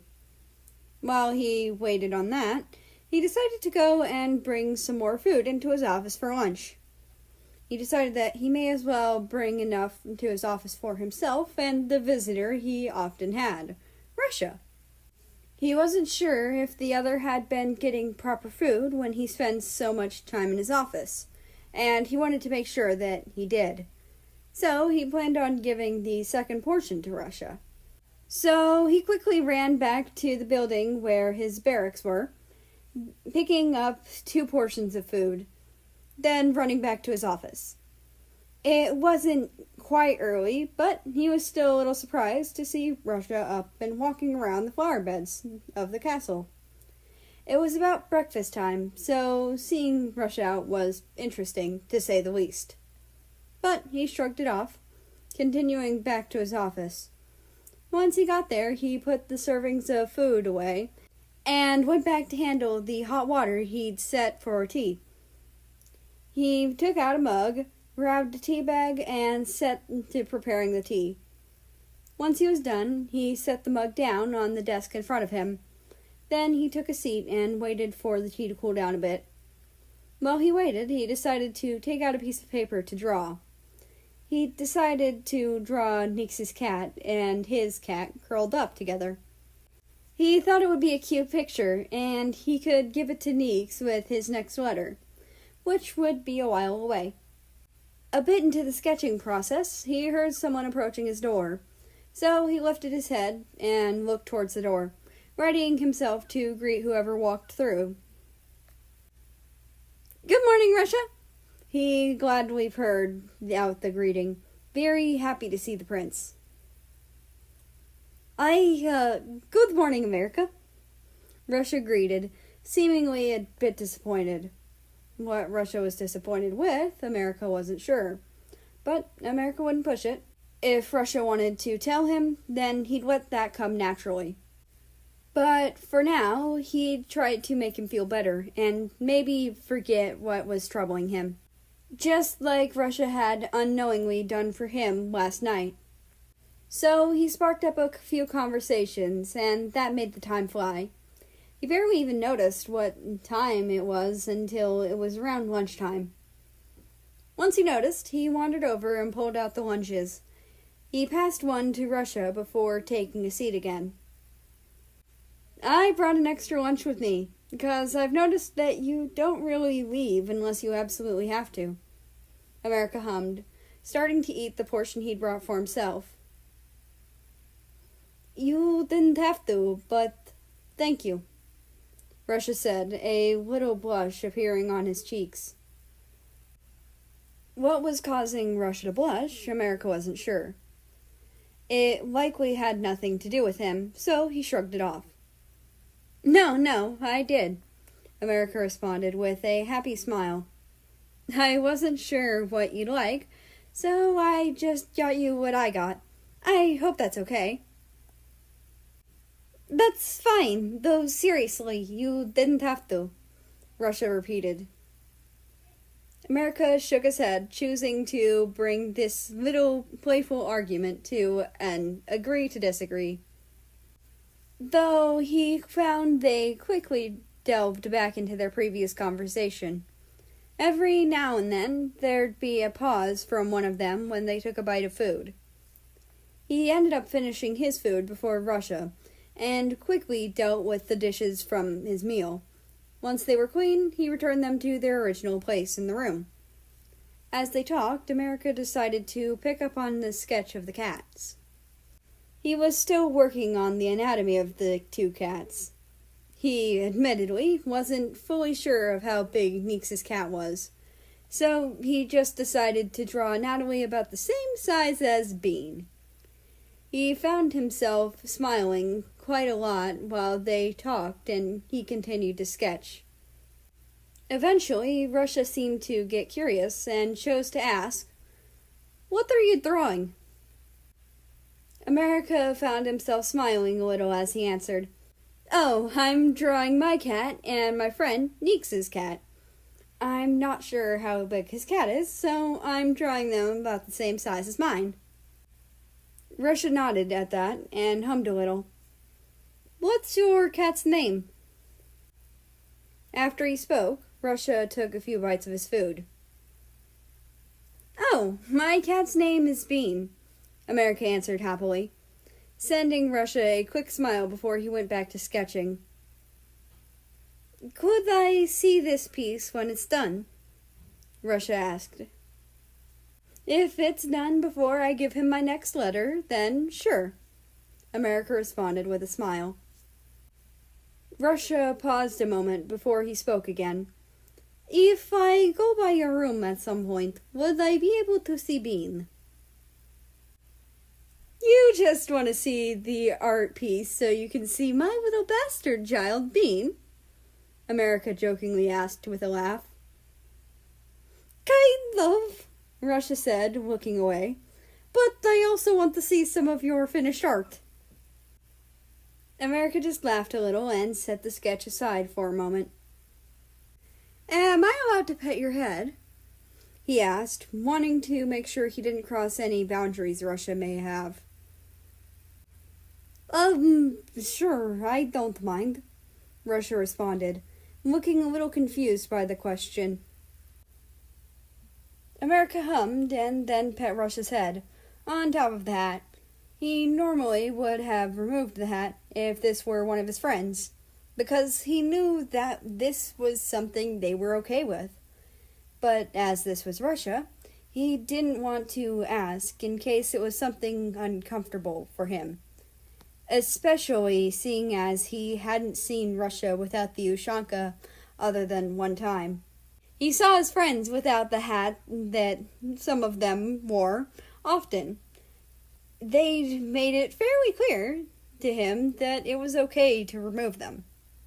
Though he decided not to dwell on it, he returned to his seat and smiled at Russia before pulling his sketch back over to be in front of him, as he wanted to continue to work on it while he and Russia talked.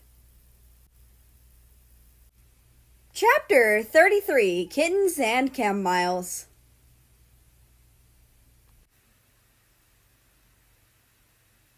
Russia smiled a little as he left America's office. He'd enjoyed his time with America and couldn't wipe the smile off his face. Though he had a little bit of time he could waste before he needed to head to dinner, so he decided to walk around the outside of the castle for a bit. As he passed by the Chamomiles, his letter wasn't the only thing he saw. There was also a kitten, a quite small and fluffy kitten. They were sneezing a bit and looked old enough to walk.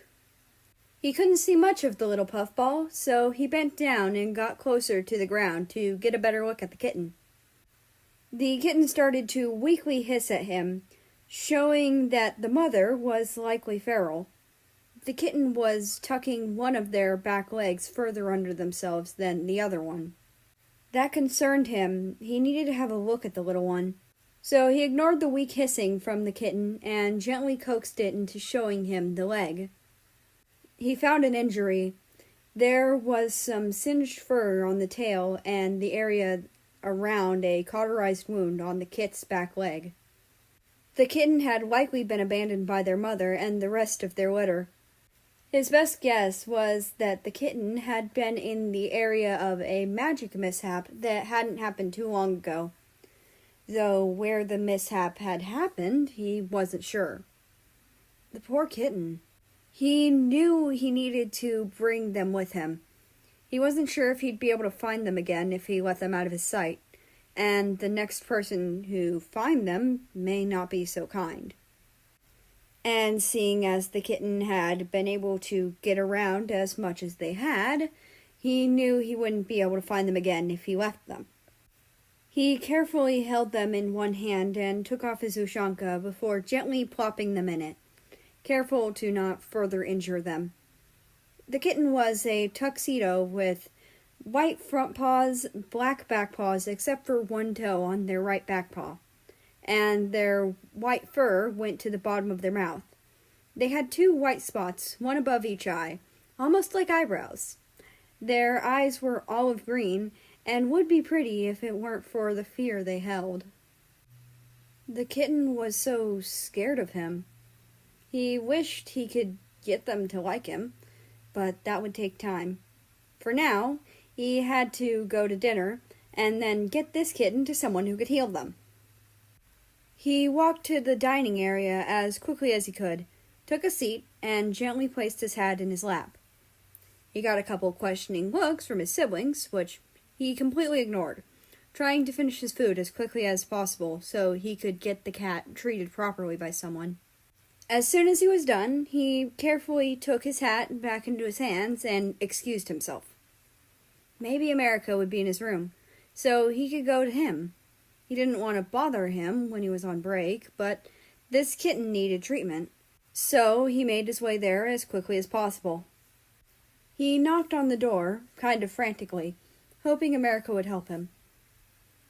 "America, I'm sorry to bother you so soon after your shift," he said as soon as the door opened, dipping his head. "But I need help getting this kitten treatment." He lifted his head to see that the door was open to a room full of several people, one of which was Canada, another which was America. America was getting up from his spot at the desk. Then he came over to him. Russia looked at America and smiled nervously. "The kitten is in my hat. My guess is that they were involved in some sort of magical mishap." America nodded a little as he came closer, taking a look at the kitten before picking them up. He got a good look at the injury, carefully handling them so as to not cause further harm. "Sakura, could you use any of your abilities to heal them? Or do I need to collect myself something for stamina and energy?" America asked, directing his attention back into the room. I can get them. I'm on break, so I have plenty of energy. A slightly high-pitched feminine voice purred. Then a second person joined America at the door. They had long white hair with red tips. They were in some sort of uniform. Russia vaguely recognized it as a schoolgirl uniform from a different kingdom. They also had cat ears and tail, with bits of red near the end of the mostly white tail. They had red eyes and a red circle in the middle of their face. But Russia didn't recognize them, so he looked to America, hoping to get an introduction. Oh, right. Russia, this is my friend Japan. I call her Sakura, America said as he gently gave Japan the kitten. Russia smiled nervously and waved at Japan. He watched as she healed the kitten, and happily took them back when Japan was done healing them. Russia dipped his head and smiled, then looked at Japan. Thank you for healing them. I'll be out of your hair now. America smiled at Russia. Don't say it like that. You're not a bother. You're welcome here anytime. But... Hey, no, you're no trouble. I mean that, America said, cutting him off. I gave you the information to get here because I am okay with you being here. Look at it as an invitation to come here. Russia nodded a little at that and smiled. Thank you, Russia said.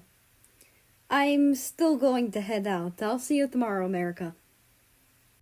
America nodded and walked over, giving Russia a gentle hug before he said goodbye. Good night, Russia. See you later. Russia hugged back, a bit of blush making its way onto his face.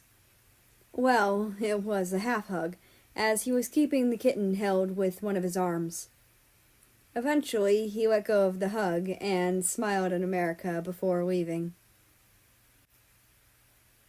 Chapter 34, Hogwash Chances and Malifaux. America smiled to himself, watching as Russia left. He was glad Russia had a little companion now, and that the little kitten had someone to rely on again. He closed the door and went back to his spot at the desk, and noticed that some of his friends were huddled together, whispering about something.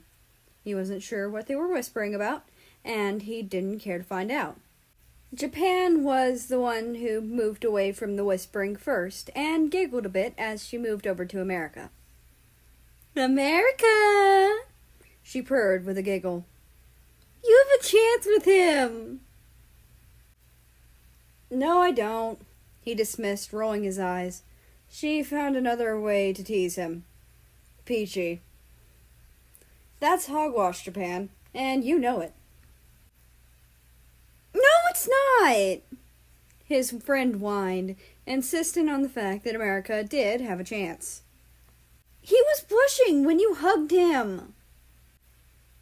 It could have caught him off guard, and embarrassed him, America reminded, rolling his eyes. There were several possible reasons Russia blushed when he hugged him. So assuming it was because of returned feelings was just stupid. Japan groaned and looked at him. You didn't see the way he was looking at you. You totally have a chance. How about we change the subject before we have an argument? South Korea suggested, hoping to shut her girlfriend up before she managed to make this into an argument.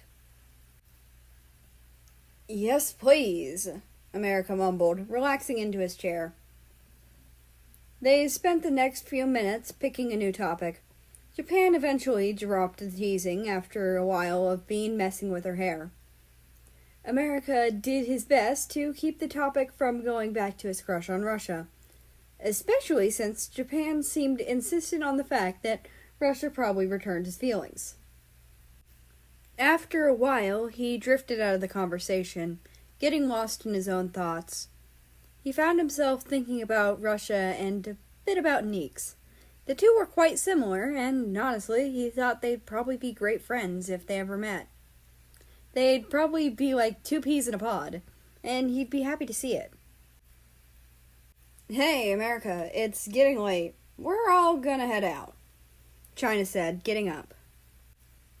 That snapped America out of his thoughts. He nodded and got up, smiling at them. He bid them all good night as they left his room, heading to their own rooms. Once they were all out, he pet his cat Bean gently, before grabbing something more comfortable to garden in. He chose a maroon sweater that he'd embroidered golden yellow details into, and a black loose-fitting pair of pants. After changing, he grabbed his messenger bag and put it on, petting his cat once more before he left. Once he was out, he started his gardening excitedly, being careful and gentle as he did. He found himself lost in his thoughts as he gardened, until he reached the camomiles and found an envelope left by Neeks. He carefully picked it up and excitedly began reading it. "Dear Aku." "Oh, I got it? But the guessing game continues, I suppose. Since you don't mind questions, I have a few. This might narrow my guesses down a lot.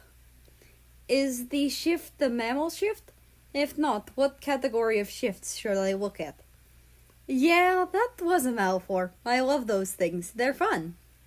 Some are funny, like, 'You've opened this can of worms, now lie in it,' or 'Until the cows freeze over.' That being said, I promise I won't let anyone get hurt while I get her away from you, when I figure out how.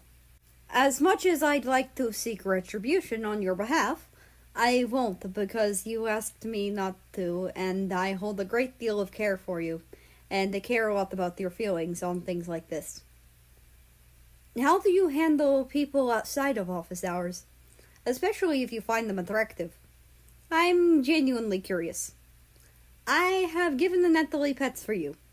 I hope you are comfortable enough with me after finding out who I am to go to my room and pet him.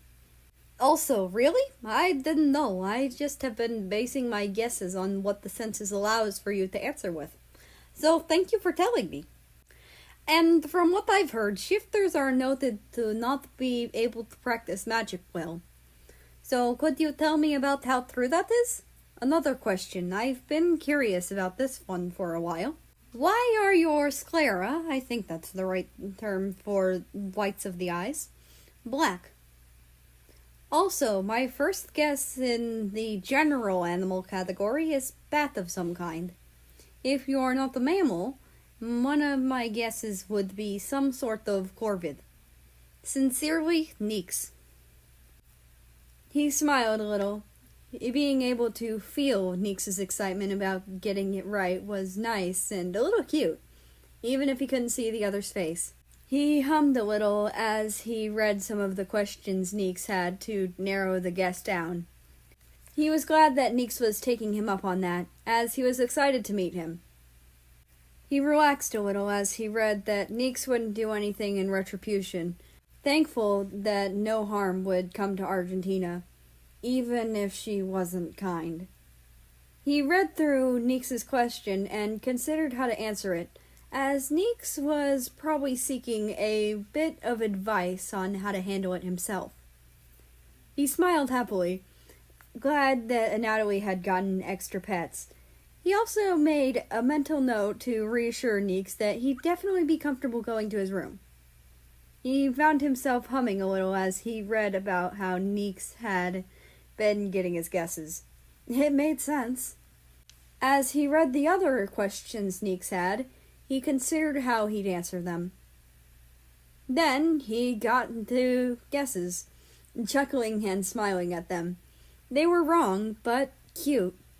Once he was done, he folded it up and put it back in its envelope. Then he continued to tend to the flowers, humming a little tune to himself while he did.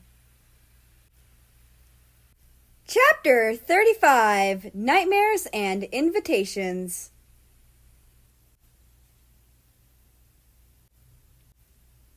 Russia looked at the little kitten he held, deciding on a name for them.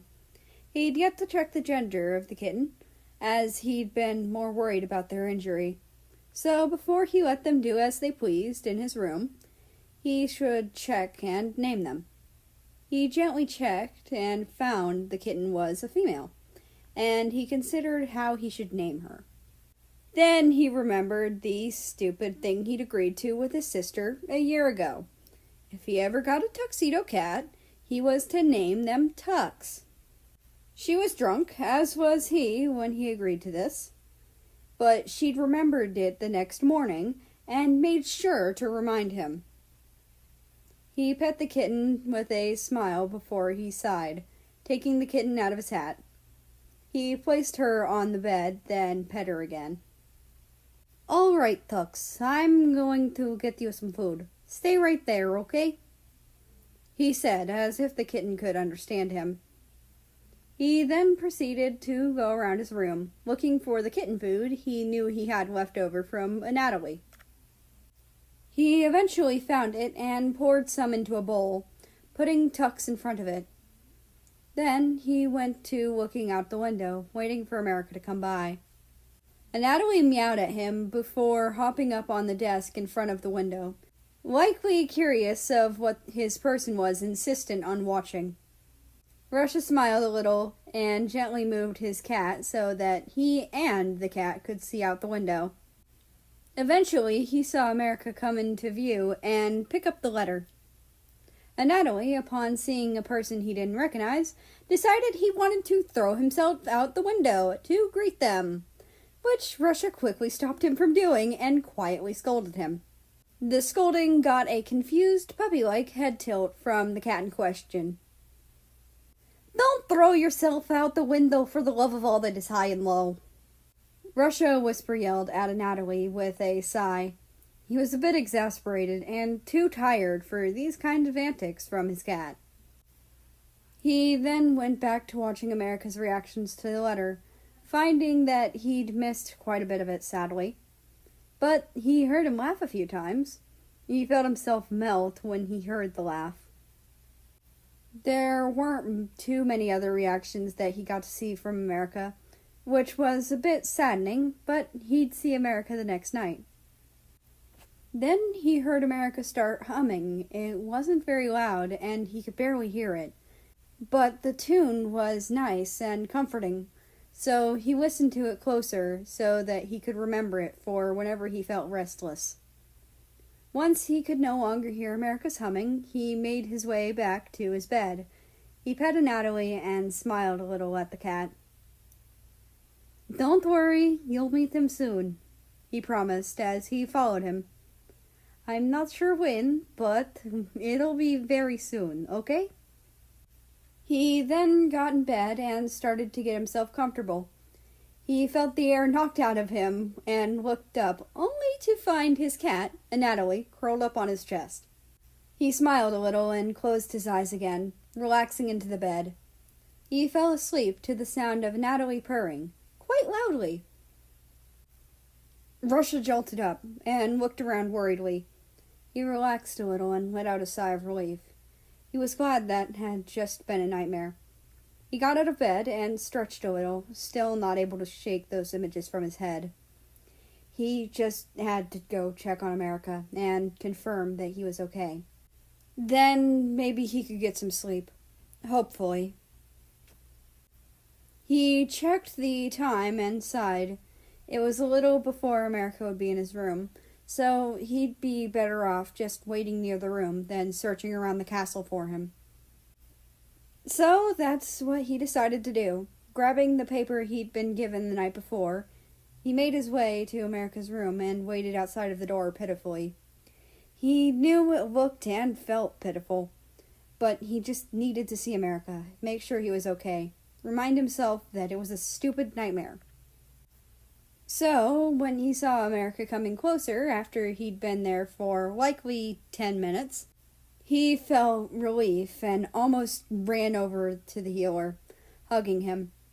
He then just kept touching him, reassuring himself and securing in his mind that America was alive and breathing. He then relaxed and went back to hugging America. You all right, Russ? America's voice brought more comfort, though he could hear the concern in it. He noticed the nickname, though. It was new, but he didn't care to mention it right now. He was just glad America was okay. I am now, he mumbled, finding himself holding on to America far more tightly. You don't have to tell me what happened. America started, moving his arms to hug back. But it might make you feel a bit better if you do. I had the nightmare. The taller male managed to get out, refusing to let go. You got caught in the middle of a magic accident? You got horribly injured. America just hummed softly, gently rubbing Russia's back. I couldn't get anyone on time. You stopped breathing. I couldn't find your pulse. He held on to America even tighter than he had been before he got to that. America gently reached and grabbed his hand from his own back. Here, I still have a pulse. The healer gently guided Russia's hand to a spot on his neck and pressed the 2 fingers to the spot. See? No need to worry. I'm still here. Russia nodded, feeling the pulse made him feel a bit better. America then guided his hand to the middle of his chest, allowing Russia to feel him breathe. I'm also still breathing. I'm alive and well, I assure you, America said softly before letting go of Russia's hand. Now, do you want me to walk you back to your room, or do you want to stay with me in my room? I don't want to bother you more than I already have, Russia said, looking away and letting go. You aren't bothering me, and you never will be bothering me, okay? America assured, smiling softly at him. Now, do you want to go back to your room, or stay in mine? Chapter 36, Staying and Grumpy Mornings.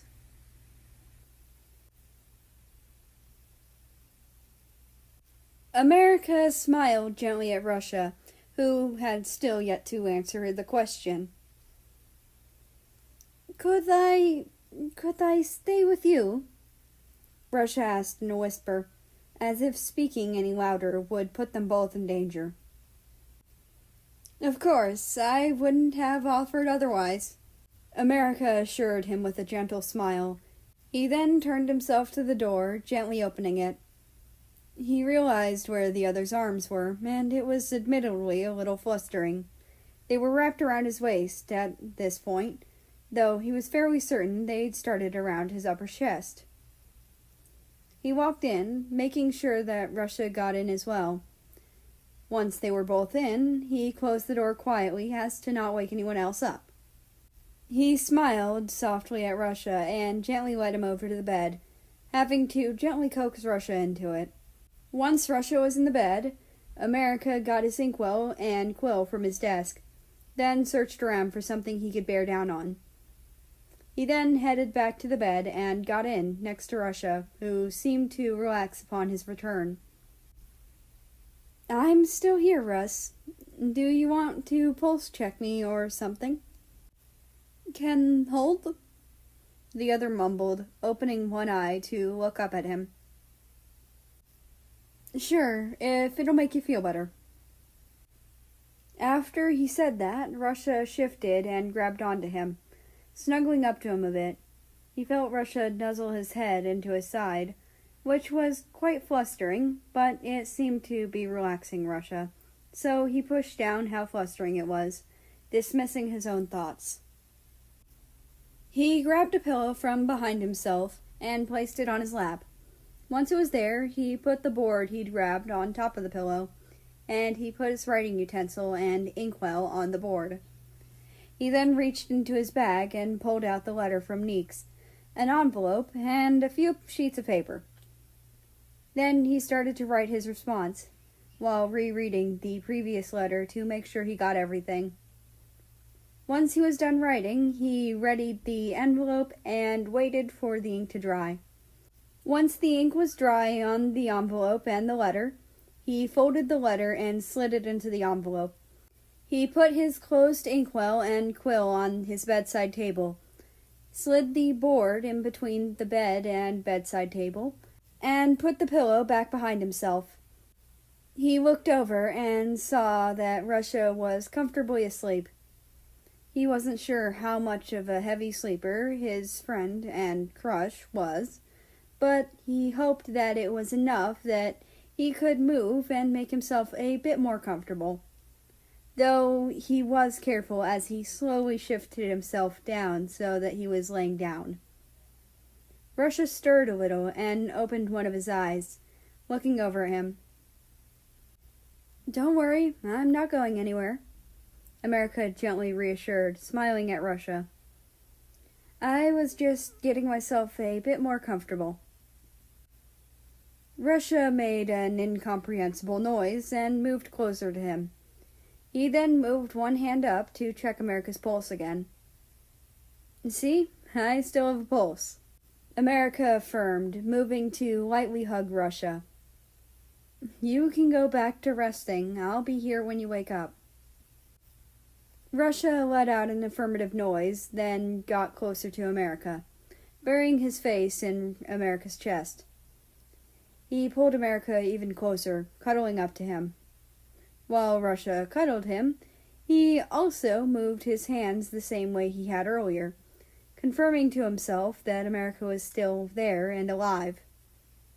America smiled softly and hummed a little, hoping it'd relax Russia and let him know that he was still there and breathing. Soon he noticed Russia starting to relax, likely falling asleep again. But he kept humming, closing his eyes so that he might also get to enjoy some sleep. He opened his eyes and looked around, finding Russia, who was still asleep.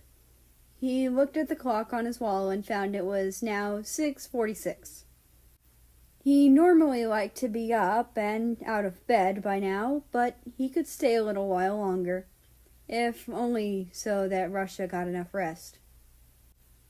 He hadn't noticed when he'd woken up, but now that he was more awake, he noticed where his own arms were, as well as where Russia's were. His were around the taller man's shoulders, and Russia's were around his waist. Though that wasn't all. Russia had managed to get his shirt moved up, and his hands were now on his bare skin. He could feel Russia's hands moving, tracing his sides. Russia also had his face buried in his neck. His breathing was calm and slow. The other was in a comfortable state of sleep. He had not been expecting this, and it was very flustering. Russia's breath against his neck, the feeling of Russia's hands on his sides. The best he could rationalize was that Russia was dreaming of doing this to someone he fancied. Someone more in his league than himself. He couldn't bring himself to let go of the hope that Russia wanted to do anything even remotely romantic with him. "Moi," he heard Russia whisper, as though it was directed at him. He seemed quite content. Whoever he was dreaming of was one lucky person. He couldn't help but hope that it might be him, though he knew it was unlikely. He never heard Russia sleep talk after that, though he didn't mind, as Russia deserved that privacy. Though he couldn't really give Russia much, given how he was being held so close. But holding him like this seemed to help keep Russia calm and relaxed. He ended up laying there for a long while, checking the clock, finding it was now 8:06. He should really wake Russia up, so that Russia could get himself ready for breakfast, and so that he could get himself a meal and get to work. Hey, Russ, he gently started, trying to wake him up. You have to wake up. Нет, Russia grumpily muttered. Я стою зептя. The Russian roughly translates to, no, I stay with stars. Russ, you gotta wake up, America said, gently trying to wake him. It's 8. You gotta go to your room and get ready for the day. Russia made an even more grumpy noise as he opened his eyes. Chapter 37: Slow Mornings and Study Days.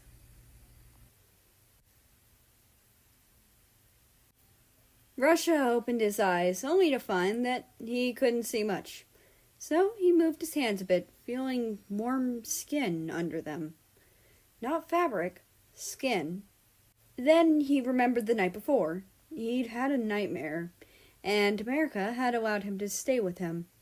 He wasn't sure where his hands were, or where he had his face. Russ, you gotta wake up, okay? Came America's voice. It was close to his ear, so he probably had his face in his neck. He quickly moved his face back and looked up at America dumbly. It was still quite early. Could you, move your hands out from under my shirt? America asked, having a bit of blush on his face. Russia felt himself light up bright red, now knowing where his hands were. As he moved his hands out, he realized America had curves. He'd been, whenever he dreamt about those sorts of things, imagining America with a more average build. But knowing he had curves, oh God, he was more attracted to him. He was already attracted to America, and didn't think he could get more attracted to the small healer. He wrapped his arms around America's chest. But seriously, what the actual fuck had he been thinking, putting his hands up America's shirt like that? Oh my God, I'm so sorry, he mumbled, averting his gaze. I didn't mean to do that. I hope it didn't make you uncomfortable. It's fine. You were half asleep. You aren't making me uncomfortable. That was just a little surprising, America said, gently hugging Russia back. He eventually let go of Russia and sat up, pulling Russia with him as a result of being held onto. You can let go, Russ, America giggled, smiling at Russia. Russia got up, a bit pouty as he let go of America. He had wanted to hold him for a while longer, so he decided to flop back down on the bed dramatically. He craved America's touch, so hugging him was nice. He hoped America would decide to play along and hug him. All right, come here, America muttered, gently hugging Russia and pulling him out of the bed and to his feet. Russia let himself properly stand, happy that he'd gotten attention and a hug from America. Now, you gotta get to your room and get ready. I'll see you later, okay? Russia pouted, but gave America a quick hug before he made his way out of the room. He then made his way to his room, making it a little late. He then changed quickly and put his ushanka on. He grabbed some paper and an envelope before he went to get himself breakfast. After breakfast, he headed towards his first class today, stopping by the camomiles, finding a response from America, which he excitedly opened and read as he walked to class. Dear Neeks, yeah, the game continues.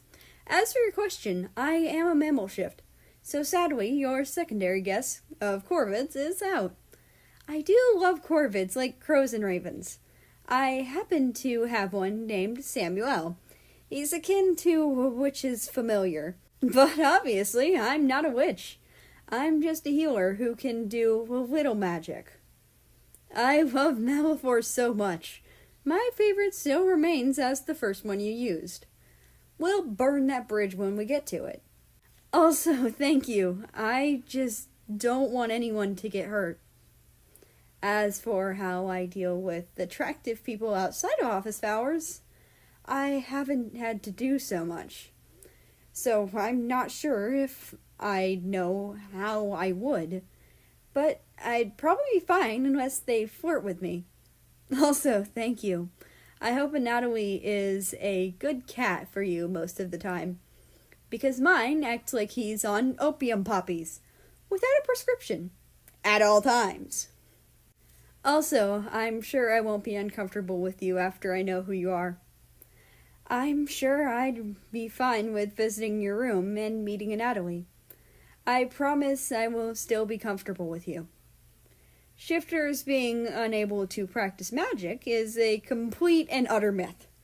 The only race that is unable is the Kalion, but it's likely to keep them from being far too overpowered. If I remember correctly, at one point in time they had magic potential, but after one of the wars that happened, they were sealed away from magic.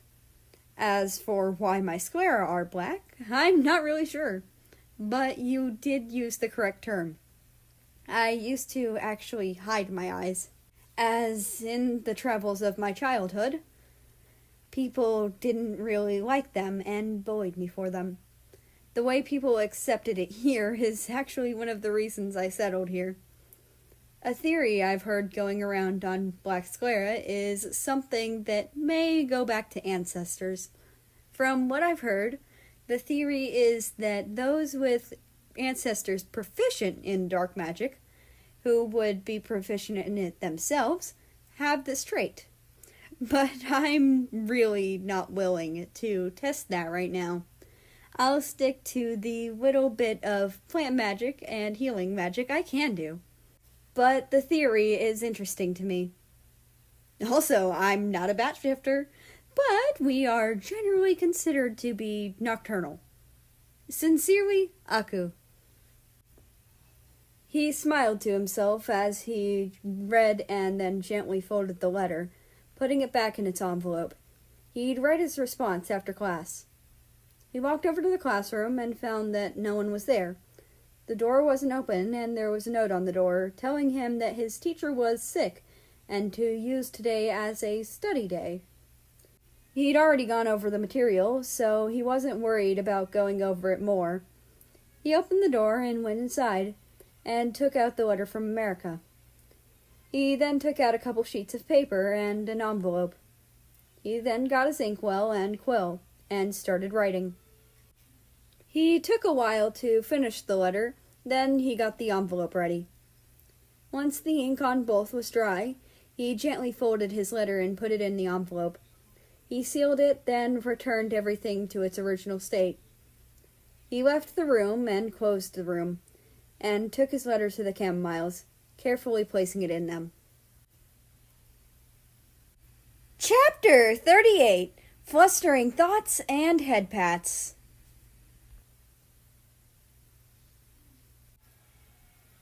America hummed to himself, getting himself ready as soon as his door was closed. Then he grabbed his letter, putting it in his messenger bag. Once he was ready, he headed out. He got 2 meals from the kitchen, hoping Russia would enjoy what he grabbed. He then headed to his office, making his way to his office quickly, stopping by the camomiles to leave his letter, before getting to his office as quickly as he could. He opened the door to his office and made his way over to his spot at his desk, checking the clock on the wall. He was 3 minutes early. He didn't like that he was just barely on time, but there wasn't much he could do. Though he did feel a bit more accomplished. He'd managed to calm the prince down from a nightmare and help him sleep easy. As before he'd taken the potion from Japan, he woke to the slightest touch. He was a very light sleeper. He didn't wake up to Russia moving his hands under his shirt, meaning it happened when he was in a deeper state of sleep. He'd ask Russia about why he did that in his sleep in the first place, as he was curious, but also concerned. Though he thought Russia probably just slept hugging a pillow most of the time. What had caused his hands to wander up his shirt, though, he wasn't sure. However, he wanted to find out. If Russia knew why, that is. After a while of thinking, he was snapped out of his thoughts by the sound of footsteps headed towards his office. He looked towards the doorway, ready to greet the person who walked through the door. Soon, he saw it was Russia and smiled a little, happily greeting him. "Hey, Russia!" he purred, a smile on his face. He wanted to speak with Russia for a second and allow him to get comfortable before he started to ask him about it. "Good morning, America," Russia said as he stepped into the room, wandering closer to America. I want to apologize again for putting my hands up your shirt." America gestured to the chair on the other side of his desk, inviting Russia to sit down. Once he had taken a seat, America decided to get the question out of the way. Why had he put his hands up America's shirt? "You were asleep. You weren't aware that's what you were doing," America reassured gently, giving him a soft smile before he spoke again. "Though I have to ask, why you did? Do you know what you were dreaming about?" "I don't know. I don't remember what I was dreaming about. I guess I do tend to wake up cuddling a pillow. I just held on to you like that pillow," Russia mumbled, confirming America's suspicion. America nodded and smiled at him. "Well, don't worry about it," he said, humming a little. "If you remember, please tell me what it was, 'cause I'm curious." Russia nodded and smiled, looking over at him with a fond smile. "I'm not done with the art piece, so maybe you'll get to see the piece before I get it to Neeks," America chuckled, reaching into his messenger bag and pulling out his unfinished art. Russia seemed to get excited at that, definitely wanting to see America work on it. So, America happily pulled out his materials and started to work on it. "Hey, America?" Russia spoke up as America began working on the art. "Yeah, Russia?" America responded, stopping his work for a second to look at Russia. He wanted to make sure Russia knew that he had his full attention, even if he was working on art or something else. "Do you mind if I call you Zebdia?" "I don't mind, so feel free to," America said, going back to his art. America paused for a second before switching to a slightly flirty tone. "Was your dream about me?" What?" Russia sounded flabbergasted and very, very flustered. Why would you think that?" Well, you just said that nickname in your sleep," America said with a small chuckle. "You said, and I quote, 'No, I want to stay with stars,' when I was trying to wake you." I don't remember the dream, but I guess the dream probably involved you." Russia sounded embarrassed, or even more flustered. Which it was, America wasn't sure. But he mentally shrugged it off as he went back to working on his art piece. He gently erased the lines of his sketch and took out his watercolor and brush before he started to color the image. "I'm curious, why have you solely been saying the nickname you have for me solely in Russian?" America asked, continuing his work on the piece. "I admittedly would do the same, but with Latin." "Zebdia? Oh, well, it just makes me feel closer to you, and Russian is my first language, so I heavily prefer it," Russia explained, likely looking at him as he could feel someone's eyes on him. "Thanks for telling me, Russ," America said with a soft smile on his face. "I've been meaning to ask if I could give you a nickname as well." Oh, you mean Russ? I don't mind. No, like you, my nickname would be in a different language. America quickly corrected, letting out a quiet giggle. The nickname would be Mons Leo. What language is that in? It's not one I've heard before, well, other than from you. Russia seemed genuinely curious about the language. Also, could you tell me what it means? I'm curious, and you understand what my nickname for you means. It means mountain lion, America mumbled, looking away nervously. Oh, mon sounds like moi or mon, so I thought it meant something like mine. Russia admitted with a laugh. It doesn't! America yelped, flustered. He stopped using the watercolor so that he didn't mess up the piece. Russia just laughed a little more, and then he felt someone ruffling his hair. He felt a blush come onto his face, knowing that it was Russia, but he quickly calmed himself and went back to working on the art piece. He finished the piece a little before lunchtime, so he let Russia look at it as he got both meals for them. Russia seemed to like the art, and once the other was done looking at it, they ate their lunch peacefully. Chapter 39: Remembered Dreams and Coming Storms. Russia found himself smiling as he walked back to his room. Dinner had been odd. His father had questioned where he'd been the night before and why he hadn't been in his room when Soviet had come to wake him. He just told him that he'd had a nightmare, went to the person he'd lost in it to reassure himself that they were alive and that they'd let him stay the rest of the night. He didn't mention who it was, especially since he was in front of his siblings. He really didn't want to end up like his sister Ukraine, who had sneezed on him before he headed to his room. It obviously wasn't on purpose. She probably was just minorly sick. Once he stepped into his room, he looked around, greeting his cats, Anatoly and Tux. He pet Anatoly and attempted to pet Tux before taking a seat on his bed. His face heated up as he was hit by the dream. He'd been cuddling America on his bed. They were dating, and then they'd started to do things. He'd started to mess with his neck and slide his hands up and down his body.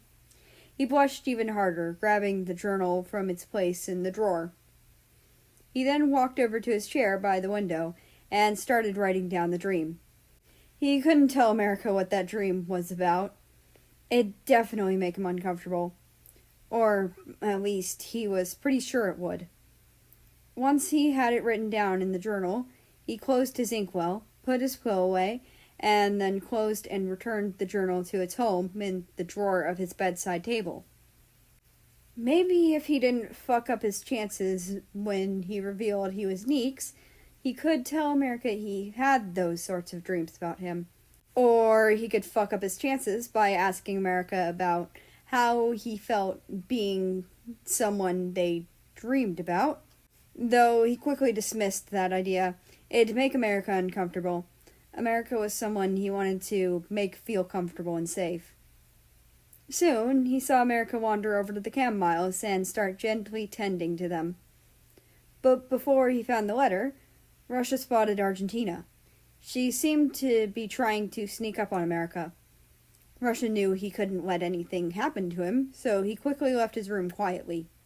As quickly as he could, he got outside and went over to the camomiles.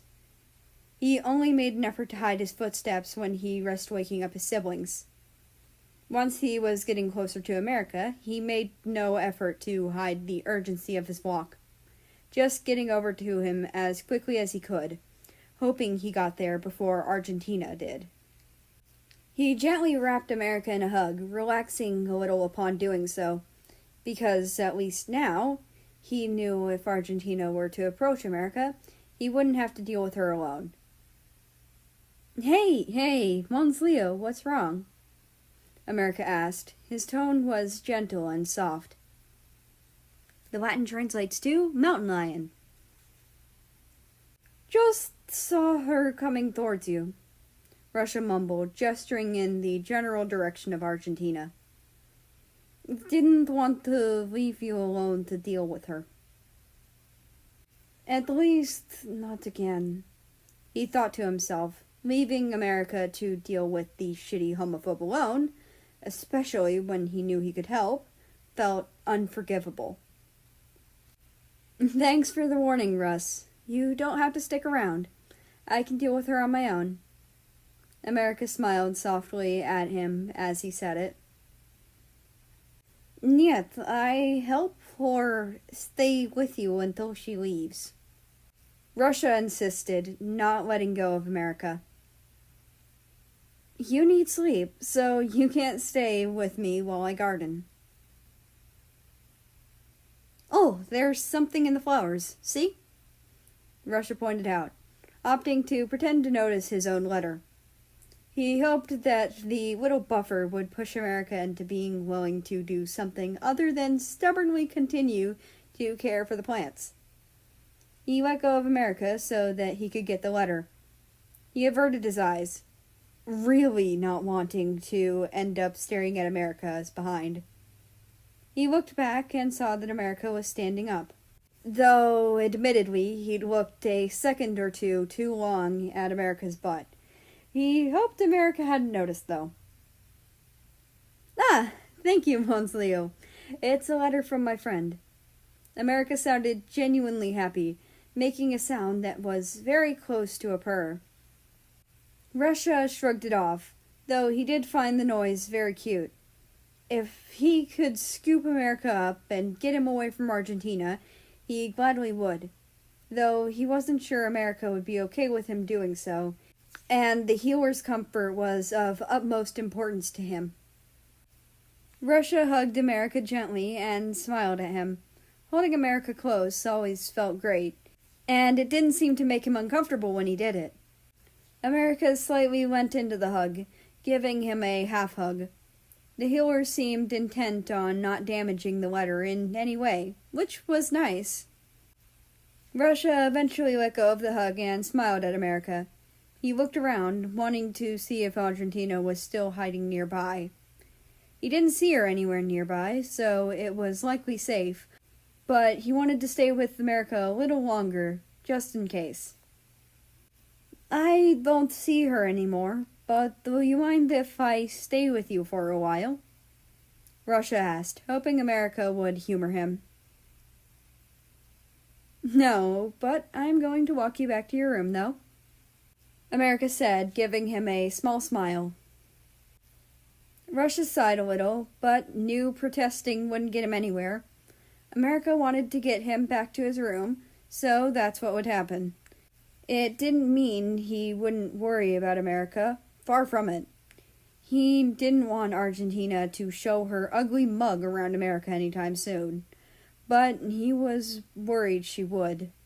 Russia hoped this would be enough of a buffer time for her to give up for the night and leave America alone. All right, he said, stopping himself from sighing again. He was worried, but knew America would be fine on his own. America smiled at him again and gave him another half-hug before beginning to lead him to his room. Once they were there, Russia gave America another hug before he went back to gardening. America let out a quiet laugh and smiled at him. Good night, Russ. See you tomorrow. Russia smiled a little as he slowly pulled away from the hug. Good night, Zebdia. Russia waved bye to America before going back into his room. He closed his window, getting the distinct feeling it was going to rain, which was backed up by how Anatoly was going about grooming himself.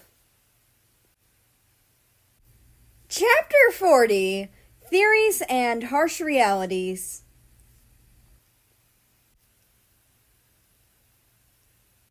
America walked back to the flowers, quickly and quietly. He was thankful for Russia having stopped Argentina from getting to him, but he couldn't stand to be the reason that the other lost more sleep. Because, unlike himself, sleep was a necessity for Russia. Soon enough, he was back at the camomiles. He placed the letter down beside himself before he started to tend to the camomiles. Once he was done, he grabbed the letter from beside himself and gently opened it. Dear Aku, aw, darn. Well, I'm closer to meeting you. The closer I get, the more anxious and excited I get. I'm excited, but I'm worried that you may not like me when you find out who I am. Also, I love the crow. Doesn't he call Prince Russia Papa? Malifaux are always fun, so I'm glad you like them. Well, I'm pretty sure if they flirt with you, it means you have a chance. If not, I don't know what it means. Anatoly is a good cat most of the time. He's very cuddly and is adorable. Also, I have no idea what the effects of opium puppies other than pain relief, but based on context, I would hazard to say it's not a good thing. Also, I think that's really cool. I've only ever heard of magic being sealed away on an individual basis, never an entire race. That's very interesting, and I would love to hear more about it eventually. I'm glad you're more comfortable here. I'm glad you settled here. I personally think your eyes are cute, and I will never understand why they were made fun of. And that sounds like an interesting theory. Maybe we can look into it when we meet up. Well, my guesses are wolf of some kind, canine, or possibly deer. Am I close or not? Sincerely, Neeks. America smiled a little bit as he read through the first part of the letter, glad that Neeks was also excited to meet him. But he hoped he could ease his anxiety on it as well.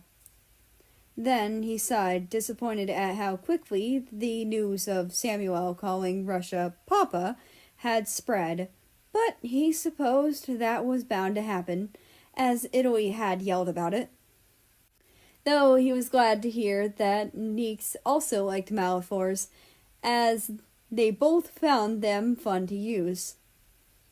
He sighed a little, finding Neeks a little naive in thinking that flirting usually meant that someone would have a chance.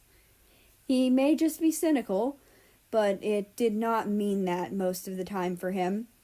People had done it as a joke, a dare, or simply just to show him how no one could love him with eyes like his. He was likely just cynical in this particular case. Neeks probably had better experiences with flirting, and probably knew what it should have meant to him. He wished he could have grown up here. People didn't actually mind his eyes here. They just saw them, shrugged, and moved on with their days. He'd even had a few people say something like, "Ooh, you have pretty eyes like my grandma." Or, "Oh, cool, you have cool eyes like my friend." He smiled a little to himself as he read about what Neeks knew of magic being sealed away. He'd have to tell him more about what he knew later. Maybe they could look into it after they met. It'd be something they'd both hopefully enjoy. Sadly, unlike Neeks, he knew well that people didn't like his eyes, and why they proclaimed that they didn't like them.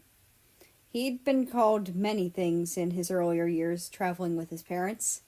They'd called him things like demon, freak, monster, lost face, shame, disgrace, ignominy, embarrassment, mistake, blemish on existence, antichrist, that thing, howling fantod, abomination, delayed abortion, curse to this world, blasphemy against nature, and many other degrading and dehumanizing things. He was glad that Neeks found the theory interesting and felt excited to look into it with him when they met up. He found himself laughing a little as he read the guesses. It was a good-natured laugh, as those were far off from what he was, though he was disappointed that he hadn't gotten it, as he was excited to meet up with Neeks. Once he had finished reading the letter from Neeks, he gently folded it and put it in his messenger bag. After that, he smiled to himself and continued to garden. As he did, he found himself lost in thought.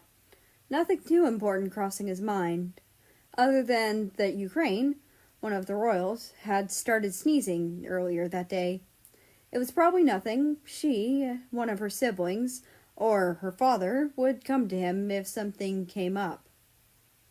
Though he ought to make sure that she got a good night's rest, just in case she'd caught something. He ought to check that before he went back to his room for the night. But before he finished gardening, it started raining, which was nice, though he didn't have an umbrella, so he moved a lot quicker to get the gardening done.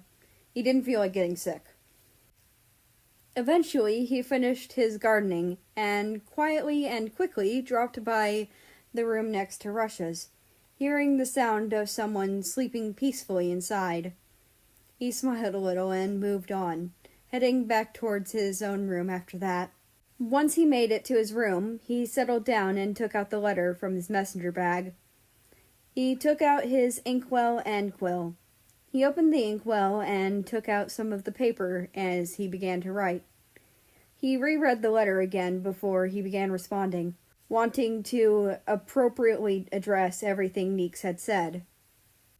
Once he was done with his response, he set it aside to dry and took out an envelope, writing the usual "From Aku to Neeks" on it. He hoped that Neeks would guess correctly soon, as although it may be a little selfish, he wanted to talk to him in person and hang out with him.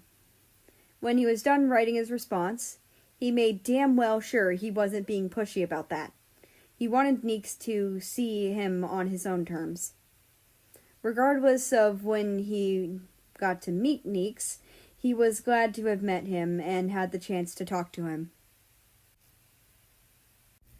Chapter 41, Catmint and Daydreams. Russia yawned a little as he woke. He stretched a bit before getting out of bed and grabbing his clothes. He headed to the bathroom and set his clothes on the counter, locked the door, then started to shower. He hummed to himself as he washed his hair. He then cleaned the rest of himself, got out of the shower, and turned it off. He grabbed a towel and dried himself off quickly. He made sure to dry his hair as much as possible, wanting to be able to wear his ushanka today. Once it was done drying off, he hung up the towel to dry. He then grabbed his clothes and started to get dressed. Once he was dressed, he left the bathroom and went back to his room to grab his ushanka. Once he was in his room, he put on his ushanka and then went out to the dining room. He was expecting to be the only one there for a while, but found that he wasn't. His father was also there. "You want to tell me where you were the other night?" his father asked, the question seemingly coming out of nowhere. I had a nightmare about losing America, so I went to his room to remind myself he was still fine. Russia explained, quite confused. "And you weren't in your room this morning because?" "Russia, you gave me a heart attack when I went in to wake you up." His father prodded. "He invited me to stay after I pulse-checked him several times," Russia added, looking away. He didn't feel like mentioning how tightly he was hugging America, and how he refused to let go of him at first. "Okay, just leave a note next time. That was quite the scare," his father said, sending him a nod. With that, he hummed to himself and got his breakfast early. He'd eat alone, then he wanted to look into some stuff in the library. He wanted to see if he could collect some herbs to offer America, see if he could help. He knew he'd have to collect some catmint, also known as catnip, because it was known to be helpful for stomach cramps. As soon as he finished his food, he dealt with the plate and then bolted off to the library. Once he got there, he could hear the crackles of the fire, but also the pitter-patter of rain. Well, he was certainly glad he'd closed his window last night before he went to bed. He grabbed a few books on herbs, read through them quickly, and memorized their general uses and how they looked. He decided to return to his room to put his ushanka away before running out to collect some of the herbs. He ran out into the rain and cringed a little, but continued his little quest. First, he collected the catmint, then found his way to a few other things that grew at the castle, like mint, which was ground up and made into a paste that could be used to soothe aches, or valerian, which was a root used to help reduce anxiety.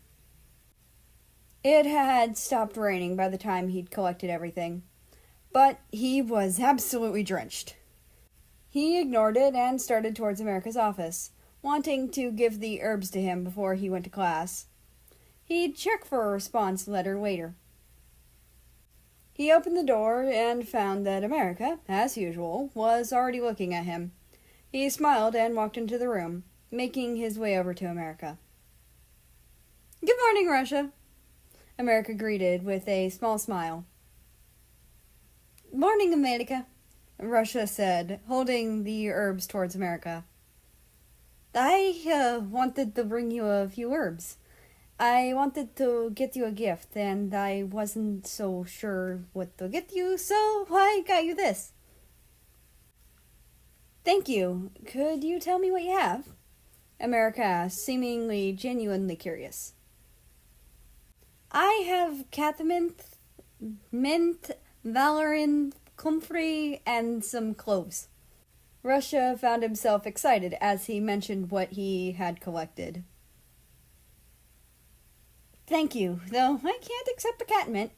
It will make me high for a lack of better term," America admitted sheepishly, rubbing the back of his neck. Russia separated the catmint out and handed the other herbs to America. He now knew what to make his guess.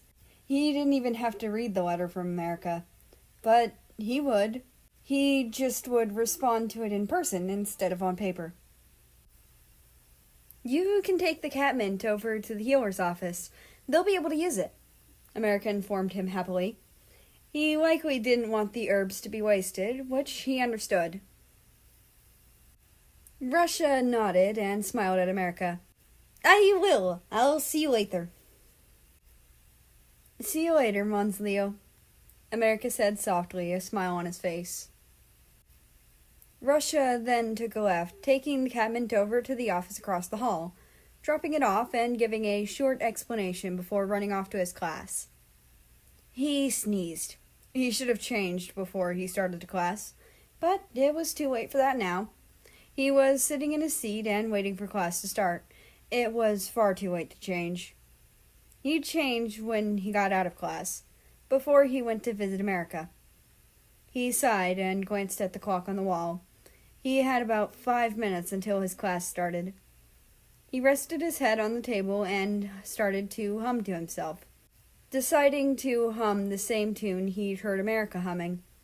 It made him feel less bored and less alone while he waited. Eventually, the clock probably struck the proper time because he heard the door open and his teacher come in. He lifted his head and smiled, ready to listen to whatever his teacher had to teach him today, though, admittedly, there were many places he'd rather be, or things he'd rather be doing, than this. But that was neither here nor there. He quickly found that today was a day where he'd be stuck in a boring part of history. He'd already researched the era enough. He'd do fine without the lecture. He supposed maybe zoning out a little to think about America wouldn't hurt too much. Chapter 42, Storms and Potential Flirts. America sighed, not feeling like leaving until it stopped raining. It'd been raining since soon after he got back to his room last night, at around 2 in the morning. It'd been raining for 6 hours, and he had wanted to head to his office. He'd eaten breakfast a little after 7, and it'd still been raining then. It had been lightening up a bit, so maybe he'd be able to head out soon. As he waited for the rain to leave entirely, he grabbed a covering for his letter to Neeks, as he wanted it to be intact when it got to him. He carefully encased it in the waterproof casing and walked out of his room and headed towards his office as quickly as he could. He stopped by the chamomile first, nestling his letter carefully among the wet petals and leaves. Once he was content with its placement, he stood back up and continued to walk toward his office. A little bit after his shift had actually started, he'd had an ever so slightly embarrassing interaction with Russia. He had to admit to the fact that he was affected by catnip. He didn't like how much that revealed about him and hoped Russia wouldn't tell anyone. He needed that mystique and the danger that came with the unknown to get his patients to listen to him. But knowing Russia, and knowing that they were friends, he probably wouldn't tell anyone. He sighed a little and looked at the herbs in his hands. He smiled. Maybe he did have a chance after all. Maybe, but he wouldn't hold his breath over it. He smiled and gently placed his herbs on the counter and began to sort them into piles so that he could put them away. Once he had them sorted into the files, he carefully and gently put them in their respective places. As soon as he had them put away, he went back to his desk and sat in the chair. There really wasn't much for him to do at the moment but wait. He started humming to himself as he pulled out a piece of paper, deciding to doodle. He lost track of time with the combination of humming one of his favorite tunes and drawing. He was only snapped out of it when he heard someone coming close to his office. So he looked up, stopped humming, then looked at his doodles. He quickly flushed when he found that he'd drawn Russia. He quickly hid the sketch in his drawer before the door opened. When the door opened, he saw who was in the doorway. He was glad he'd gotten the art hidden away as quickly as he had. He quickly calmed down the heat on his cheeks and greeted Russia happily. "Hey, Russ, it's nice to see you again." Though he noticed something about Russia's expression shift. He couldn't place his finger on what had exactly shifted, but he could tell that he'd gone from annoyed to content after seeing him. So he chalked the look up to something having annoyed him earlier. So he hoped maybe he could ease the annoyance. He got up and walked over to Russia, giving him a gentle hug. The other was in a different outfit. He was glad. He hoped maybe that he'd done that before he'd left to go somewhere. "Hello, Zibdia," Russia said, sounding excited to be around him. He also scooped America up into a hug, which seemed to make Russia even more happy. "So, how are you? You looked a little annoyed when you came in here," America hummed, not moving from the hug, choosing to return it and allow himself to be held.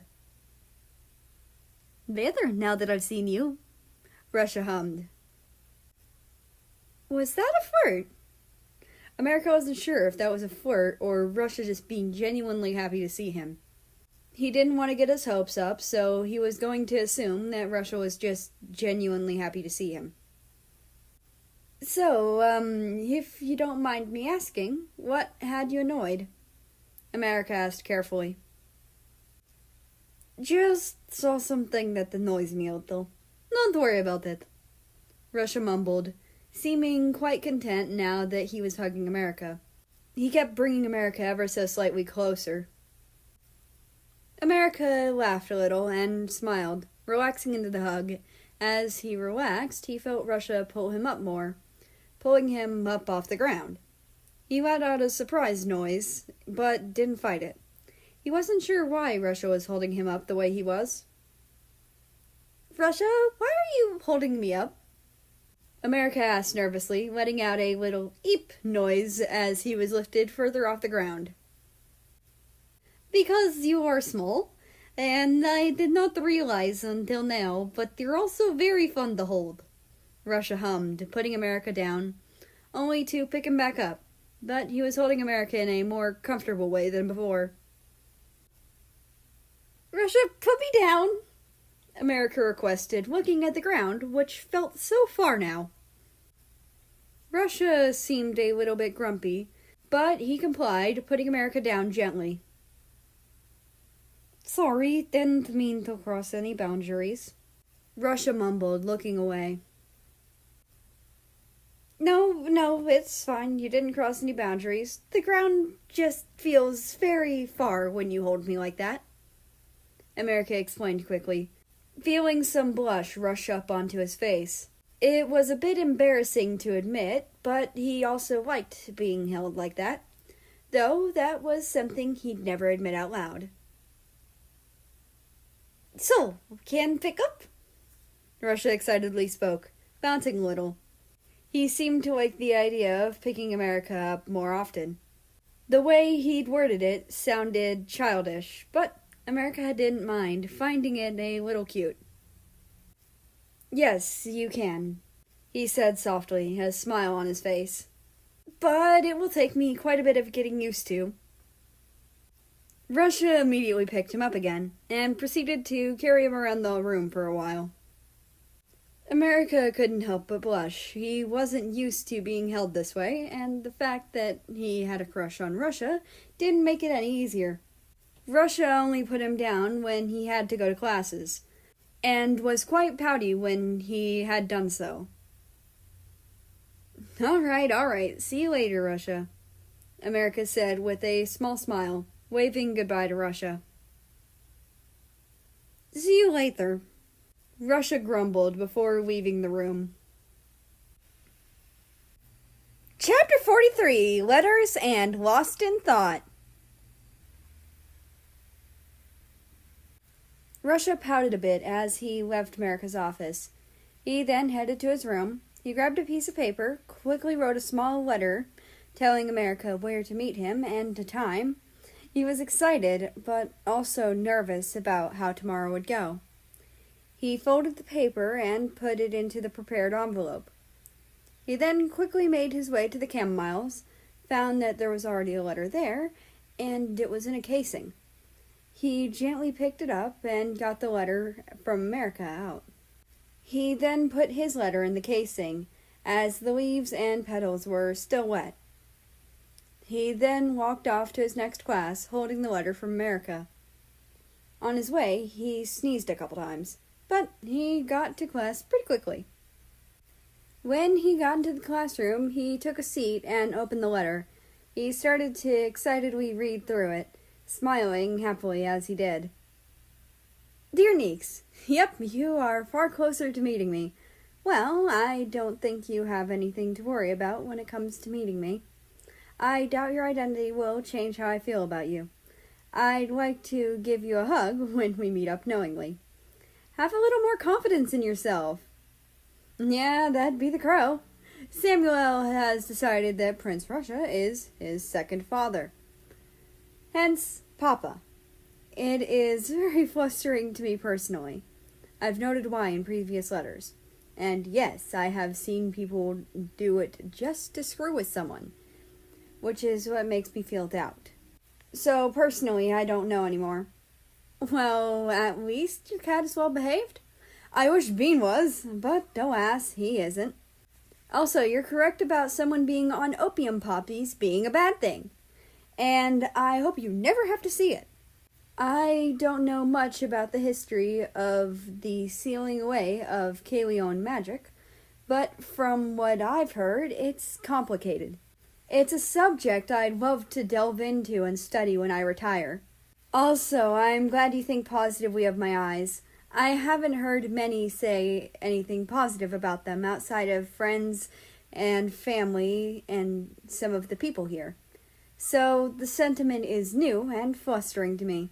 And people find them creepy, call them natural. So, hearing that someone finds them otherwise is, I don't know. And that'll be fun. I would like to spend some time with you and look into that. Well, neither are right, but often what I am considered is the opposite of one of your guesses. Sincerely, Aku. Russia frowned a little, finding out that compliments about his eyes were new to America. He'd have to make sure that America knew that he found them beautiful. He smiled and let out a sigh, knowing that the letter gave him a perfect out to have made his letter what it was. America had given him quite the large hint, but he didn't mind, especially since it'd conceal his identity for just that little bit longer. He feared he was in the final stretch of what time that America was willing to be near him. So he was happy he'd gotten to pick America up. He hoped America would stay true to his word of not judging. He knew America had a good track record of keeping promises, but he worried that this might be different. America admitted to finding you attractive, Russia reminded himself, getting himself to relax. America keeps his promises, and they's been fond of me in person and through the letters. Hell, he might even... No, stop it. Don't hope too much. He probably doesn't feel that way. He snapped himself out of the train of thought. America probably had no romantic interest in him. Though that hadn't stopped him from fantasizing, he reminded himself. He could do well to have a little hope. Maybe America would allow him to hold him again, or cuddle him. He couldn't help but wonder if America had any markings on his body, like freckles or stripes of color. God, if America had freckles, he doubted he'd ever be able to stop touching, tracing, and kissing them, if he did. He'd have to ask America when they met, and if he did, he'd have to contain himself. He was more than happy with what he already had, in that he was close to America. He snapped away from these thoughts when he heard the door open behind him. When he heard his teacher introduce the topic, he internally groaned. 2 topics he'd had talked to death to him in a row. This time it was literature, and he'd already read in the library and found it boring. But the way the teacher was talking had promised him a lecture, which he wasn't exactly interested in. He'd be able to push through it and listen. He was dead wrong. His thoughts wandered, and he'd found himself slowly delving into daydreams about America. Daydreams about innocent I love yous, cuddling, holding, kisses, and just overall love and affection. He'd even daydreamed about dancing with him and spinning him into a kiss. As soon as the lecture was over, he was snapped out of his thoughts by the closing of the book. He folded the letter, putting it in the envelope, and then headed back to his room. He dropped off the letter excitedly and then headed to his dancing classes. His little daydreaming about dancing with America had invigorated him. With that class, he was energized when he started and ended, when usually he was, admittedly, a little tired. But since he wasn't at the moment, he decided that he'd spend more time with America, while he had the chance. He sneezed again on his way to America's office. He really wasn't sure what was up with him sneezing today, but he shrugged it off and continued towards America's office. Once he was there, he carefully opened the door, now understanding why America knew he was coming whenever he was. He hoped America would let him see him in a half-shift form, as he was convinced America would be adorable. But he wouldn't push it, though he would ask at some point after his little reveal. He snapped out of his thoughts when he heard America ask if he was okay. He flushed a little out of embarrassment. Usually he was a bit better about keeping his thoughts from wandering, but today was a really off day for him, he supposed. Chapter 44, Regaining Energy and Last Letter Received. Hey, Russia, it's good to see you back. America happily greeted Russia, who was standing in his doorway. There was a good few minutes of silence where Russia didn't respond. That worried him a bit, but Russia was probably just zoned out. He got up and walked over before trying again.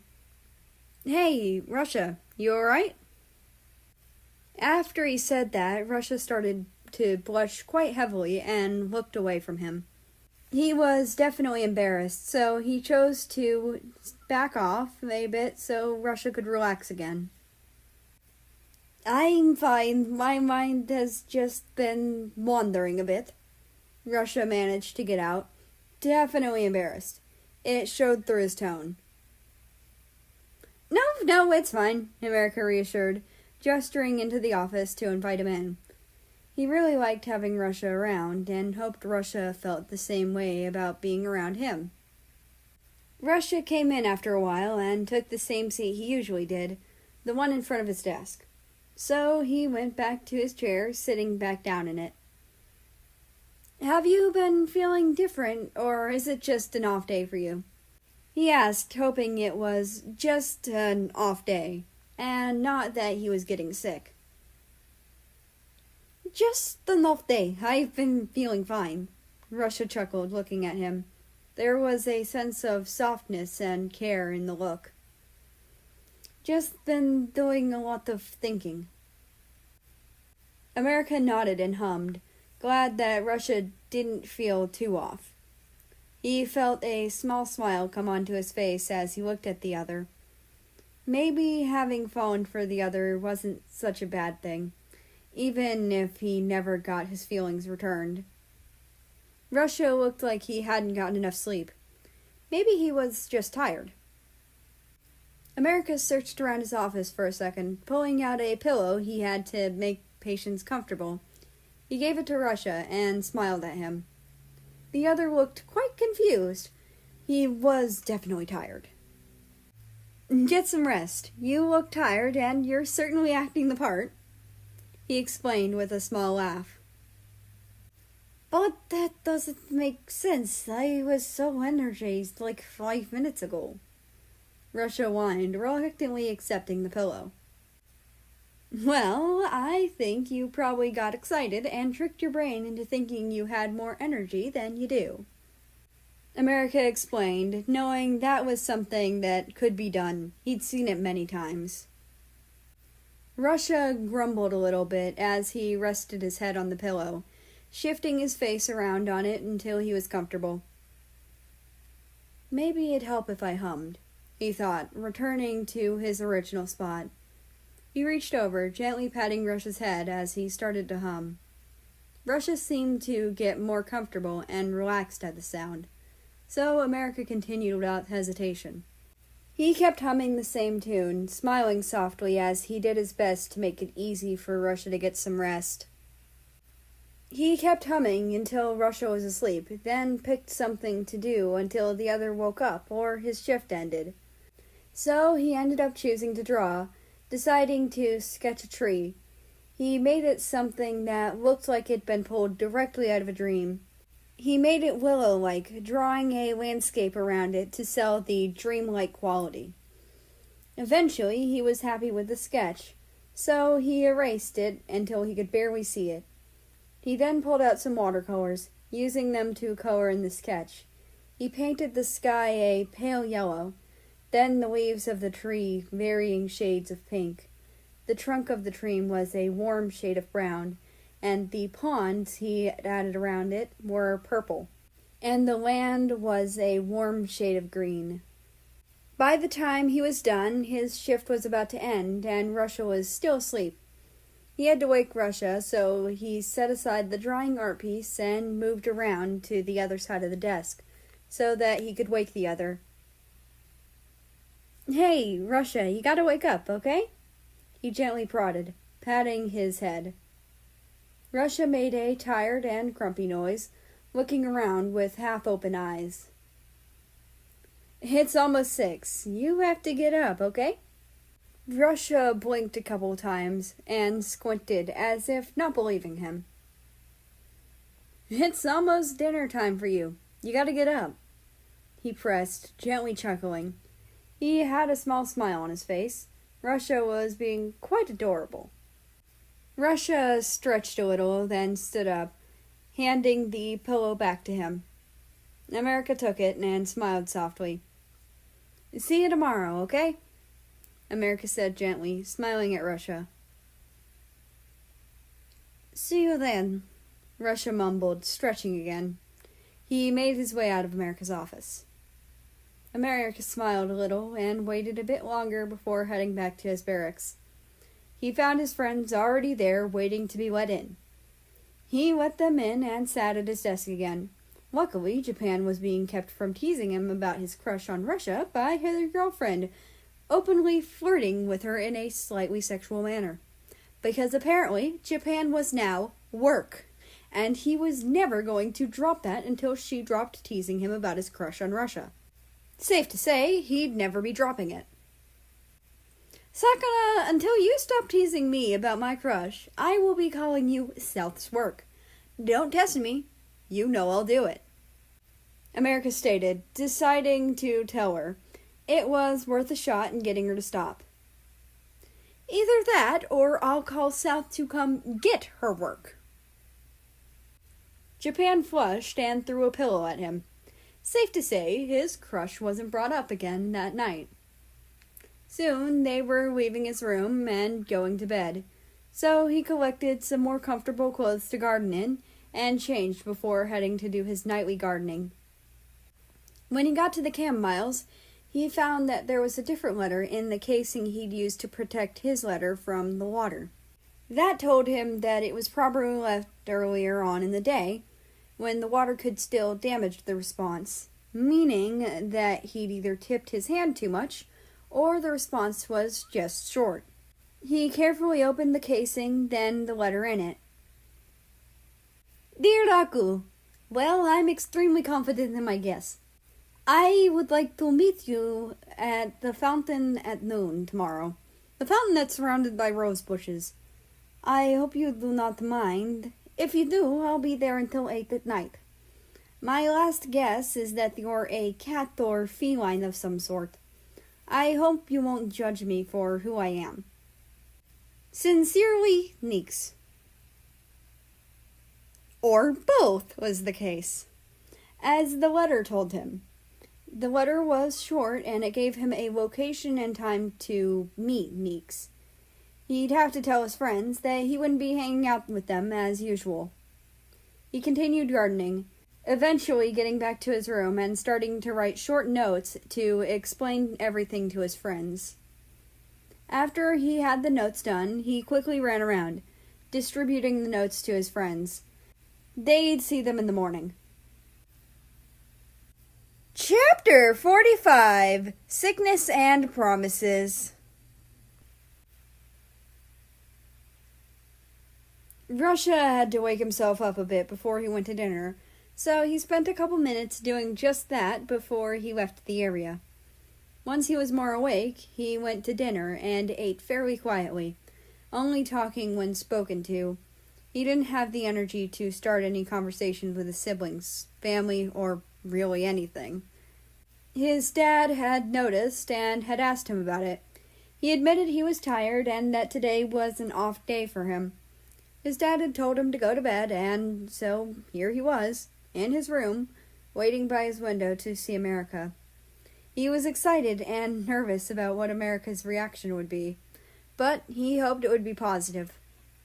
He smiled when he saw America come over to the camomiles and get the encased letter from them. He noticed that America seemed to get spooked after opening and reading the letter. He hoped he hadn't actually scared him, but smiled as America relaxed again. He was glad he wasn't too spooked. He sighed a little and rubbed his eyes, going back to his bed and laying down. He wasn't feeling very well, and hoped he'd feel better in the morning. He tossed and turned in the bed before eventually falling asleep. It was a fitful sleep, but sleep nonetheless. He woke up and he was shivering, but not cold. The blankets were off him, and he wasn't cold. He was sweating. He also felt less energetic than before. He'd be able to function, but he would feel like shit if he tried. Plus, he'd promised to be by the fountain for most of the day. He couldn't just not be there whenever America decided to show up. He also didn't want the information that he was feeling under the weather to get back to America, because then there was no way in hell he'd be getting to the fountain before America did. Plus, he wasn't even that sick. It wasn't the sickest he'd gotten, and America watching over him while he had what, at most, was a one-day cold would be overkill. So he got up and stretched, not succeeding in making himself feel better. He grabbed some clothes and haphazardly got himself ready for the day, hoping no one would call the little healer to come and force him back to bed. He headed down to the dining room tiredly, getting himself something to eat before taking a seat at the table. While he was eating, his father came in, took a good look at him before rolling his eyes. "Back to bed with you," his father stated. "Or do I have to call your little crush to come make you?" Russia flustered a bit, but finished eating. "I'm not gonna," he grumbled, blinking tiredly. Soviet looked at Russia, then hummed, walking off. Russia shrugged, not sure what his dad was going to do. America wasn't on shift yet, and wouldn't be here for about another hour and a half, so he would probably be fine. He didn't think Soviet would bother America before his shift started. So he continued to eat. He'd probably be fine for the next hour and a half. America would probably then have initiative to kick his ass to bed because he'd be in working hours. He continued to eat, getting up to clean his plate after he finished eating. He was in the middle of cleaning when he was pulled away from the sink. He reached to turn it off and started to look around, confused. "I'm taking you back to bed." America's voice was gentle but stern. He heard a quiet chuckle from the other. "Come on." Russia found that America was the one who pulled him away from the sink. He was surprised. He didn't think that America would be around the castle at the time. "Surprised, Russ," America said with a small laugh. "I like to show up this early. Plus, it's actually later than you thought." "What do you mean?" Russia asked, blinking tiredly. "It's actually only a little past 8. I'm only about an hour early," America said gently, continuing to pull Russia away from the sink and out of the kitchen. "Let me finish cleaning my plate," Russia mumbled, struggling to move towards the sink again. "Plus, I have stuff to do today." "I have to check you for a fever." America let out a small laugh before he finished his thought. "And the thing you have to do is rest." "No, I have a thing to do. A promise to keep," he grumbled, continuing to struggle. "Plus, I'm not even that sick." You were too tired to realize what time it is, and that I was getting close," America remarked, continuing to get Russia out of the kitchen. "So, come on." Russia grumbled a little, and continued to resist. "I'll pick you up again." America hummed out the threat. It wasn't a threat, per se. Russia just didn't want to go back to bed. "So, either I pick you up and carry you there, or you go by choice." Russia ignored this and continued to struggle against America's hold on him. He would very much like to continue his day and wait by the fountain as he promised. "And I'm certain that whoever you promise to do something with or for will understand," America said softly, smiling a bit at him as he opted to lift Russia up. Russia struggled a bit, trying to get down. He had to get to the fountain by noon and stay there. He had promised to be there, and he couldn't exactly tell America with another note. There was no taking it back. He had to be there. America gently placed Russia on the bed, carefully moving a hand to see if Russia had a fever, which he did. America started taking a few things out of his bag, knowing he had a few things that he could use to help lower the fever. He was lucky he had some Bavarian and yarrow in his bag.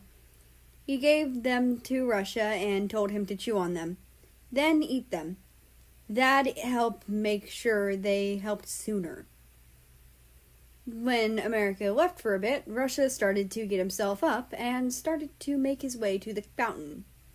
He was stopped by America, who had likely started looking for him.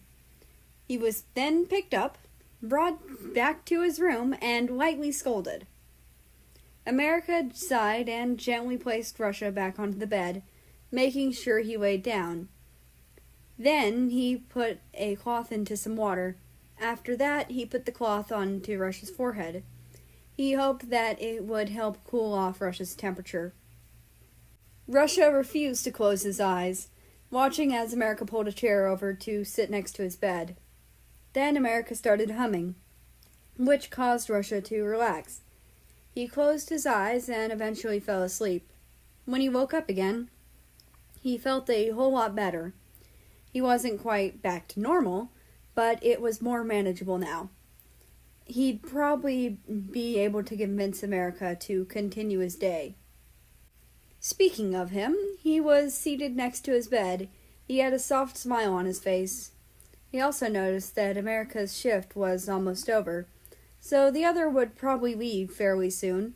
So he pretended to be asleep, as if America knew he was awake, he'd probably stay with him until he genuinely fell asleep again. After what felt like hours, but was probably 10 or 15 minutes, he heard America get up, move his chair back, then leave the room. He opened his eyes, carefully scanning the room to make sure that America had actually left before getting up and opening his window. He climbed out of the window, choosing to take the fastest way he could to the fountain. As soon as he got on the ground, he made his way to the fountain, taking a seat on one of the benches by it. Because of how he'd opted to get there, he was there before America. He hoped America didn't try to come here while he was asleep, but he knew that the other probably wouldn't have left him alone while he was in bed. So the fear that that was the case was unfounded. He sighed a little, anxiously rubbing his forearm. He hoped America would get there soon. He heard some noise and perked up, looking in the direction it had come from. Upon looking, he saw America was coming towards him and the fountain. He smiled to himself anxiously and tried to make himself more presentable. When America got over, he immediately went to checking on him, seemingly not paying any mind to the fact that he was Neeks. He seemed more concerned with getting him to bed and making sure he was actually okay, which was a relief. "Now that you know I'm Neeks, what are you going to do?" he asked, smiling anxiously again. Chapter 46, Revelation and Dances.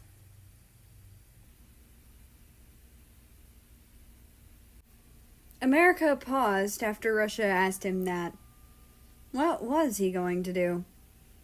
He was going to get him to get some rest, and then they could talk about it.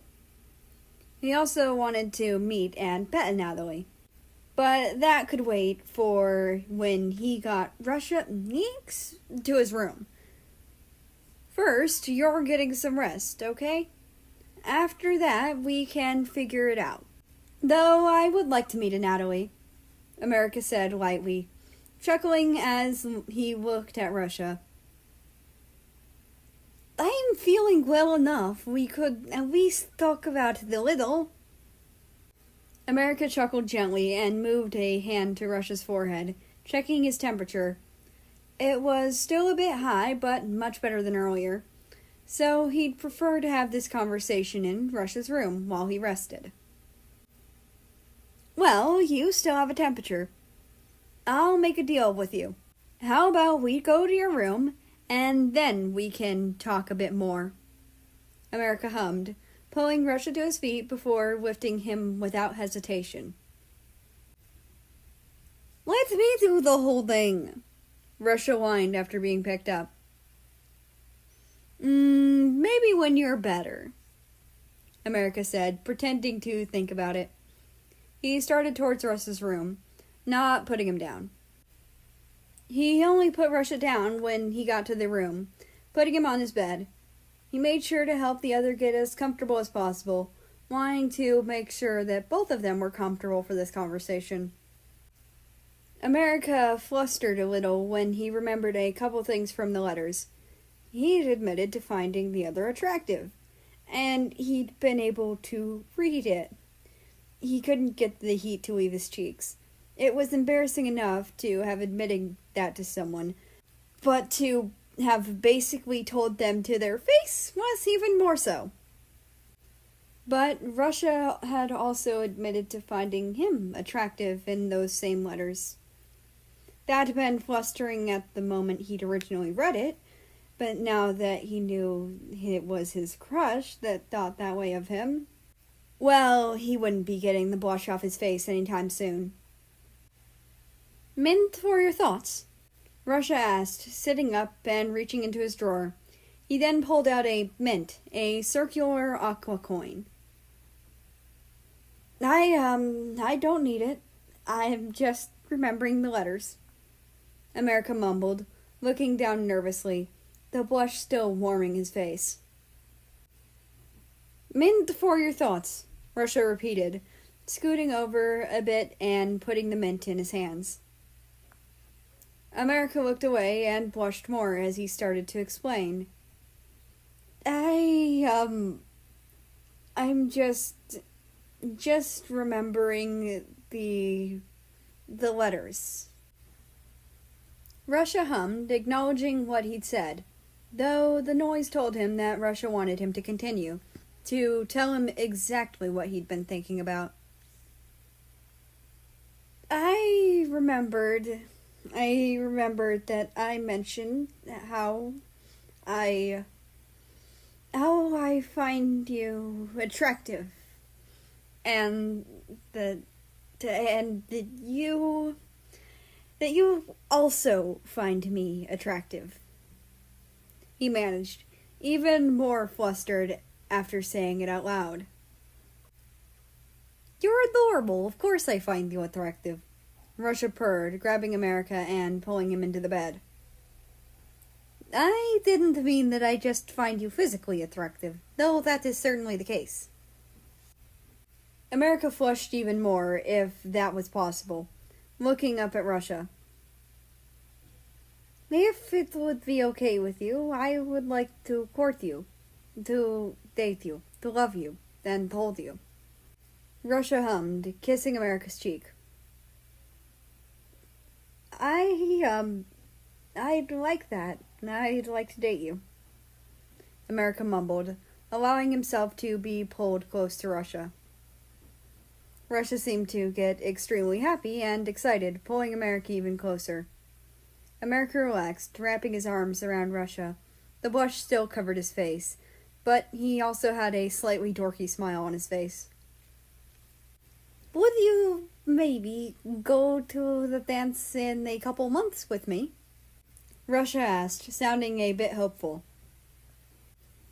I suppose I could take a day off. I don't know much of how to dance, though, America admitted, cuddling closer to Russia. I could teach you, Russia exclaimed, pulling him closer. America smiled softly and relaxed a little. All right, now you should get some rest. Promise you'll be here when I wake up? Russia asked, looking at him hopefully. I'll be here when you wake up, America agreed, deciding it wouldn't hurt to skip gardening for one night. That made the other quite happy, resulting in him getting pulled into the bed and cuddled. He didn't mind, though, turning himself to face Russia and cuddling into him as well. He quickly got comfortable and eventually drifted off to sleep. He woke up and found himself next to Russia, which was quite flustering on its own, but then he remembered the night before, remembering that they were now dating. "Morning, Zivia," Russia hummed, his voice slightly muffled. America could feel Russia's face in his hair. The other was quite content, and he had no intentions of making him pull his face out. "Good morning, Russ," America mumbled, smiling softly. "Was last night a dream? Please say it wasn't," Russia mumbled, cuddling himself further into America's hair. "I don't believe so, as shared dreams are a myth, my love," America hummed, nuzzling his face into Russia's chest. "Pinch me," Russia mumbled, not letting go of America. America chuckled lightly and humored Russia, showing that, in fact, last night had not been a dream. "Could I kiss you?" Russia asked, the question feeling a bit sudden. Yes, but why?" America asked, looking up at Russia, a heavy blush on his face. I don't want to make you uncomfortable, and I've wanted to for a while," Russia mumbled, pulling his face out of America's hair so that they could actually kiss. "You wouldn't make me uncomfortable, and I assure you that you're not making me uncomfortable," America promised, smiling at Russia. "You can kiss me." Russia gently held America's cheeks, pulling him in for a kiss, then another, and another. America didn't mind it, though. It was fairly clear that Russia had wanted to do this for a while, and he wouldn't lie and say that he didn't enjoy it. Eventually, Russia pulled away, a heavy blush on his face. "Sorry, I couldn't help myself." America giggled a little, also blushing quite heavily. "I don't mind. I actually enjoyed it." Russia smiled excitedly and pulled America closer, cuddling up to him more. The two had their moments, and had a lot of fun. They had decided not to exactly hide their relationship, but see how long it would take for the others to catch on. Russia spent a lot of time in America's office. Usually the two just talked, but sometimes Russia would decide to hold America close and not let go unless America heard someone coming. He'd even kissed America a couple times, though it was rare for him to be allowed to. Russia had also managed to teach America how to dance, though the healer stumbled quite a bit at first. Eventually, the fall equinox had come upon them, as well as the dance that came with it. This was the dance where the two would technically reveal their relationship, though it wasn't a guarantee that it'd be as telling as they hoped. After a small introductory speech from Soviet, each prince and princess was allowed to find their partner that they wanted to dance with. Usually they chose to dance with each other, as none of them really ever had a partner. This year was different, though, as Russia, instead of grabbing one of his siblings, or someone random from the crowd to dance with, called out for someone. "Zevdia, come dance with me!" Russia called out without any hesitation. America lightly flustered as the usually lively crowd fell quiet, wondering who Stars was. America started his approach, gaining the attention of those around him, which wasn't the most comfortable thing in the world. Russia happily grabbed both of America's hands, pulling him close gently. "Don't pay them any mind. Just pretend it's just us," he whispered softly to America. "It's just like practice. It'll be just us." America nodded a little, carefully moving to how they usually did this, doing his best to ignore everyone else there. Ignoring how the ballroom devolved into chaos as Russia started to dance with him. The two moved to music that was yet to play. The two of them got lost in their own world, Russia eventually twirling America into a kiss, then holding him for a second before the two of them went back to dancing. The two were having fun, throwing in some moves they'd made up for fun. They didn't even notice when the music started, but they certainly noticed when it ended. That got them to stop dancing, look at each other, smile, flush a little, then look away. After a moment, America felt someone pick him up off the ground and shift to hold him princess style. "Russia, put me down!" America whined, quite flustered by Russia choosing to do that in front of people. "Nope, you're too cute to put down." Russia purred, smiling a bit. The rest of the fall festivities went as they normally did, though the people couldn't seem to keep their eyes off the two, so midway through, Russia just walked out into the garden to sit with his boyfriend. No one followed them, and they just enjoyed the rest of the time together, watching the sun set. Russia couldn't help but kiss America as the sunset faded to darkness and stars. The stars and starlit flowers were how their relationship started, and they would love each other's until those very stars burnt out and far after.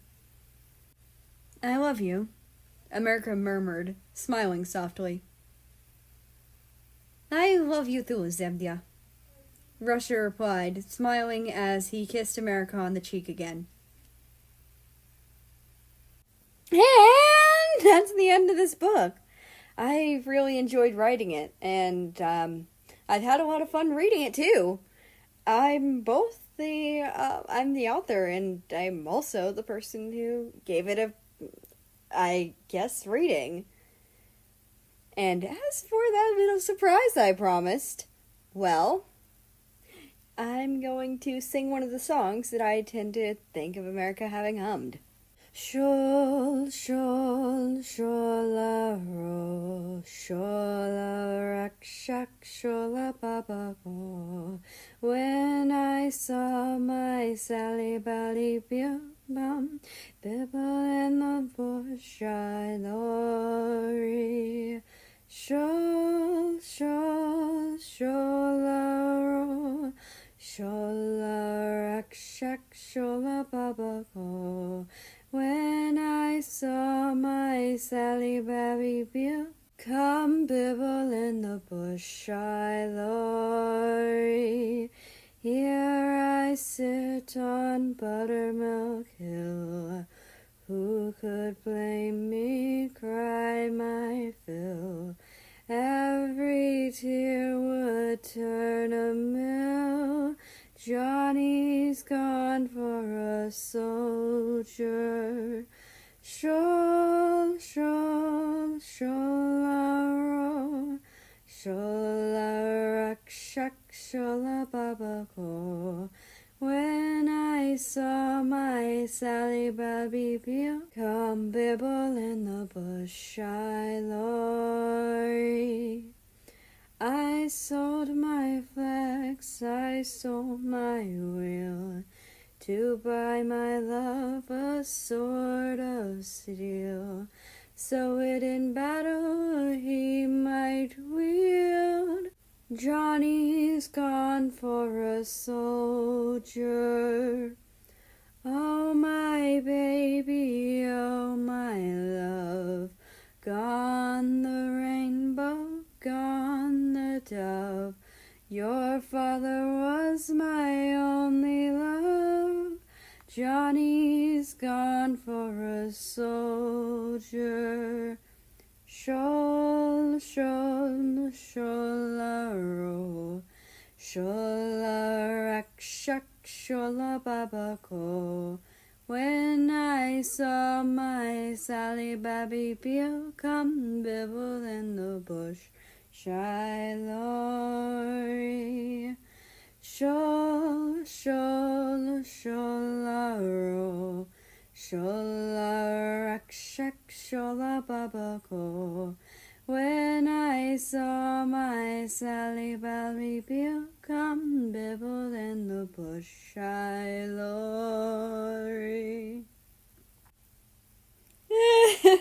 Well, I hope you enjoyed the singing.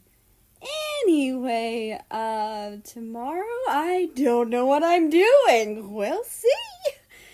I'm planning on writing a one-shot or two, so maybe that's next. As of recording, though, I don't know! But that's besides the point. I'd like to invite you to join the Discord, which is linked down in the description below. That being said, I hope you have a nice rest of your day, night, or whatever it is for you. Just enjoy your time. And I will see you tomorrow!